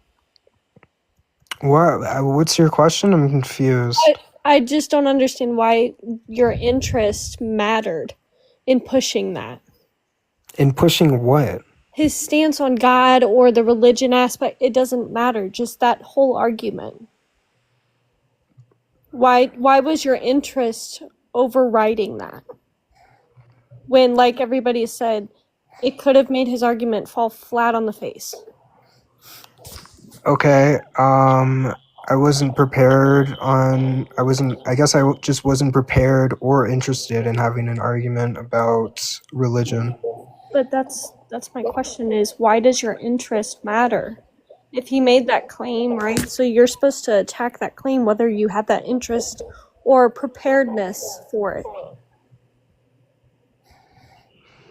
I mean, it's just I didn't want to have like an entirely different debate on theism. So like this isn't sorry? The argument rests. Well, I was just going to say it wouldn't be a different debate if the argument deploys like a Christian ethic to defend the view. It would just be that debate. I think her question is pretty straightforward, actually. She's just asking you simply, like, how is it the case that your disinterest in wanting to discuss the topic somehow disqualify his argumentation? I'm pretty sure that's what she's asking you, right? I mean, that's pretty much what I'm saying, yeah. Yeah. Yeah, I mean, I guess like the reason I don't have an interest in debating theism or why I think that this non-interest That's not what's being asked. Yeah, I realized that while I was answering. Yeah, just to be clear, she's not asking you to explain your disinterests. I think what she's asking, and I'm actually curious about this, which is why I'm kind of stepping in, is like how exactly your disinterests in wanting to discuss theism like somehow nullify his argumentation that he sort of deploys with theism. Right? I think what the point is that your disinterest is not going to be enough to say that the argument is wrong or bad or invalid or anything of the sort.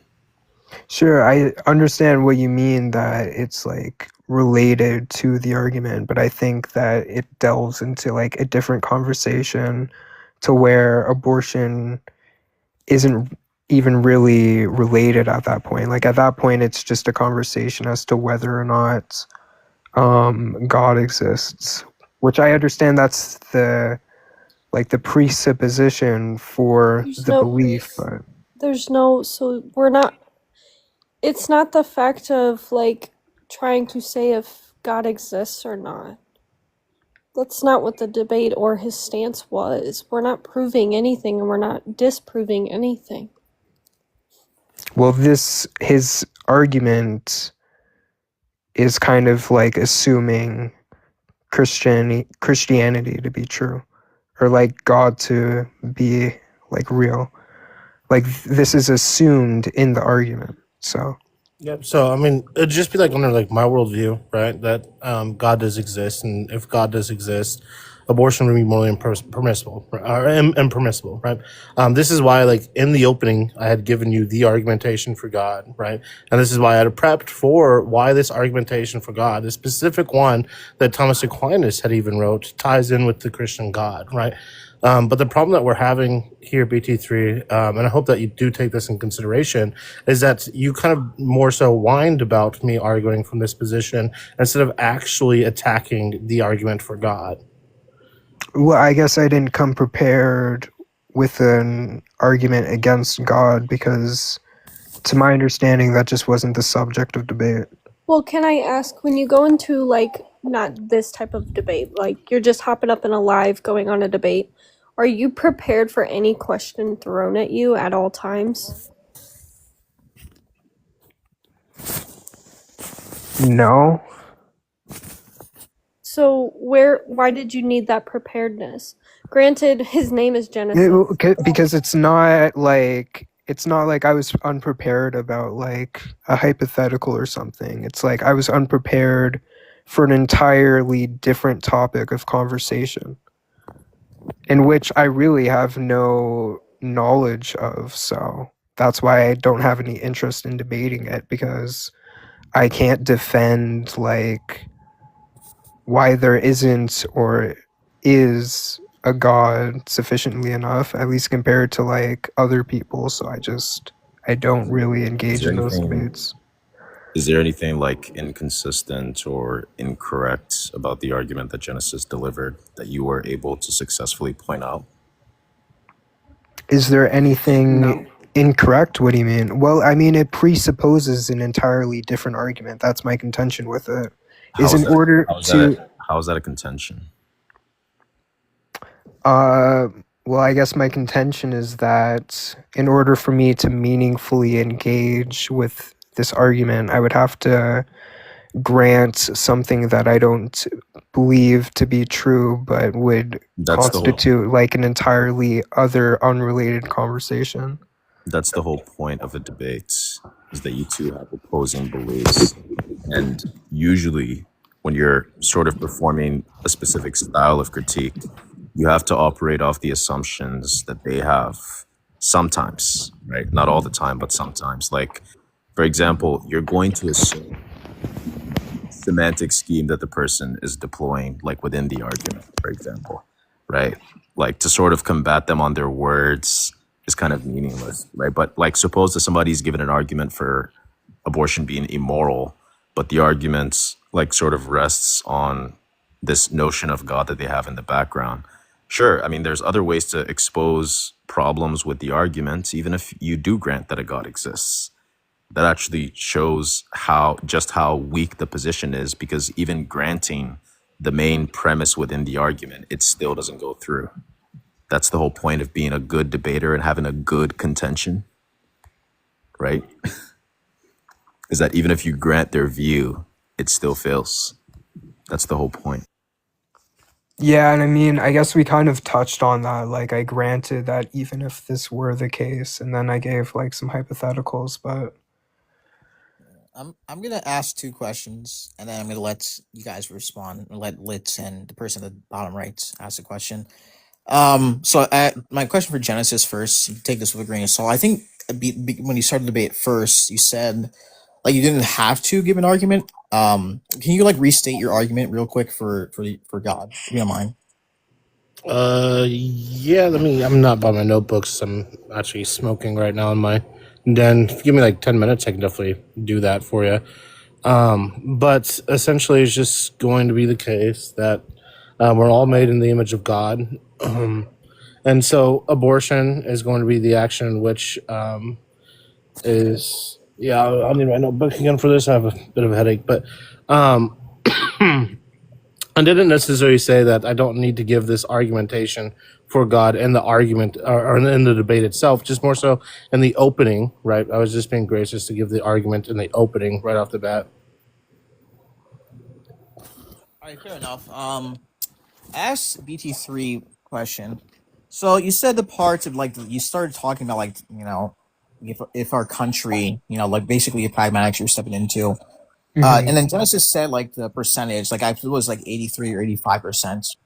So like if 80, just to clarify, because I looked it up, but I didn't really get a chance to say, but it's the case that, at least from what I saw, that 69% of America is Christian. So this would leave about like 100 million people to be like not Christian. But fair continue enough. with your question. Fair enough. I have heard of the statistic, then Genesis can respond. But even if that was the case, and as Genesis stipulated, if they were Bible believing Christians and went to church all day, if they did subscribe to religion, and 69%, while it's not 80%, is still a vast, it's still a majority. So if a majority of people did agree with Genesis's position and they voted laws to support their position, what will be your qualms about that?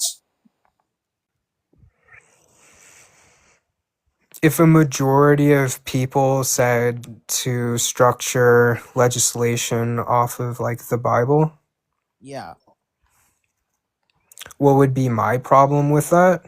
Yeah, because you're saying like, oh, you're asking reasons like why should people Well, I basically mean, I guess there would be a lot. I guess my first one would be that I haven't seen any substantiation that any of the transcendental aspects of the Bible are true, either by historians or otherwise. I think I would also have contentions because, like, and this could be my misunderstanding, but to my understanding, like, all sins are valued equally within the Bible. So I feel like, pragmatically speaking, this would just lead to, like, a lot of absurd conclusions where, like, instances where people are, like, lying are granted in the same moral weight as like a Schmurder case. So I guess my contentions would be that this is not like a society I think would be like ideal. I guess that'll be a conversation for another day. But do you have like so you're saying you have problems with being true or like utilitarian respect like issues? Is that what you mean?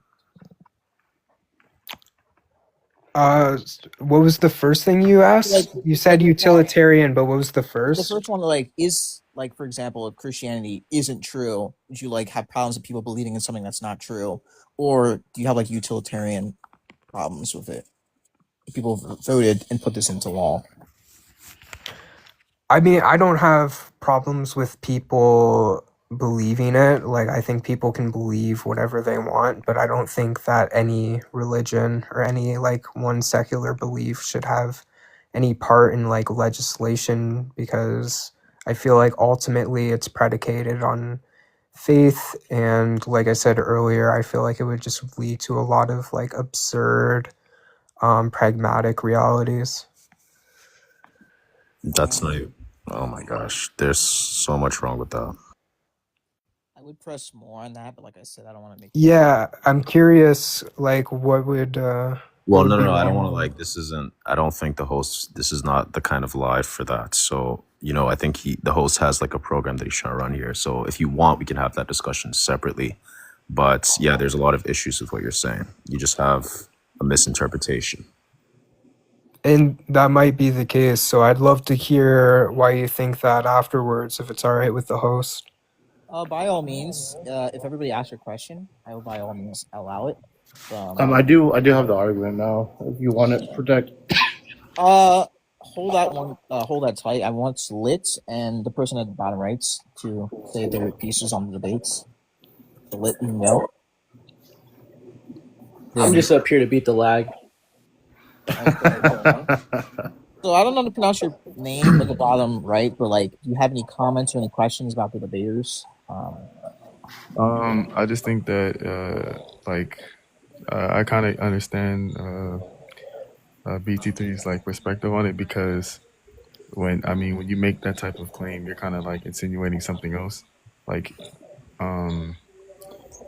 reciting any type of religion as a means to say something, whether it's permissible or not, kind of invites a different kind of conversation because it doesn't actually give like deductive logical reasoning as to why this is the case. Like it's simply like just saying like what? That's not true. So okay, so can I finish or? Sure, I'm just saying like what you're saying is already false. Like okay, so yeah, the reason why it wouldn't really be like conclusive logically is because it's essentially like saying, oh, this is wrong because my mom said so. Can you give me an example of a deductively valid argument? A deductively valid argument. Okay, so if I were to say that it's not permissible for I think it's not permissible for children to have a structured relation with an adult, and I use just a simple developing reasoning. Can you give me an example of one argument that takes the form of like a valid inference rule? What's an inference rule? What is an? Did you just ask me what an inference rule was? You're actually Yeah. Okay, so how are you making claims about deduction when you're not even familiarized with the concept of inference rules? So you could just explain it. I'm like a human, right? Yeah, you're a very stupid one. I mean, yeah, that's cool. Like you can explain it though. I could, but I'd rather just. So if you're not, then you should probably just let me talk and be embarrass quiet, right? yourself. I'm gonna embarrass myself. You already did. I guess. I mean, you're entitled to that opinion. It's not an opinion. It's like a fact that you just embarrassed yourself. If I say that it is wrong because my religion says so, that doesn't actually justify. It doesn't make it permissible or not. You don't know what deduction is. I do know what it is. Okay, then why didn't you tell me? What do you mean? Why didn't I tell you? You didn't what? I asked you to give me an example of a deductively valid argument. You never did that. I did. No, you did not. Yes, I did. Okay, so where was the argument that had the premises and a valid rule of inference? Where was that argument? The one I just gave you about children? You never gave me an argument. You gave me a premise. Do you know what an argument I is? did. I just summarized it. I felt like I didn't need to explain that. I feel like it was kind of common sense. What do you think an argument is in logic? Since you're talking about logic and you think Christians aren't logical, presumably you know about logic. So what do you think? When did I say Christians aren't logical? Well, you're saying that if somebody were to argue on the basis of a God, that they would be doing something fallacious, right? Yeah, in the context of if you were and presumably you think that fallacious reasoning is typically illogical, correct? Well, if you were to prescribe it to people as something that is to be generally true, then yes. But if it was just simply the way you live your lifestyle, and you weren't prescribing it as an ought, or then it would not be illogical. Okay, so if it's the case that some arguments is fallacious, then it's illogical, right? It is the case that an argument that deploys the existence of God is fallacious, therefore it's illogical. Is that correct? It depends on how. It depends. Like I just said, I'm just asking you if that argument. I'm just asking you if what I'm saying is true. I said it depends. Okay. Does the argument that I just gave, did that take a form? Take a form of what do you mean? Take a form of what? The argument that I just gave you just now, did that argument take a form? Just a quick question for the host. Is there any more questions or? Yeah. Wait, did you have any questions? Before we move on, I just want to let you know, by the way. So, an inference rule is pretty much how you reason from one proposition to the next. It's what allows you to properly infer a given conclusion. Right? So, an example of a deduction would be an argument like the one I just gave you, right? If P then Q, P therefore Q. That's an example of a formally valid expression, which will entail the conclusion being deductively valid, right? So, I would advise you that you sort of learn about the subject matter before you talk about it. That's it. Actually, I do know about it. I just didn't know that term. But yeah, like I said, I think it's not. Yeah. What was your? I think it's not illogical to say if it's if you're not prescribing it as an ought.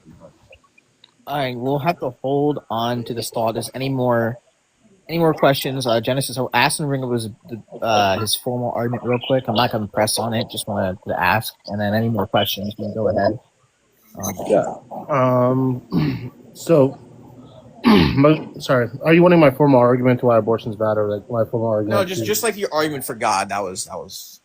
Okay. Yeah. So, let's go ahead and get that here. After this, any more questions, I will allow. Okay. After that, I wanted to hear what Kay had to say. All right. Fair enough. Okay. So, everything is contingent.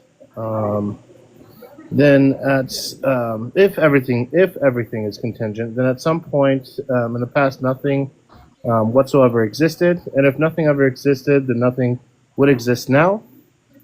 But things manifestly do not exist now, and not everything can be contingent, because the present existence of anything at all would then be inexplicable and impossible. Therefore, there exists at least one being whose existence is not contingent but necessary, whose non-existence is impossible and whose existence does not depend on any other being. This necessary being is what everyone calls God. So it's just like a first mover, unmoved mover kind of thing. Yeah, so essentially, like contingency, this would be like essentially saying that they come into being and pass away. They could not exist or not exist, or they could exist or not exist. So we observe that things in the world are contingent. Contingent things require a cause for their existence at every moment they exist. If everything were contingent, then at one time nothing would have existed, and then nothing would exist now. But things do exist, therefore not everything can be contingent. All right, fair enough. Fair enough. So I think BT3 had a question for Kay. Yeah, Kay, how was I confused? Yeah, so you were confused in the sense where you were interpreting the Bible to say that all sins are equal in terms of judgments or punitive measures, but that's just simply not the case, right? So when the Bible talks about when the Bible talks about the sort of the nature of sin and how all sins are equal, the idea is supposed to be that there's no amount of action that you're going to be able to take that's going to amount to the kind of grace that God has delivered to his creation, right? So there's like no amount of good works or abilities or it doesn't matter how many times you give to charity and say, oh, look, I'm a good person. Those things will never amount to that. So that's the idea. That's what the idea is supposed to be. It's not an equality in judgments or, penalizing the person for doing that action or something. It's merely just an idea that's supposed to signify that, that we have like a fallen nature and that we will always be sinful and that our sin will never amount to the kind of grace that God gives. Does that make sense? Like, what do you mean that we're always sinful? Yeah, like we have a fallen. So in Christian theology, there's this belief that man has a fallen nature because of sin, right? So when sin entered the world, man's existence became corrupted, right? Before that, it was perfect, right? That's the whole idea behind the Garden of Eden, right? Everything was perfect. There was no sickness. There was no disease. There was no lying. There was no cheating, stealing. None of these things existed until sin stepped in, and then man was corrupted, right? Wait, can I ask a question? Because now I'm curious, but Sure. who created sin if not God? Yeah, so that's a much more complicated question than you think. That gets into studies about like causality. So there's different ways that you can interpret the causal relations between like two things, right? So you might interpret it in a first order sense. You might also interpret it in a second order sense, and things can like whatever, right? So the point is that usually like Christian theodicy, it's not taken to be the case that God is like the formal cause of evil, even though he is a cause of evil in some sense, maybe in like a derivative sense, right? But that's like actually a decently complicated conversation about causality, which I'm not sure this live is apt for, but Yeah. I had another question since I have you, because I know you run the flourishing position, right? the flourishing position. Is that what it's being called now? Yeah, I mean, I guess, yeah, if that's what you want to call it. So I guess because I've been reading a little bit into it, not too much, but just a little bit. And I guess what would be kind of your counter response to people who bring up contentions of like saying that this would commit to some sort of like naturalistic fallacy? Yeah, so there's a few things to say there. First being is that it's not exactly clear like what is fallacious about that. Like usually when people are talking about the naturalistic fallacy, they have a very specific criterion of facts and properties and the relation between them. They have a very specific criterion like in mind, one that I just simply don't accept, right? So like on my view, there's going to be this kind of like counterfactual, trivial counterfactual dependence relation between like moral facts and like non-normative descriptive facts, right? There's no issue on my view in terms of like the relation between the two. Now, it might be the case that the sense in which these like moral facts like causally interact with human beings in the world, that might be something which is epistemically opaque, but that doesn't tell us anything necessarily about the sort of like ontological status about those properties. So I guess my answer to your question is that I just don't accept that you can't actually sort of infer like normative facts from descriptive ones, right? So you don't even accept the is-ought fallacy to be true. You think that we're able to just to ascribe moral claims off of descriptive processes alone? The idea is supposed to be that there's certain descriptive facts, descriptive properties in the world that sort of, once they come into contact with other things, kind of instantiate normativity. That's the idea, right? But of course, like somebody who endorses sort of like Hume's type of picture is going to deny this. They don't think that that's the case, right? And I just don't like, what's the reason why that's not the case? And usually there's not really a good explanation for that. I actually have... Oh, sorry, you can go ahead. Sorry. So I guess, why do you hold this kind of like naturalistic, I don't know if that would be the right term, like naturalist perspective versus like accepting like Hume's is-ought gap to be true, that it's like fallacious in nature? Well, it's not really clear what you're asking. Like, are you asking me why do I accept naturalism over... Yeah, like why do you accept naturalism over like there being like a gap between descriptive facts and like kind of moral claims? Yeah, that's just because of the criterion that I have of facts and properties and how they relate to each other. And it's also broadly because of my ontology, with specifically in the moral domain being largely deflated. So I have a... What do you mean by that? Ontology in the moral domain being deflated? Yeah. So what I mean by that is that, like, within the moral domain, there's going to be like there's going to be certain things that you can say that are true, like about that domain. And so there's a further question about whether or not the things that make the propositions like within that domain true are things which you are going to be ontologically committed to, right? So is it the case that to say that a proposition is true, to say that some moral proposition P is true, is in some sense deploying like this extra mental entity in place of the truth the fact that the proposition is made true? I don't think that's the case, right? So that's what I mean by a deflationist ontology, is that I don't actually think that the truth predicate is something which is metaphysically weighty. What do you mean by that the truth predicate isn't something that's metaphysically weighed?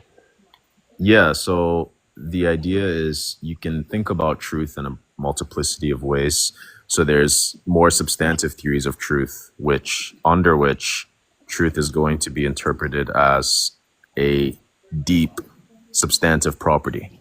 And by that, I mean that you're existentially committed to the existence of those things in the world, right?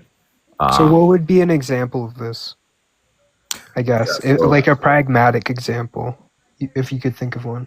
Yeah, so I mean, you could be like a non-naturalist and accept a robust type of metaphysical view of moral properties, in which case you'd be existentially committed to them, right? So you'd be existentially committed to, let's say in this case, like irreducibly normative truths, for example. Look, I mean, the point is like all this stuff is like available, by the way, like online. So if you have like these, I know you have probably like a whole host of questions about this.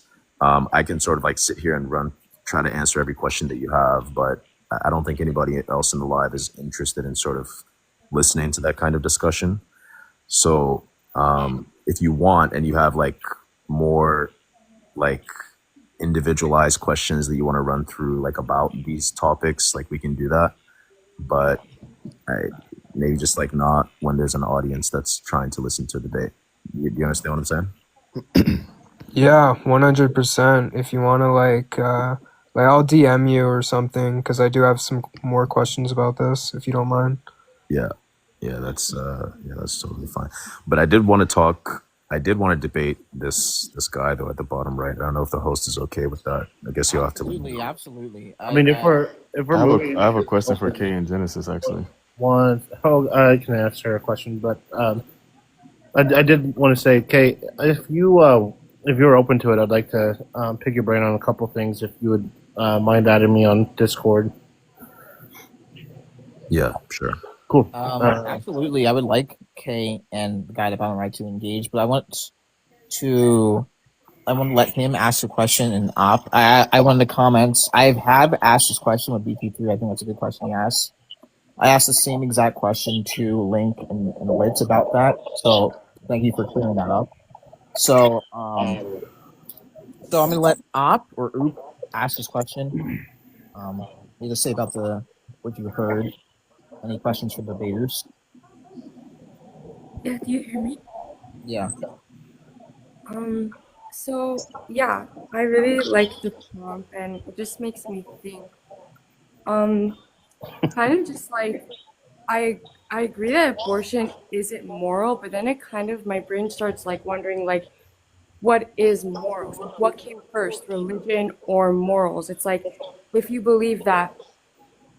Do you get what I'm saying? Because I feel like for me, what I believe in, it's like there's people who like maybe they don't really feel connected to morals the same way that other people do because everyone has a different idea of what morals are, you know? I don't know.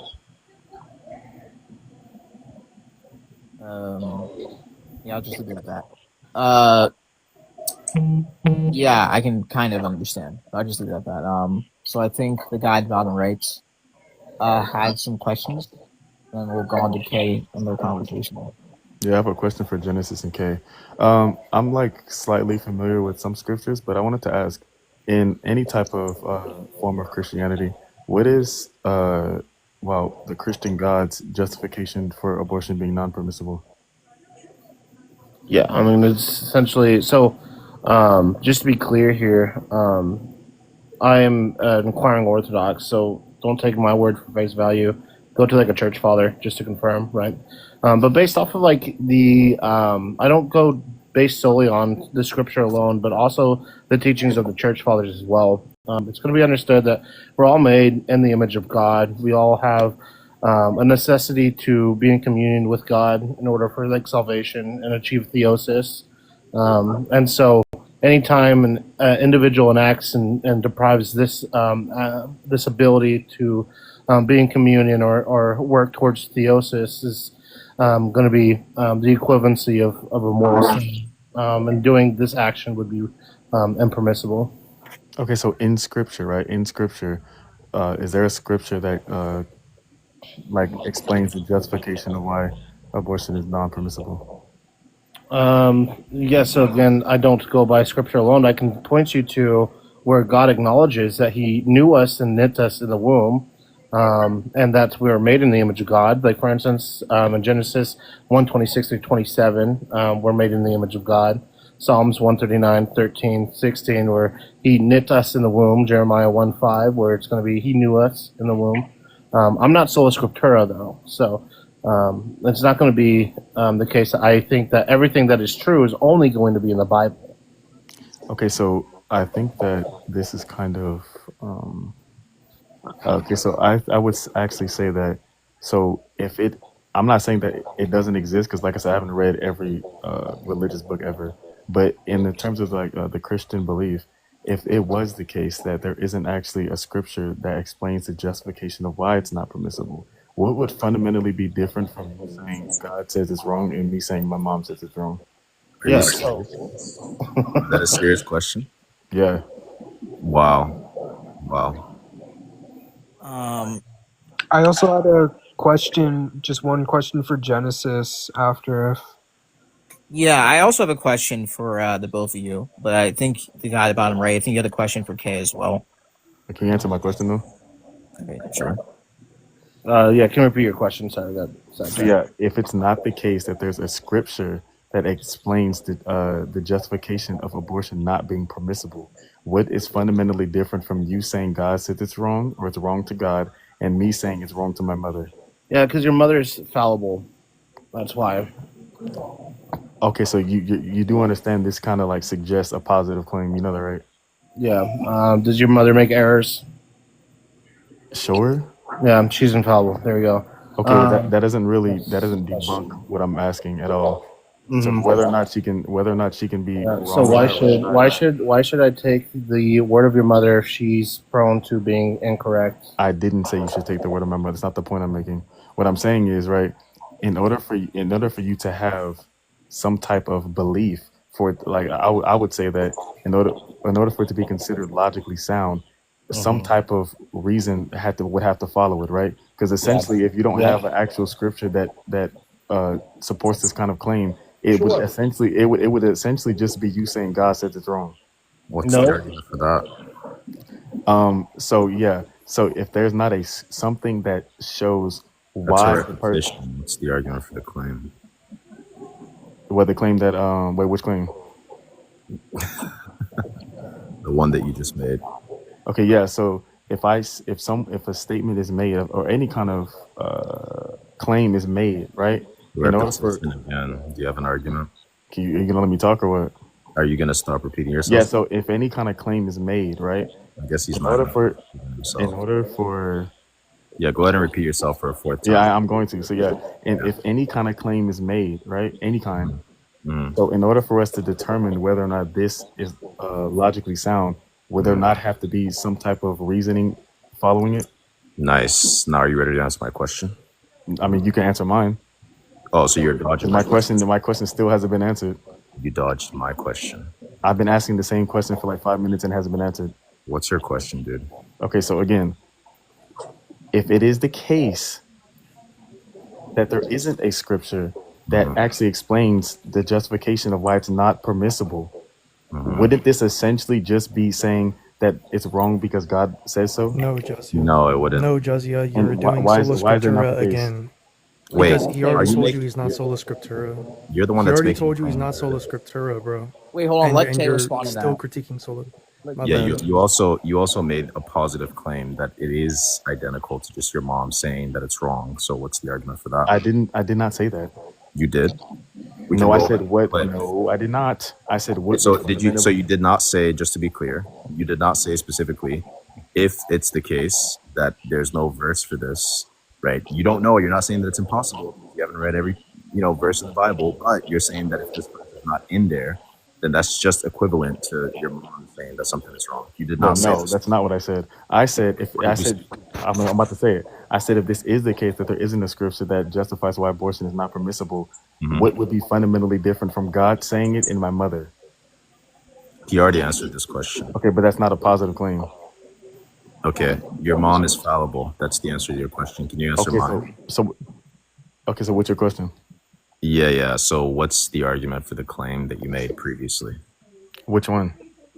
Yeah, so the claim that you made is that given the fact that there's not a verse that explicitly condemns abortion, that somehow means that the Bible's claim is equivalent to just your mom making a claim that X is wrong. What's the I didn't make that claim. Okay, is anybody else am I never made that claim. I asked the question. I didn't make the claim. Explicitly verbatim? I did not say that. I said what would be fundamentally different. That's not. Well, I mean, we can just check because people have been listening. Okay, so check. Comments, let me know, one if he said that, or two if He he wasn't didn't. saying that the two were similar. He's asking what the difference would be. No, literally, I understand that he asked after the fact. He never said that they're the same. Okay, I'm not going to do that. Asking what the difference would be to you guys, I guess. Yeah, what's the difference? That question's already been answered. And by the way, everybody in the chat is saying one because they because they're dick riding. I never said that. Oh right, everybody just happens. Yeah, so also even if you That's make the the kind of claim that she's infallible, that also insinuates another if kind you of didn't that. make, That's let's just say also that you didn't make, suggest. Hold on. That's also if you didn't suggesting. make the claim, That's also and instead suggesting you're another saying that positive you're asking a claim. question. That's also suggesting a If positive you claim. didn't make the claim, and instead you're saying that you asked a question, that question's already been answered. So what next? Okay, so just because you give a response doesn't make your response logical and doesn't make it coherent. Is there something incoherent about the response? Okay, so yeah, again, so when you respond and say the Oh, he's reason not why, going to answer that hold question. on, the Okay. reason, okay, when you Just let us know when you're ready to answer when you questions. respond to the question and say because your mom's infallible, right? This is suggesting another type of claim. You're just suggesting another claim. You already proved that claim. This isn't. You didn't. You would essentially I have to do. prove. I do You have. know, A, you do I do have a understand to make question. this. Hold on. You do No, understand to it's make fine. this actual I do got claim a for your question claim. because I Hold want to move on. on. For your You're wasting claim our to be time. actual. Anyways, you're wasting our time. So I do have a question. You Just can't fucking debunk question it. on I the know. Yeah, I relevancy. know. I Hold on. know. Hold on. I I'm just know. questioning. Yeah. I know. Yeah, Dick Wright. I know. Dick Wright is gonna Hold make an on. argument. Hold on. Thank you. Anyways, the Yeah, question you're is making ass questioning the claims. relevancy. I myself even said that I'm not sola You're making scriptura. ass claims. All right. So what we're gonna do here is we're gonna finish the line of questioning that everybody has, and then we're gonna go to the conversation between Kay and Desire. So I believe BT3 had a question. I put it Yeah. on the question as well. Yeah, I guess my question to Genesis, and this might be a bit of a weak question, but if it is the case that different people interpret the Bible differently, is this not reason enough alone for it not to be like a framework of legislation? Wait, you're joking, right? Bro, what is wrong with y'all? Like, what the heck? Are these like So, real do you have an answer questions? to the Bro, question, Like, can you or just answer the question and stop ducking? My God. BT3 and Josiah, he already answered the question multiple times when he told both you dumb The fucks response is that he's fucking not stupid. sola It doesn't make scriptura. sense. It's dumb. He's not sola scriptura. You're presupposing that he works off of the Bible alone. He works Okay, off so of a then, normative okay, so authority, which is the you Orthodox understand? All right, Church. Hold is on, your brain hold on. off? Hold on, shut up. You've literally been yapping Wait, for okay, like so 15 minutes now, and you what haven't I'm progressed the asking. All right, I bet. conversation at Still all. man, what I'm asking. Still man what you're asking. Yeah. Still man what you're asking. Yep. Okay, Still man great. my point right now. If Yeah. it is the case that something is not explicitly stated in Scripture, is it the case that it would necessarily be, would it necessarily be the case then that God's word would be the same as your mother saying the same thing? Like Okay, so God what saying and what something point? or Okay, declaring so something would what be the point? same. What point Is that is being, hold on? Is that a what, steel? Is that a steel yeah, man? Or is that not a steel man? yeah. So what point is being made by? That's a steel man, right? Okay, great. Can I answer your steel man now? What point? Can I answer the steel man? What point Can is I being made? hold on? Shut up, buddy. Stop spurging out. Stop I'm not spurging out. spurging. I'm trying to You ask. told me I'm to trying to steel man. respond. You told me to steal. Hold on. You told me All right, to go ahead, steel go man ahead. your position. I just did that. All right, go You ahead. told me I did that. Now let me answer.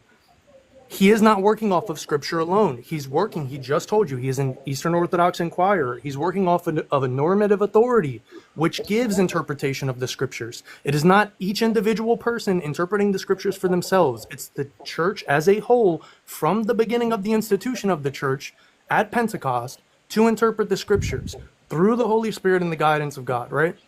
So here, really quickly, let me ask you something. Do you understand that something can be the case stated in Scripture, but not explicitly stated? It could be Yeah, implied you in mean like Scripture through implied? like Yeah. something like a universal, like a universal, right? So yeah, something that is Like implied do or not suggested. schmurder. Here, Okay, so great. Okay, so So where's if it at? Scripture says do not, hold on. Yeah, so Scripture says do not schmurder, right? And if something is schmurder, even if it doesn't say this specific instance in which it would be schmurder, like don't stab someone 12 times in the armpit, it doesn't have to say that explicitly for you to know not to do it, right? Okay, yeah. So the problem with what you're asking right now is even if the Bible That's says, literally what you're asking him hold to on. prove, No, it's dude. not. Relax. Look, even if the Bible says put word for word verbatim that abortion is wrong, right? The problem with your response is this is not giving the reason. It's not showing. It's not giving you a justifying reason. It's not giving the Yes, deducing here. reason. I'll give you the Hold on. Wait. justified Hold on. reason. Hold on. I'll give you the Hold on. justification. Wait. Hold Here, on. I'll give it Relax. to you. Let me finish. Look, I pointed out your because bullshit hold question, and on. now you're He basically mad. wants Here, to let Let me me do finish. it. Let me finish. So because it's not giving a deductive actual reason, that means that the information that you are receiving from said deity is not actually justifying what it's saying. It's simply just saying because is. What does he think Bro, justification is? we're What do really you quickly. think I justification just want to push this point really quickly. You said what is justifying Josiah, mean? yeah, hold on, really quickly. I just want to finish up, and then I'll shut the fuck up and let Keith finish it. I'm sorry. Josiah, really quickly. Do you understand that if Scripture states that the church is the normative authority, then we have to go by the church's interpretation of Scripture, right? Okay, that's completely fine. Hold on. Okay, great. And so in Scripture, you understand that it explicitly states that Christ instituted a church. Yes? That is completely fine. Okay, great. And so you understand that the apostles left the Didache, and in chapter 2, verse 2 of the Didache, it says that abortion is schmurder. You shall not commit it, neither infanticide. That is completely fine. There's still no reason. Okay, great. And so this would be divine. Okay, hold on. And so this would count. Hold on. This would count as. Hold on, brother. Yo, you ask where? Hold on. Oh my God, bro. All right, never mind. K, take. Yeah, because Wait, hold on. You're not fucking listening. You're not. It's not. Alright, You're not. hold You're still on. not giving a reason. You're just restating the claim. It's wrong. Alright, Why one is it second. wrong? Alright, Where does we'll it say just- why it's wrong? Why is it wrong? I think we'll Like, just what leave the it fuck at are you that. not getting? We'll just leave it at that. So I'm gonna ask my question, and then I'm gonna leave it a 1v1 versus K and Uzziah, and no interjections, please. I have a question. So this is a point. Wait. Genesis, to be fair, Genesis never answered the question I proposed. All he asked was, "Are you okay. serious?" Okay, fine. I'll let Niggas him is a answer. coward. So it was a genuine question. What's your answer? Yeah, can you repeat the question again? Sure. So if it is, you're arguing that we should protect fetuses based off the fact that they're God's children. Why should we accept this as like a moral or like legislative position when the Bible has been interpreted differently? Like there's different interpretations of the Bible. Yeah, so I believe in my belief, right, which is that of the Orthodox teachings of the Church. I think that these other beliefs that stem from sola scriptura, or what we would say the Scripture alone, is going to be heretical, and is going to be the case that when people make, I guess you say, justifications on the Scripture alone, this makes this thing to be fallible when you're leaving it up to personal interpretations. Therefore, this would not align with the beliefs in which I believe in. So I don't think that you should go to Protestants and say, and actually believe what they are actually believing. I think that the best way that you can make logical decisions on any kind of faith is to go through the direct teachings that have been passed down through apostolic succession. This is why I'm not going to be sola scriptura. I can even grant you, though, right, Bt3, I can even grant you that Christian ethics in general, even if it was the case, I can grant you, even if it was the case that God didn't exist, and this would be a completely different debate that we can have, that the Christian ethics worldview is far superior than any other secular worldview. And this in itself, I think, would make a clear argument that if Christian ethics can benefit society better than any kind of other secular worldview, then yeah, maybe we should adapt this worldview. Did you try to say he was making sense and misspelled sense? I mean, yeah. Okay, so wait, can my question get answered though? Wait. Hold on. I want to ask a question. Oh, that's great. Then I'm going to let Slim ask a question, and we're going to move on to the debate between Kay and Uzziah. So I think you brought this up, the thing about IVF. I have a question for the both of you. So, one, Genesis, do you think IVF is inherently wrong, right? That's my question to Genesis. And Bt3, right? Your question, like, you're trying to ask, like, there's like a value claim. I don't see how it would follow that the example that you gave. I don't see how it would follow that pew-pewing up a school would be more immoral, right? I don't see how that would justify destroying zygotes or embryos. So, like, I would like you guys to answer those questions. Genesis first, please. Like, I don't think that it's necessarily more or less permissible. I think anytime that you end the life of another human being, which a zygote also is going to be a bad action for you to do.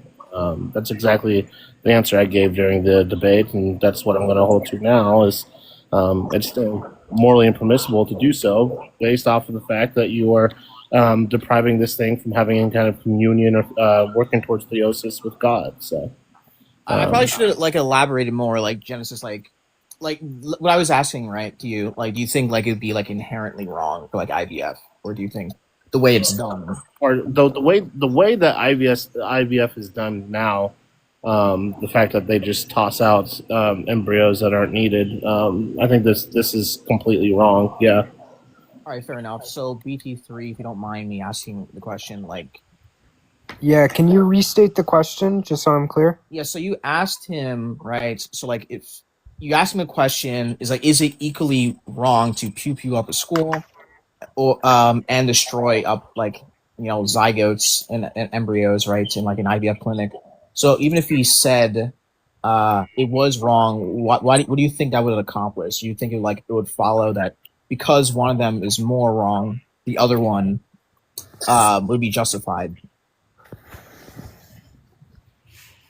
Chase did ask this question before. Yeah, it's not whether these would be more wrong, it's whether that if these would be like morally equal. And I feel like if Genesis was to say that one would not be as morally valuable or like morally wrong than the other, I guess my question would be like, why would this be the case if the value between these embryos and these children is equal? Well, that was my question. Even if it wasn't morally equal, like, how would that follow that because one of them isn't morally equal, the other one is justified? So even if like pew pewing like a children in school has more moral qualms, how would that justify destroying of embryos? How would that justify that? Well, I think my contention was that through Genesis's perspective, these would be valued the same. So I guess I was kind of just attacking that primarily. All right. Yeah, because like I guess like my contention is why would they be treated the same? Because in the case that I gave, which I think for me it would sound absurd to say that this would be anywhere close to morally equivalent to say like pew pewing a school. Are you saying like legally, like the same legal punishments, or just like morally? Wait, I would say either or. Bt3, you understand that you're doing a general critique of my position, right? And if my position states that when you deprive an entity from achieving theosis or working towards theosis, or depriving an entity from being in communion with God, this is going to be a complete and utter sin. And if both actions are doing this action, how is that going to be an absurdity?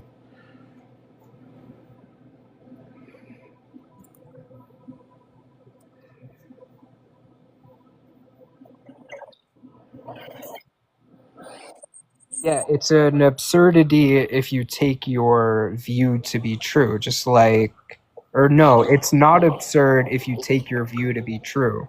But if you don't already take your view to be true that God exists, then this view just comes across as absurd. Do you understand that there's seculars that also believe that IVF is wrong? Sorry? You understand that there's also like some secular beings that believe that IVF is wrong? What do you mean secular beings? Like religious people or? People who aren't religious. Oh, people who aren't religious? Yeah. Sure, what does this have to do with anything? Well, you asserted that like it's absurd if they don't hold this view, but like there's people who aren't religious who would come to the same conclusion that if you destroy zygotes or embryos, it would be wrong for the same reason abortion is wrong. Yeah, I mean, if someone held that IVF was wrong for the same reasoning that they thought that an adult and an embryo were like morally equivalent, I would find that also to be absurd. Wait, so even if I stuck to my argument about like the animalist argument that you claimed I had given to you on that panel, this would still hold true for IVF as well. I mean, nobody's saying it wasn't, but that wouldn't make it any less absurd. So, like, the animalist argument is stupid too. I'm just gonna move on. Like, I'm gonna let Slim and Tone ask their question, and then we can get to the the debates. So Slim, what is your question? Yeah. Yeah, hey, I don't necessarily have a question. I wanted to ask Josiah to repeat the claim that he made prior when he was talking to Genesis. Okay, so essentially what I'm saying is that if you are saying something, if your justifying reason for something being permissible or not is religion, that's fine. However, if you're going to use scripture, there would have to be a justifying reason, evidence, or something to be logically sound to use it in an argument. Okay, so essentially, if there's not an actual reason of why if the reasoning is not given, this is a bare assertion fallacy. You're not actually giving a reason. Even if you were to say that how Tupor said that Jesus entrusted the church, that's completely fine. But even the people who are enforcing it still need a reason, because if you're not giving a reason of why the action is wrong, you're simply just saying the action is wrong. That's not telling anyone why it's wrong. But I was listening to the conversation, and Genesis did give you a reason. You just felt like it wasn't sufficient because you don't understand his paradigm. So So if what reason Genesis, did he say it's wrong? he told you already that one, this is something that is not only a sola scriptural base, it's something that is, he holds the position as an EO, which is anything that is pushed out, that we understand to be correct in history, then therefore it is understood to be correct. Because it's not going based off of a fallible man's decision, but more so something transcendent. So that wouldn't be an issue if God exists, and if God exists and all his omni properties are due to his nature, then therefore anything that is understood to come from God would be true. I.e., when it says that one shall not unalive, with that specific scenario, it doesn't have to give an expository example for you to understand that it is not good or it is good to take a life. Okay, So, this is incorrect, because when you say something is fallible, this means that they're capable of making mistakes, right? So when you say that it is the case that this is true because said thing is not fallible, you're suggesting a positive claim, right? I would have to also agree. I would have to concede that what you're saying is wrong. Is true and it's real, right? You're saying that I would essentially have to agree that God is real, and because he is real, that makes man fallible, right? So then you would have to approve. how did you Hold come on. to that? No, that Because didn't if make you're making sense. hold on, if you're making a claim that man is fallible, right? That means that man is capable of making mistakes, right? And wrong answer. And Genesis already explicated on that Wait, as is well. that true or not? Do you want me to finish like I let you finish? I didn't even finish. Well, you stopped. What? I asked you a question. So are you finished or are you Is that not? not what that means or not? Are you Is finished that or are not you what that? not? So then, You didn't answer my did finish. question. Is that what that means or Are you not? finished or are you not? No, because you didn't answer my question. What the frick? Yo. How can she All answer right, your so Can question you where? answer my question, bro? You we're gotta gonna stop try this ducking. again. We're You gonna have try to this stop again. ducking. You How have can to she stop Hey, ducking. answer your ducking? question when you're Yeah, you are. constantly Can you answer talking my over question? I her? just asked you, were Bro, you done? How am I answer a question that's not done? Like, are you? yeah, I stopped. That's what. Oh my god.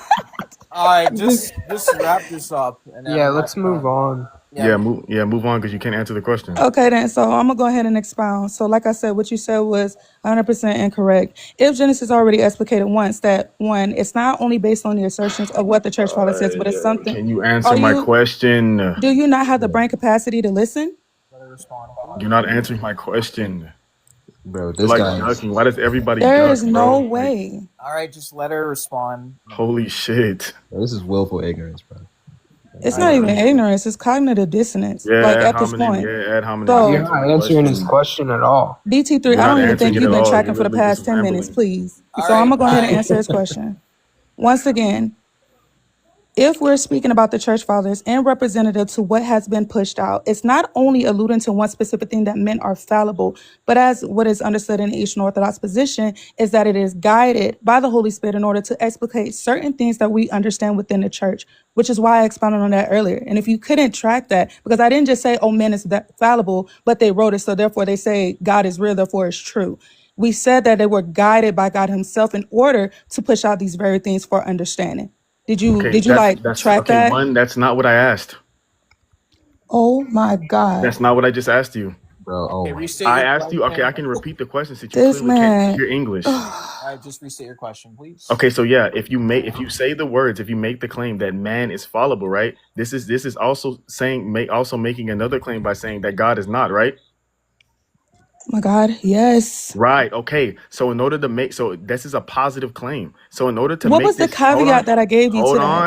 No, relax, what was hold the on, caveat? wait, What was man, the caveat that relax. I gave to you? Relax, let me finish. You're missing Okay, out on the so if you important make, factor, hold Josiah. on, if you make this, regardless, it doesn't matter how you try to mix this up, right?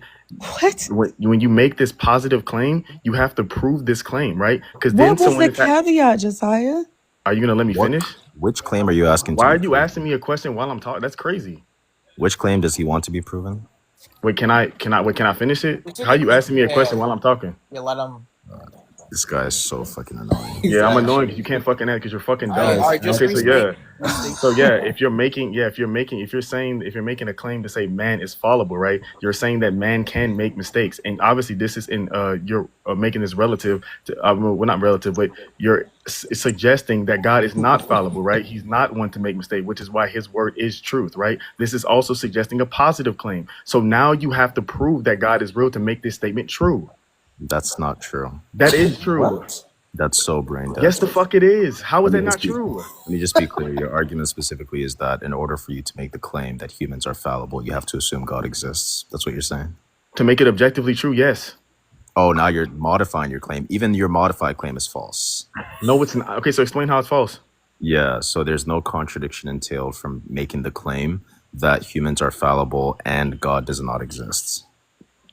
That's the Well, proof. no. Wait, no. In the context of to say that because something is wrong, because I just because proved the claim. if I said no, stop. No, that's completely wrong. Okay, So so you're when I just gonna asked say you, I'm no gonna to explain everyone why that it's wrong. proves your When I claim. asked you what's the difference between essentially if there is no scripture that says what is what the reason why something is Do you remember the permissible or claim not, you asked me what to is it? prove? Hold on, relax. So You're if I kind of asked yapping you, right now. That's hold why I'm telling on, you. I know you can't track, relax. So if I asked you the question, right? Oh, I can't If I track. asked you What what is is it? fundamentally different, if you couldn't show me a scripture that shows the reasoning as to why an action is wrong, what would be fundamentally different from God saying it and my mother saying it, right? The point of this question is to actually question your reasoning. Because if you're not actually Can you tell me giving which and part of what I said are you hold addressing? on, I'm not done, hold on. Yeah, but what part of what I said are you addressing? So can I finish or what? Can you tell me which I mean, part you'll of know what I if you let me said? talk. You know. Yeah, I just get there. You're promise. kind of I wasting promise, time. right? So Yapping. right. So regardless if just to be clear, regardless if regardless if God is real or not, man Take your can time, still buddy. Take your time. Get it out. regardless if God is real or not, man can still make mistake, right? This isn't being argued. What's being argued is the way you're presenting it in what is to be permissible or not. To make the What is claim that he? something Does is, anybody know hold what he's on, saying? to make the claim that something is permissible because of something in the eyes of God, right? And using and justifying that by saying that because man is fallible, you are suggesting that God is not, and because his word is Are you done now? because he is not fallible. So when you're suggesting a positive claim. That's not the same Okay. thing as you're just agreeing or not whether Are it's you a Yeah, done? good Wait, claim or hold I'm on, not. curious. BT3. I'm Hold on, curious too BT3. to Hold hear on, what the BT3. Hold on. argument Hold against. on, BT3. Hold on. So just to be clear, now you just said a whole bunch of nothing. I'm going to ask you the same question that I did before you yapped. Which part of what I said are you addressing specifically? Actually, can you steel man what I said and tell me which part of what I said you're addressing? Okay, so you're saying that you basically said that the response that I gave into whether or not it will make Nope. like the response makes sense. It doesn't Already actually. You're saying it false. doesn't actually negate or whether or not man is fallible or not into the word. Nope. That's literally what you said. No, it's not. I'll repeat it again for you. Okay, I know your tiny brain. It's very hard for you to track very basic concepts. So I'll just kind of like explain it a little bit simpler for you in baby terms. Okay. There is no problem, okay, with you both affirming the claim that humans are fallible. There's no logical problem, at least one that you haven't pointed out, Never in seen. affirming both that it's the case that humans are fallible and it's the case that God does not exist. Which part of that did you address in your Yap Okay, Fests? so yeah, so I'm addressing you saying, okay, so when you give your reasoning for something, your reasoning was the religion, right? So when Slim and Genesis gave their justifying reason, they when I asked what is the difference between God saying this and Are you telling me my which mother. Hold part on, that I'm saying they're stop. different? Listen, when I asked what's the reason why I God really saying don't want to it, listen to you. You relax, have to let. stop. When I asked when I asked Genesis, what's the difference between God saying it and my mother saying it? He said because my mother is fallible, right? This is suggesting a positive claim that God is not, correct? No, it doesn't. Yes, it does, because I'm asking you what's the difference. If I ask you what's different between God and my mom and you say my mom is fallible, you're suggesting that God is not. No, you could This affirm dude's that Yes, the God. allergic to fuck you taking are. a What are you burden. talking about? Wait, the This only dude is sense in allergic which to taking a burden. the only sense in which that would be true is if that was a true dichotomy, but it's not. So if I ask you what is the difference between these two things and you said this thing is this is not suggesting that the other thing is not? No, not always. So why are you being disingenuous? How is that being You know disingenuous? you're wrong. You literally know you're wrong. I'm If I wrong ask you because you what's the said so. difference, if I ask you what's the difference between these two cars and you say this one's red, this isn't suggesting that the other one's not? No, the other car could be a little bit less red and still be red. Okay, but in this case, in terms of what is fallible and what is not, that's not. In this case, yeah. Well, yeah, because when we're talking about what's fallible is very Do whether you or not you can understand that make you can say, but whether or not you can make okay, a mistake you've is been not talking a okay. lot, so now it's my turn to Whether or talk. not you can make a mistake is not nuanced. Let me get like some moderation on this guy because otherwise he won't stop talking. Okay. So just to be clear, there's two things that I'm saying to you, and you just keep on talking about nothing. Okay. So I just want you to address this point directly. Is it the case that there's any type of issue whatsoever? Do you take issue with the following sentence? It's both the case that humans are fallible, and it's also the case that God does not exist. Do you take issue with any part of that sentence? Yeah, I do. Okay, which part of that sentence do you take issue with? That God does not exist. You take issue with the proposition God does not exist. Do you think there's Yeah. something problematic with that proposition? Yeah, because you couldn't conclusively make that kind of claim. Conclusively make that type of I mean, claim? What does that mean? you couldn't make a claim conclusively about that. You wouldn't be able to determine Yeah, that. yeah, that's a repetition. I'm asking you to explain what conclusive means in this case. I'm saying that I used it in the wrong spot. What I'm saying is you couldn't come you to misspoke? Yeah, that's fine. I mean, I get you it. would not be able to come to a conclusion. Like you wouldn't be able to determine that. So to say like you So, wouldn't be able to make a by positive, you conclusive, wouldn't be you able mean to that objectively make a just to be positive. clear, or negative let's claim. stay linear. Let's stay linear. So by conclusive, you mean you wouldn't be able to come to a conclusion? Do you Yeah. believe that was informative? I don't know how it means in this context. You don't know what the term informative means. No. Do you know where you are? Do you know how old you are? Yeah. Know who your mother is? Yeah. Okay. Do you know where you are right now? Yeah. Are you inebriated? Oh, informed of like useful information? There, you just figured that out just now. Well, I mean, I knew, I guess, but like. So then why'd you say you don't know? Because I assumed I didn't. Is that because you're brain dead, potentially? No, because I'm human? Like, what? Yeah, you're a brain dead human, yeah. I guess. Anyway, what is this? This doesn't prove any, like, you're not, like, ask your question. Well, the point is, you made a point about informative. You didn't know what that meant. And now you actually did know what that meant. Do you understand the previous point that I was making to you? Now that you actually understand what it means. Repeat it again. Oh, you already forgot it. Your brain capacity reached its limit. That's fine. I'll remind you again. Okay. So again, the claim that I'm making is that since you think that you can't conclusively come to this realization that God does not exist, by conclusive, you mean that you don't arrive at a conclusion. And I'm asking you if you think defining conclusive as not arriving at a conclusion is an informative definition. I guess so. You think that's informative? Yeah. What does it mean for something to be informative? Okay, so going back to the example that I gave you previously about the car scenario where you said it was a red car. If somebody asks you, what is this red vehicle in front of me? And I say it's a vehicle that's red. Do you think that's informative? Yeah, useful information, yeah. You think that's useful? What do you think useful means? I mean, it depends on the context. Like, it depends on why you're telling me. Is like it depends. It depends on context. Like, if I wanted to buy a car that was red and someone told me this car is red, then yeah, it would be useful. No, that still wouldn't be useful in that case. Yes, it would. No, it would not. Okay, if I want to buy a red car, I'm not gonna like. useful? Yeah, that's fine. You can think that's useful, but for the rest of us, like normal people who don't, unfortunately are not burdened by a plethora of mental disabilities like the rest of us, like we actually don't think that's informative, right? So in order for something to be informative, it has to be the case that you're actually adding information that isn't already contained within the thing that's being questioned.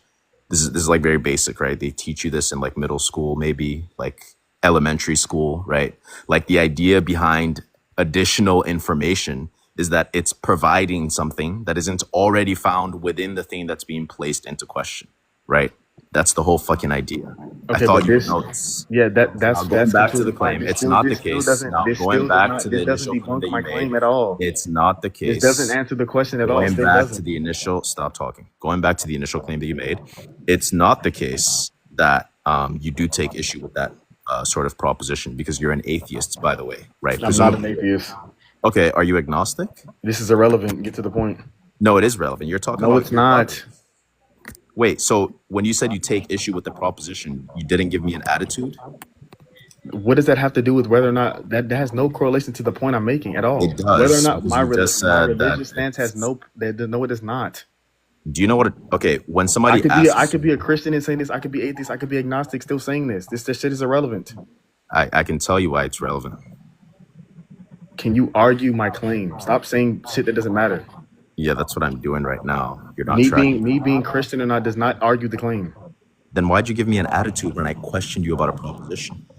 If you No, don't have, I didn't get an attitude about anything. I told you I don't think you can make that kind of statement. You couldn't make that kind of positive claim or did you negative. say I don't think? Is that what you said? No, I'm saying you cannot make a positive or negative claim. I'm saying I think because I think this. Oh, you think that? So that's an attitude that you have about the proposition. I guess, dude. Like, so you did give me an attitude. It depends on the context you're saying it. In this context? Yeah, attitude in what context? In this one. Okay, yeah, but I'm saying attitude, and what do you mean attitude? Like attitude and Oh, what? you don't? Oh, okay. So I guess you don't Yeah, know I know what anything. it means. There's different contexts to shit. You know that? Well, in this context, there's no other meaning that makes Dude, sense. this is semantic. Can you actually argue the claim? You're saying bullshit. I did. No, you're not. I already falsified your claim, actually. I'm telling you that no human being would be able to conclusively say God is real or not. Oh, that's what's the argument for that? What's the argument for that? Okay, there would have to be an establishing relationship between you and God on some level for you to be able to, for us to be able to observe whether it's true or not. What's the argument for that? Where is it? No, what's the argument for that? Why do you have to directly experience? Yeah, why do you have to directly experience God to know that He exists? Well, I'm not saying you have to experience God specifically. I'm saying that anything that will regard God's existence in general, you would have to have a relationship with that thing for us to observe whether or not it's objective. Relationships, experiences. Huh? Are relationships experiences? In this context, yeah, I would say yeah. So you are saying that you have to have an experience with God directly in order to know that He exists, correct? Wow, the sudden realization that He's a dumb fuck. Yeah. Okay, cool. So now, right, why is that the case? Because this is the way things work when they are objective. This is the way things work according to... Can I finish or... No, you can't. You can answer my question. This is the way things so work I'm gonna according finish to talking, but what? you just asked me, can I talk? This is the way things work according to... Logic? According to logic. So what about logic tells us that you have to have a direct experience with God in order to know that He exists? Tell me. Well, okay, so anything that human beings would deem as... Answer my question. I'm answering it. Be quiet. No, you're not. So anything that we would be able to determine as objective, right? Whether or not it is actually objective. And he's dodging the question. I'm not dodging. Answer the question. You're just fucking scared to let me talk because you're supposed to be telling me points. things. You're supposed to be telling me things. You're literally in disagreeing logic. with basic fucking logic. You're supposed to be telling me things within logic that somehow necessitates the idea. That's what I'm trying to tell you. Because in order for us to logically determine if anything is true or not, wait, which logical system are you talking about? In order for us to determine anything that has to that is objectively true or not, we would have to be able to establish some type of experience with it to determine or observe it. Oh, great. That's the claim. Prove it. Prove it? Okay, so if biology proves this, right? So because if biology proves this, so if human beings don't have a brain, biology proves. If human beings didn't have a brain, human beings would not be able to determine anything. If we weren't conscious or having an experience, we would not be able to determine anything, right? What? If human beings didn't have a brain, if we weren't conscious, if we weren't able to rationally think, how would we determine if anything is true or not? Do you think thinking about things is identical to them depending on you thinking about them? What? Do you think that thinking about something, open up your ears, ape? No, Do you think I'm wondering why you're asking this is dumbass identical to the thing that you're thinking about being dependent on the fact that you think about it? Like, I know you have like a very loose fucking cloud of thoughts going on up there.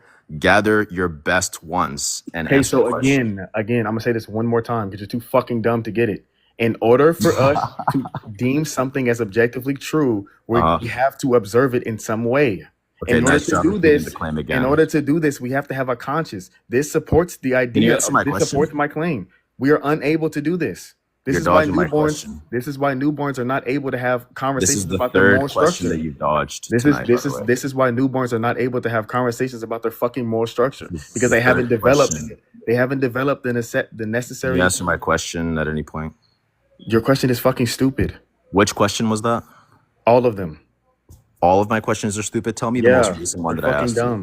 you. Yeah, tell me the most recent question that I asked you. You asked me why you're stupid. That wasn't the most recent question that I asked you. Yeah, it is. You asked me why am I dumb. That's what you said to me. Okay, I'll repeat the question again. Okay, so again, why is it the case that You said objective and then conscious in the same you made the sentence. Bro, claim? this tone dude is such. Let him respond. Why is like he's preventing me from asking this question because he knows he can't answer it. Again, you made the claim. Now you've made two claims actually so far. We're gonna stay linear. The first claim that you made was that it's like entailed somehow from logic that you have to experience God in order for you to come to know about his existence. And then you shifted your claim and you said, well, actually, you have to be experiencing. That's what it is. You have to be experiencing the world because in order for you to understand anything about the world, you have to be experiencing the world. And then I asked you a question right afterward. I said, do you think that thinking about something, your thought about X, somehow means that X is identical to the thought of X? Do you think that's the case? Yes or no? No. Very simple. No? Okay. So obviously there's nothing about you thinking about something that necessitates that thing's existence depends on you thinking about it, correct? Sure. Okay, great. So then we know that human experience is not the determiner for things existing in the world because there is an external world, right? That's not my claim.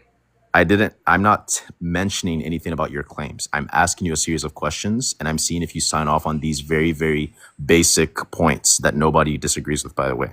Unless you're like a solipsist or something, in which case you might deny the external world.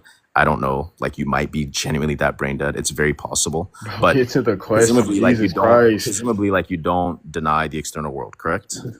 But nope. You do think that there's an external world, right? Sure, man.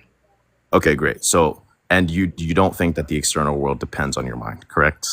No. Okay, great. So you understand that the claim that you made previously about the fact that we have to be experiencing the world in order for you to come to know about something is like completely inaccurate, right? Okay, so explain how it's inaccurate. Well, that's just because of the analysis that I just gave. Well, no. So the claim that I'm making is that in order for us to observe or in order for us to prove anything. I don't need to hear the claim again. Okay, yeah, because you're not getting it. Okay, so whether or not something is there is not dependent on what we think. But in order for us to determine something is dependent on how we think and if we can think. No. You're saying that in order for us to know about something, we have to experience it, correct? Yes. Okay, do you understand that commits you to an epistemological theory? Do you know what epistemological theories are? No, I don't. Oh yeah, I know. Yeah, that word is a little bit too big for you. This isn't a theory. Epistemology is the field of philosophy that investigates the nature of knowledge, by the way. Right? Okay, so you're making a knowledge claim, sir. Excuse me. So then answer me a question then. Excuse me. You're making a knowledge claim, right? Which is that in order for you to know about X, it has to be the case that you experience X. Why is that the case? Like, what's the argument for that claim specifically? Don't answer any other question besides that one. What is the argument for the following claim? If you know X, then you have experienced X. What's the argument? Our biology. That's not an argument. Yes, it is. There's nothing in our biology that suggests otherwise. Are you? If somebody I actually don't think you know what I mean. Do you understand the difference between? I actually think you're misunderstanding me. I actually think that you don't understand the difference between a word and an argument. I asked you. Wait, what do you think I mean when I say to? What do you think an argument is? Something? What do you think an argument is? Wait, hold on, wait. What do you think? What? I'm just making sure, like, What do wait, you think an can argument you answer is? my question? Can you answer mine? So if I answer your question, you gonna answer all my questions? I already answered every No, one of your you didn't. questions. No, You haven't you did answered mine. not. No, you did not. What All right, is the answer to the question? All right, I would like you to answer Kay's question, and you can respond. You've dodged every question, by the way. What's your I've been question? charitable. Okay, so the question is, what is the argument for the following claim? Don't answer anything else. In order for you to know about X, it has to be the case that you experienced X. What is the argument for that claim? Our biology. Okay, again, maybe we'll sort of like explain. Look, you making a statement or like spouting out a term is not an argument, okay? And also, just to be clear for your own knowledge, biology is the field of study that investigates life and the conditions for life and how we categorize between living and non-living objects. That has absolutely nothing to do with our epistemology. You might deploy epistemic tools within the field of biology, but biology itself, excuse me, still talking, calm down. But biology itself does not tell you anything at all about how we come to know things. That's epistemology. So in order for you to be justified in making any fucking claims about knowledge, you have to have an epistemological warrant in the background. So what is that warrant? Okay, so in order for us to answer that question, what is the epistemic warrant? What is the epistemic theory? What theory are you operating from? So can I give my response? No. Keep What theory are you operating from? Can I give my response? Because no. You have to listen. You're to the literally question. wrong. What are you responding to? I'm asking you the question currently. So in order, let me respond. What theory, you're misinterpreting the point. What are you responding to? I'm asking the question. You're telling me stop asking the question and listen. You want me to stop asking the question? Yeah, because you're misinterpreting it still. Because are you scared of the question? Is that why you want me to stop? What you're actually saying is literally fucking stupid. What is the epistemological theory? You're proposing the idea that human beings are able to actualize anything in terms of epistemological theory. Tell me. Human beings are. It's impossible to do. Do you have epistemological theory? No, I don't. I don't even know what that is. You don't know what epistemological theory is? You're making knowledge claims? So how are you making knowledge claims? Okay, he's an empiricist. The thing is, even if he knew what empiricism was, he would have no defense for it. That's the sad part. Can I ask a question? Can I ask a question? He's just so. I get. Look, I mean, question. Josiah, do you want me to argue? I will concede right now if I'm wrong about this. I'll shut up. Can you answer my question? You've been asking questions this whole time. Go ahead. So in order, if all human beings died and no human being had a brain, nobody was conscious, everyone was dead, right? How would human beings observe or gain knowledge? They wouldn't. Right. So in order for us, so obviously we know that. Hold on. Obviously, it's an illogical question. Hold on, bro. Relax. Okay, so obviously we know something that is objective, right? It's obviously mind independent. But in order for us to determine whether or not something is true, requires us to have a subjective experience or have a relationship with the said thing for us to determine whether it is objectively true. Is that true or not? In order for us to determine if something is true, it has to be mediated through our experience. Is that what you're saying? Yes, we have to be able to perceive it or let's say that I have grant, knowledge Okay, let's say that I grant you this. What do we get from this? Okay, so so do you think that's true? I'm asking. I'm granting you that. What do we get from this?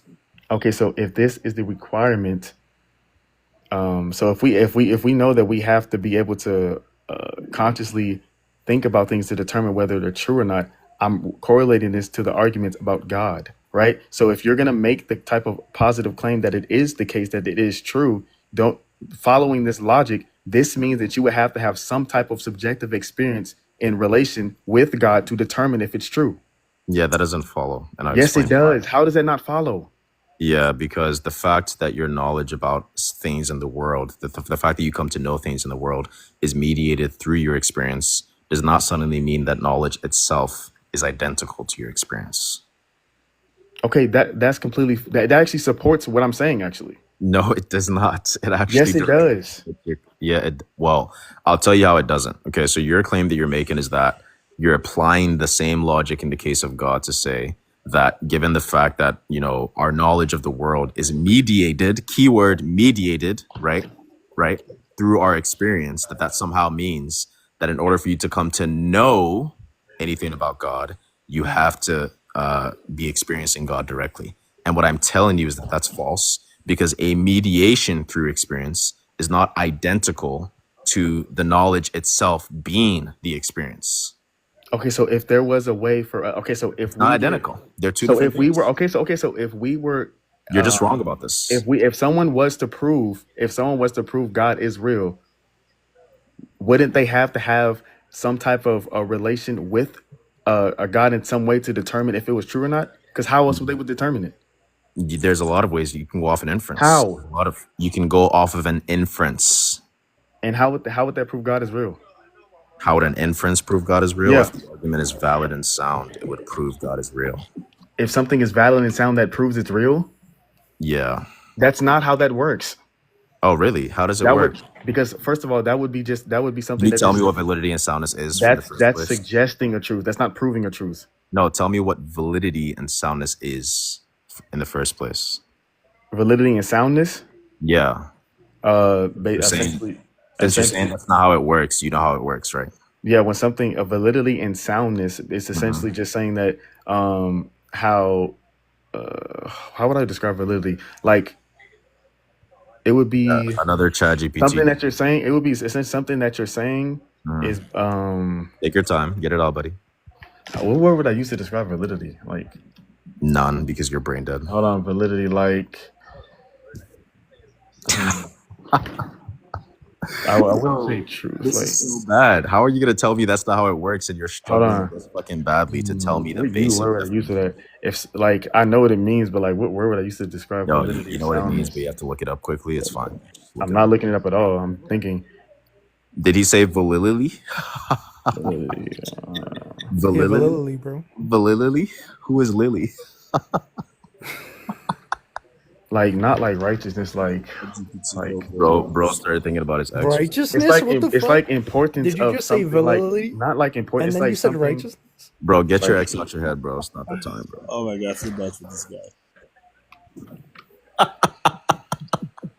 All right, while he finds a definition, like the quality of the like. It's like I'll just help you out. You're struggling. The quality of the like how truthful what you're saying is. No, not even close. Okay, so again, you would know that. I don't know why. That's not validity.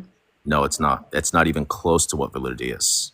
Okay, so again, I'm not sure like on what basis you made the claim that that's not how it works when you don't know how it works. Right now, validity it has to do with the formal structure of an argument, right? So like validity strictly has to do with the sort of like formal expression of a given argument in natural language, right? So it has to do with translation in a given model, right? Just like within a specific like logic system, most often classical logic, right? That's the whole idea. And soundness has to do with the truth of the premises, right? The fact that the premises are actually true, right? That's going to be the thing that determines whether or not the argument is sound. So if you have an argument that both follows a valid rule of inference and it's the case that the premises are true, then that argument is foolproof. That means that it's true, right? Now, if you're wanting to make some other claim and saying, well, like such arguments just don't exist in the case of God, you can make that type of claim. And I'd be interested in seeing how you defend the claim. But everything that you said so far is completely and utterly brain dead. Nothing that you said is... No, it's not. I actually just looked it up and I literally wasn't wrong. So validity would essentially just be like the quality of something being logical or not. Validity. So like if someone says that doesn't bring validity to your argument, they're essentially saying what you're saying doesn't bring quality. Wait. Did you look up like the colloquial definition of validity or the formal definition of validity? I looked up both. You looked up both. And what did it say under the formal definition of validity? It said formal. Is that what it said? Yep. The formal definition of validity has to do with quality. Well, yeah. Really? Read it out for me. What does it say? Read it out loud. All right. So the formal definition of validity says, in logic means an argument is structured so that if its premises are true, the conclusion must also be true. Is that what I said? I'm pretty sure, yeah. So I was wrong and you were... I was right and you were wrong. No. You weren't wrong about the definition. You were wrong about how I described. So this essentially... So yeah, the word quality can definitely be applied here. So essentially, this is saying an argument is structured so that if the premises are true, the conclusion must be true. So this is saying if an argument is structured so that if the way that it's delivered is true, meaning the quality of what you're saying, right, is true, then the conclusion must be true. So I actually wasn't wrong. Right, totally. Yeah, I mean, I wasn't. Do you believe that such arguments can exist for God? Wait, what argument? What? Do you believe that arguments that are valid and sound can exist for the existence of God? Sure. Things exists. Okay, if there were to be a valid and sound argument for God, that would mean that it concluded that God exists, correct? No. No. No. So how can an argument that's valid and sound not entail its conclusion per the definition that you just read? Because something can be reasonable. Something can sound reasonable. That doesn't make it objectively true. What are you talking Yo, about? real quick, Tech. Yeah. God, Tech, like I'm gonna head out, man. Josiah, bro. I hope every time you hear the word fucking inference rule, the words inference rule, you get PTSD to this I conversation. don't care, all right? dude. It doesn't make it. That doesn't make it objectively true. Yeah. Wait, can you You're Yeah. saying that wait, something brain dead. because Anyway, something take is care. sound that makes it true. That's not how that works. what do you think truth is? Okay, then we're speaking in a different context of truth. No, but you're the one that's saying that an argument that's sound isn't true. Okay, I mean true in context of objectivity. Okay, what do you mean by objective truth? Objective truth, independent. Yeah, so how is it the case that an argument cannot conclude a mind-independent object exists? I didn't say that. I didn't say that. Okay, first of all, I didn't say that any argument the can fact that the conclude that. mind- I'm saying the argument about God. Yeah, how is it the case that an argument that is valid and sound cannot conclude that a God objectively exists? How is it? I didn't say it could not. You did. No, I did not. Actually, I said the opposite. I said that human beings cannot make a positive or negative claim about this. That's what I said. What are you talking about, dude? You just agreed to the fact that there are such things as valid and sound arguments for the existence of God. And if an argument is I valid said and in sound, general. if an argument is both valid and sound, where the conclusion is that God exists, then it would entail that God exists. It Is would that true or suggest. false? It would suggest it. It would suggest it. What Yes, does it suggest. That's the difference between evidence and Is proof. that what it said under your definition? That's Did the it say difference between the evidence and definition- proof. the definition that you what just you're read. talking about is evidence, not The proof. the definition that you just read? Did it You're say talking that- about a reason that suggests an idea. the definition that you just read? Did it say that it suggests the conclusion or it entails the conclusion? What did it say under the definition? it says, I can read it for you. It says the conclusion must also be true, right? Must also be true? Yeah. Does must also be true sound like suggests to you? Another moment of realization for being a dumb fuck, by the way. Let's give him a moment of silence for him Then to I wouldn't use recoup his thought. this terminology to describe. Then you it. wouldn't use this terminology. You wouldn't use like terminology that we use to determine whether or not an argument is valid or sound. You wouldn't use that terminology because you're because you say something. It's just because you say something reasonable that doesn't make it true in the context of objectivity. You don't even know what truth means, dude. You're just throwing out terms. You didn't know what I validity literally was. do. You didn't know what an argument was. You don't know what Yes, truth I did. means. Yes, I did. I You didn't even know answer what's- that, by the way. You couldn't even pronounce the word validity, dude. Yeah, that's What are you yeah. talking But about? what you're saying is still it's still not true. Just because we say something that What sounds part of what I said is false? So you're saying that if we say something that's No, logical, tell me that what I sounds said that's false. wait, so you're okay, that's fine. So just to conclude this, you're Just saying say that, the sentence. That hold I said on. that's So false. are you saying that because we say something that's Can you tell me the reasonable- sentence that I said hold that's on. false? If I'm hold on. If a human being says a statement that's logically reasonable or sound, that equals it to be objectively true? I'm saying that if you have an argument where the conclusion is that, Can you X answer my object- question? I am answering your question, dumbass. I'm saying that if you have an argument where the conclusion is that X exists mind independently and the argument is valid and sound, then you would have successfully concluded that X exists mind independently. Okay, so if I say something, if I make a claim, an objective claim that I did not provide the proof for, does this make this objectively true? I don't understand that question. If I make a claim without providing a proof that this is the case, does that make my statement objectively true? Obviously not. Okay, so if this is true, if I say God is real and I give you evidence to suggest the claim, how does this equal an objective conclusion?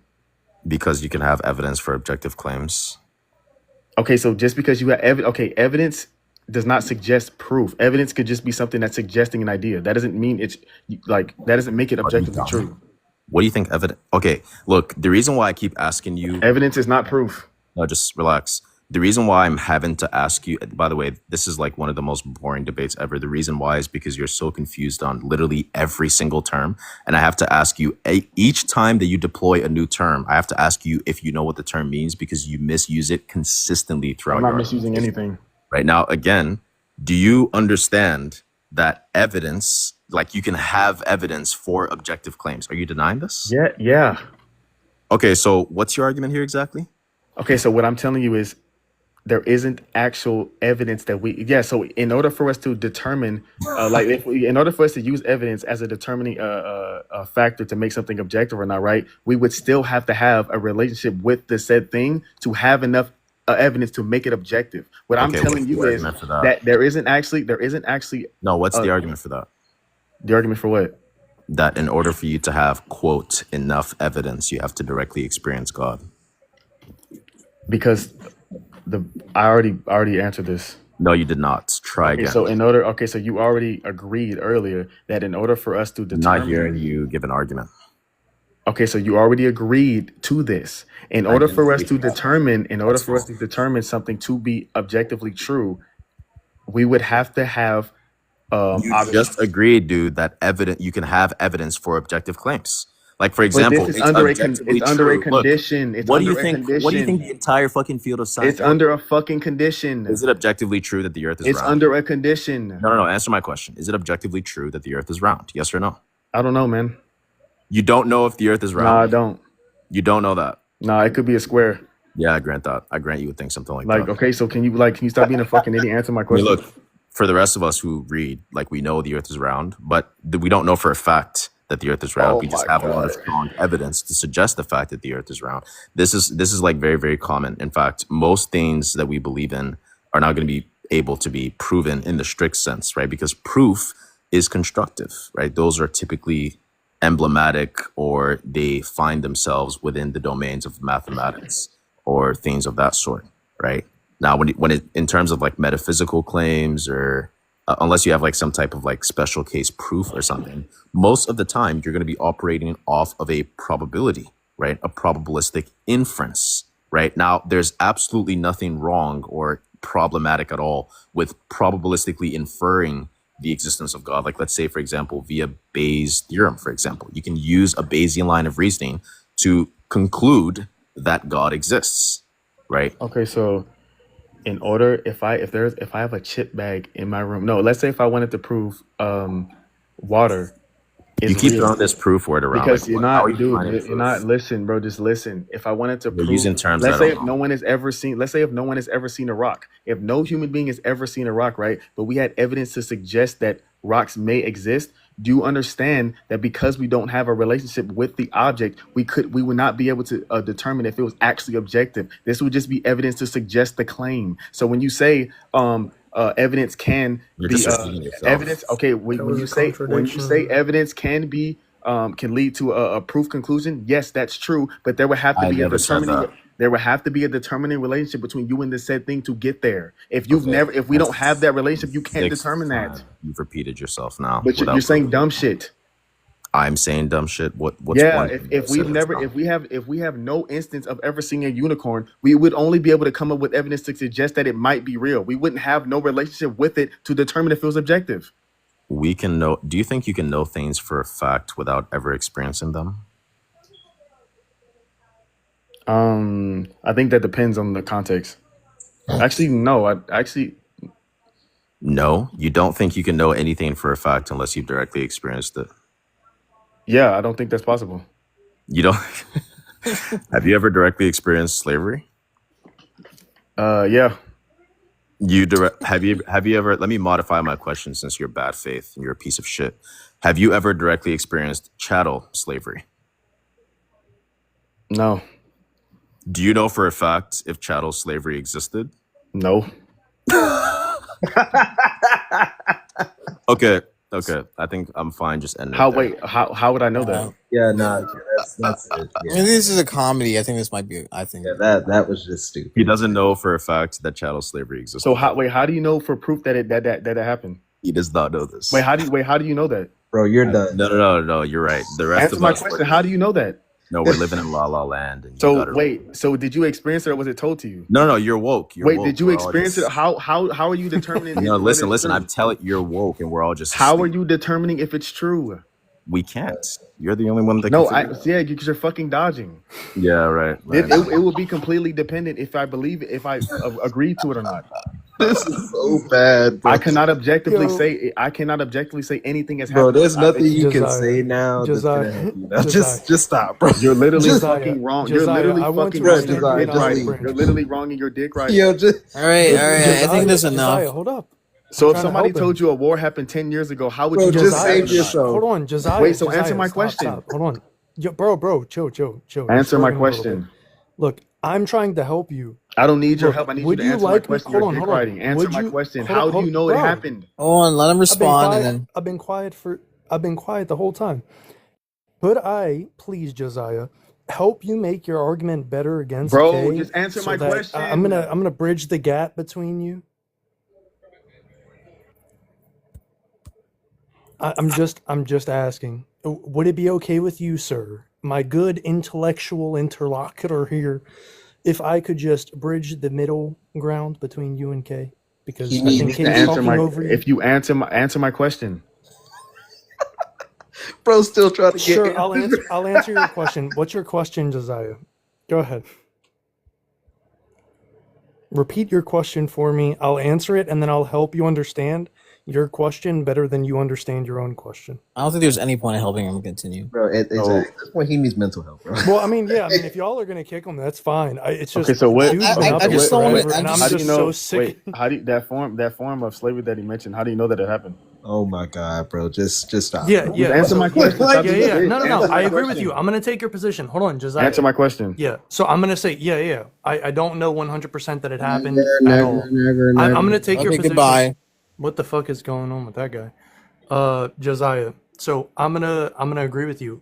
I don't agree, or think that there's absolute proof that thing happened at all. I'm gonna take the same position that you're taking. I'm gonna take on your position, make it a little bit stronger. Can Maybe you just use a answer little my bit. question? I did. I just did. I don't think that it happened. No, So I'm gonna help you out. This I is what didn't I'm say. saying. I'm I gonna didn't help you say out that it against didn't Kay. happen.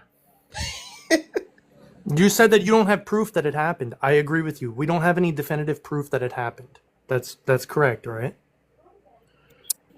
My question is, what would constitute as definitive proof then? Wait, No. He didn't say. Wait, that's my hold on. That's what I'm saying. That's what I'm trying to help him Just with. to be clear, Oh though, my the claim God. that he did make was that he does not know if chattel slavery happened in the Exactly. past. We don't have definitive proof. We I can't didn't. I come never. to I did perfect not. knowledge. I did doesn't not. know. Dude, what is wrong with y'all? I did There's not a say. difference. I did just not want to say point out. people did not have. There's I a did Hold not. on. distinction. Josiah, can you stop talking for a second? So I want to point out that there's a distinction between saying that you don't know X and that there's no definitive proof of X, right? So he's not making the claim. Like he literally, I asked him, can you know things without directly experiencing them, which you obviously can, right? Like, for example, we know that, there's a lot of things in like particle physics or quantum physics, for example, like we know quarks exist. We know there's fundamental particles and atoms and things like this, but we've never come into direct contact with any of these objects, right? Under his view, all of those things we would not be able to confidently claim exists because of the fact that we haven't directly experienced that. So, I mean, yeah, his view entails not only a bunch of insanities, but he's also brain dead. Yeah. It's. I know. I'm trying to help him. He's really an empiricist. He just doesn't understand. Okay, that no, he's an I was empiricist. actually not. I was actually not saying individual. I'm talking about humans in general. I'm saying in order for any human Josiah, to determine. can I ask you one question? Hey, can I Stop ask you one misrepresenting question, my Josiah? point. That's not even what I'm I not said at misrepresenting. all. Here. Oh my I'm God, trying to help you. I don't need Sir, your fucking if you help. would just slow down. You definitely do. I promise you. I promise Just you, slow I don't. down Just for a fucking second. dick riding. Slow down. Slow down Just for a fucking second. dick bro. riding. I don't think there's. Would I you don't think. I think consider? Stop speaking. Yeah, he's slow enough, bro. Just in my opinion, I don't think there's really anywhere to go here. Yeah, because you guys are fucking dick riding. You then guys can't kick even the answer dude. fucking He's been up questions. here for an hour and Bro, a you guys are Yeah, denying. we're You guys gonna are denying simple Wait, we're wait, wait, facts. gonna wait, guys, move on. guys, wait, Hold wait, on, guys, before you do, wait, before you do though, protect, wait, hold on, Josiah, wait, just, would you like to formally debate on Saturday about whether or not Christian or secular ethics are better for society? I would love to take that formal debate up.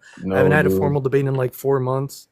I want you to answer. wait, hold on, really I quickly. want you to answer my Hold on. question. Let him respond to that. Like, if he wants to engage in that. No, I want you to answer my question. I said no.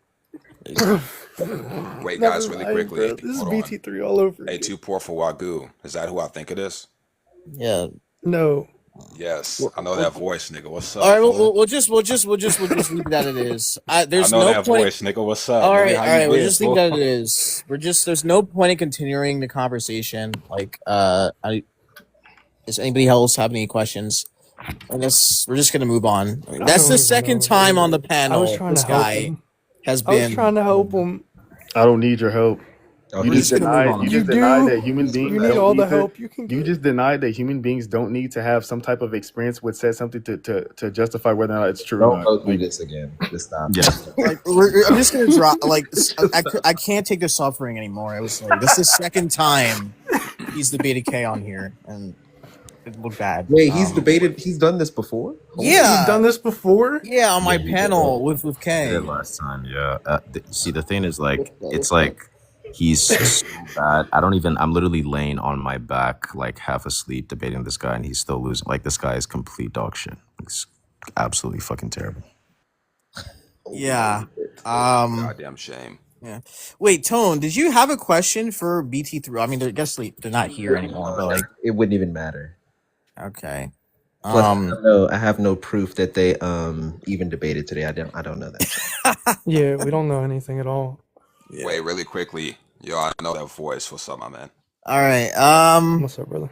A person in the bottom left. Do you have any? I mean, I guess you weren't there for the debate.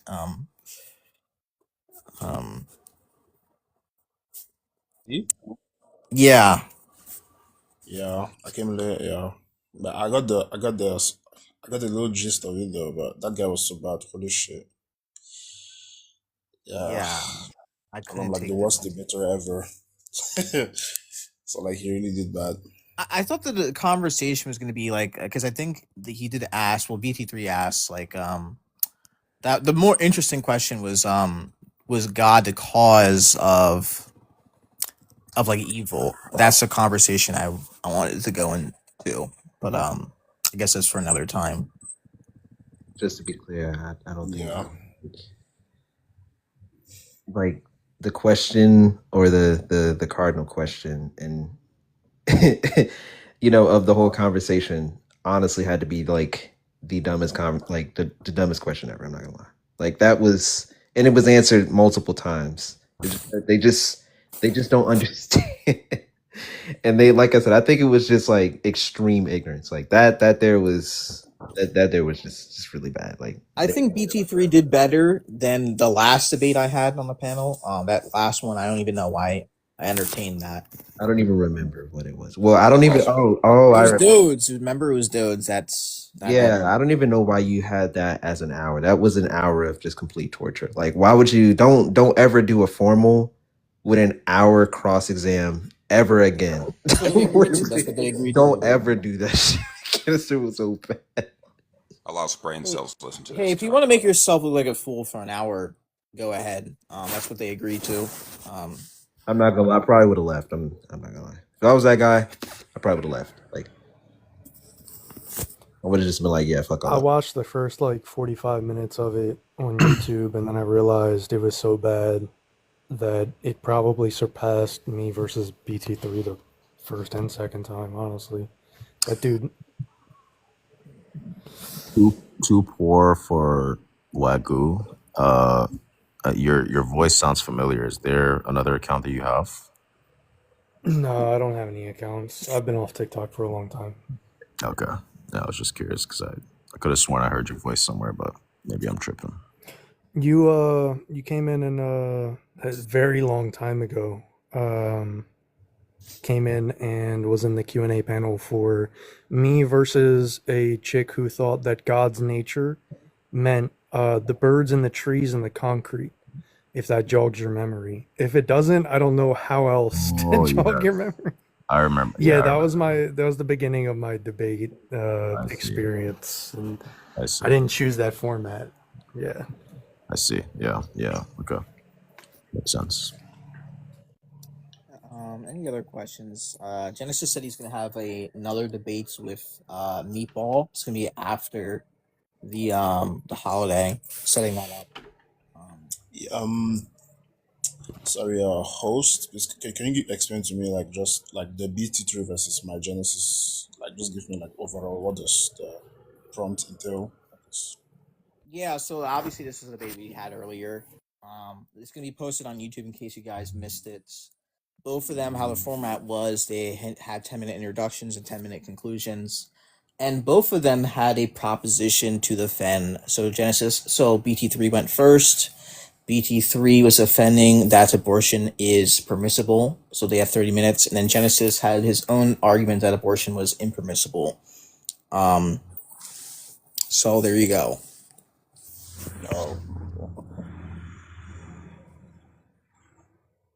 I'm gonna post that on YouTube. There's a lot of filler, so you could just skip to the middle. But this debate was like it was like over an hour long. It was, like I said, 30 minutes. Cross exam. What you said? How's like? Can you rate like the quality of the debate? How rich was it? Like, or was it like It was solid. It was definitely better than the last one, but I had some problems. Thankfully, I'm not a judge. I had some problems with BT3 on one specific point that he made. Very, very big problem for you to make the claim that it's not a person and then not give a definition of a person, but then give the definition of a person after the debate was already over. And when I asked him, that is very problematic. Yeah. I think him not knowing that Genesis, like not preparing just in case if it were to happen, is kind of silly. I mean, I think everybody knows Genesis is a Christian. He subscribes to Eastern Orthodoxy. I think he should have known that. But me, it's his person claim. Yeah. Slow. I'm gonna be charitable. He's very. I think he charitable. has a learning disability. There's no way this nigga been 4 months. I'm not gonna get on it. I'm not gonna get on it too hard. But I don't think he was built for the debates. I think BT3 should just hang it up forever, honestly, because the nigga's been in the same place for the past 4 months. Like, bro, come on. And some of the wildest shit is pretty much every debate he's had, he's lost horribly. And on top of that, none of us have prepared for the debates. Like, dude, I took 30 minutes before the debate to write my opening statement on like the last 2 debates I had with him. It was really bad. I remember seeing that too. Hey, brother, I'm not going to say your name, but I know exactly who you are. How have you been, man? Yeah, I got you. It's been rough, bro. I'm working a lot, trying to become a catechumen, but I haven't been able to attend as much because like I'm working my ass off. I feel like shit all the time. Alhamdulillah. It is what it is. Yeah, well, check this out, man. Did you get my message, brother? Which message? Phone number. I don't think. Hold on. Well, thank you for everybody for joining. This is live was much longer than it had to be. So it's been like 5 hours. I'm going to post this on YouTube. It should be on tomorrow. Just ignore the first hour. I was just introducing, but the debate starts in like within an hour. The meat of the debate. It starts an hour into the video. I'm going to put that, and it should be up tomorrow on my YouTube channel. It's that protected voiceless. Just search that on YouTube. You'll find Hey, it. too poor. Guess what, brother? I didn't get it. What's up? I'm doing a dawa now. You know what that is? Fuck no, dude. Come on. You don't know what that is? Yeah. I know what it is. All right. Fuck no to the dawa. But Shut up, yeah, man. no, I know. We're gonna have to talk about that. We're gonna have to talk All about right. that. I'm going to end, guys. Thanks, everybody, for joining, and have a good night. Hey, All right. too All poor. right. Join Genesis Live. All right.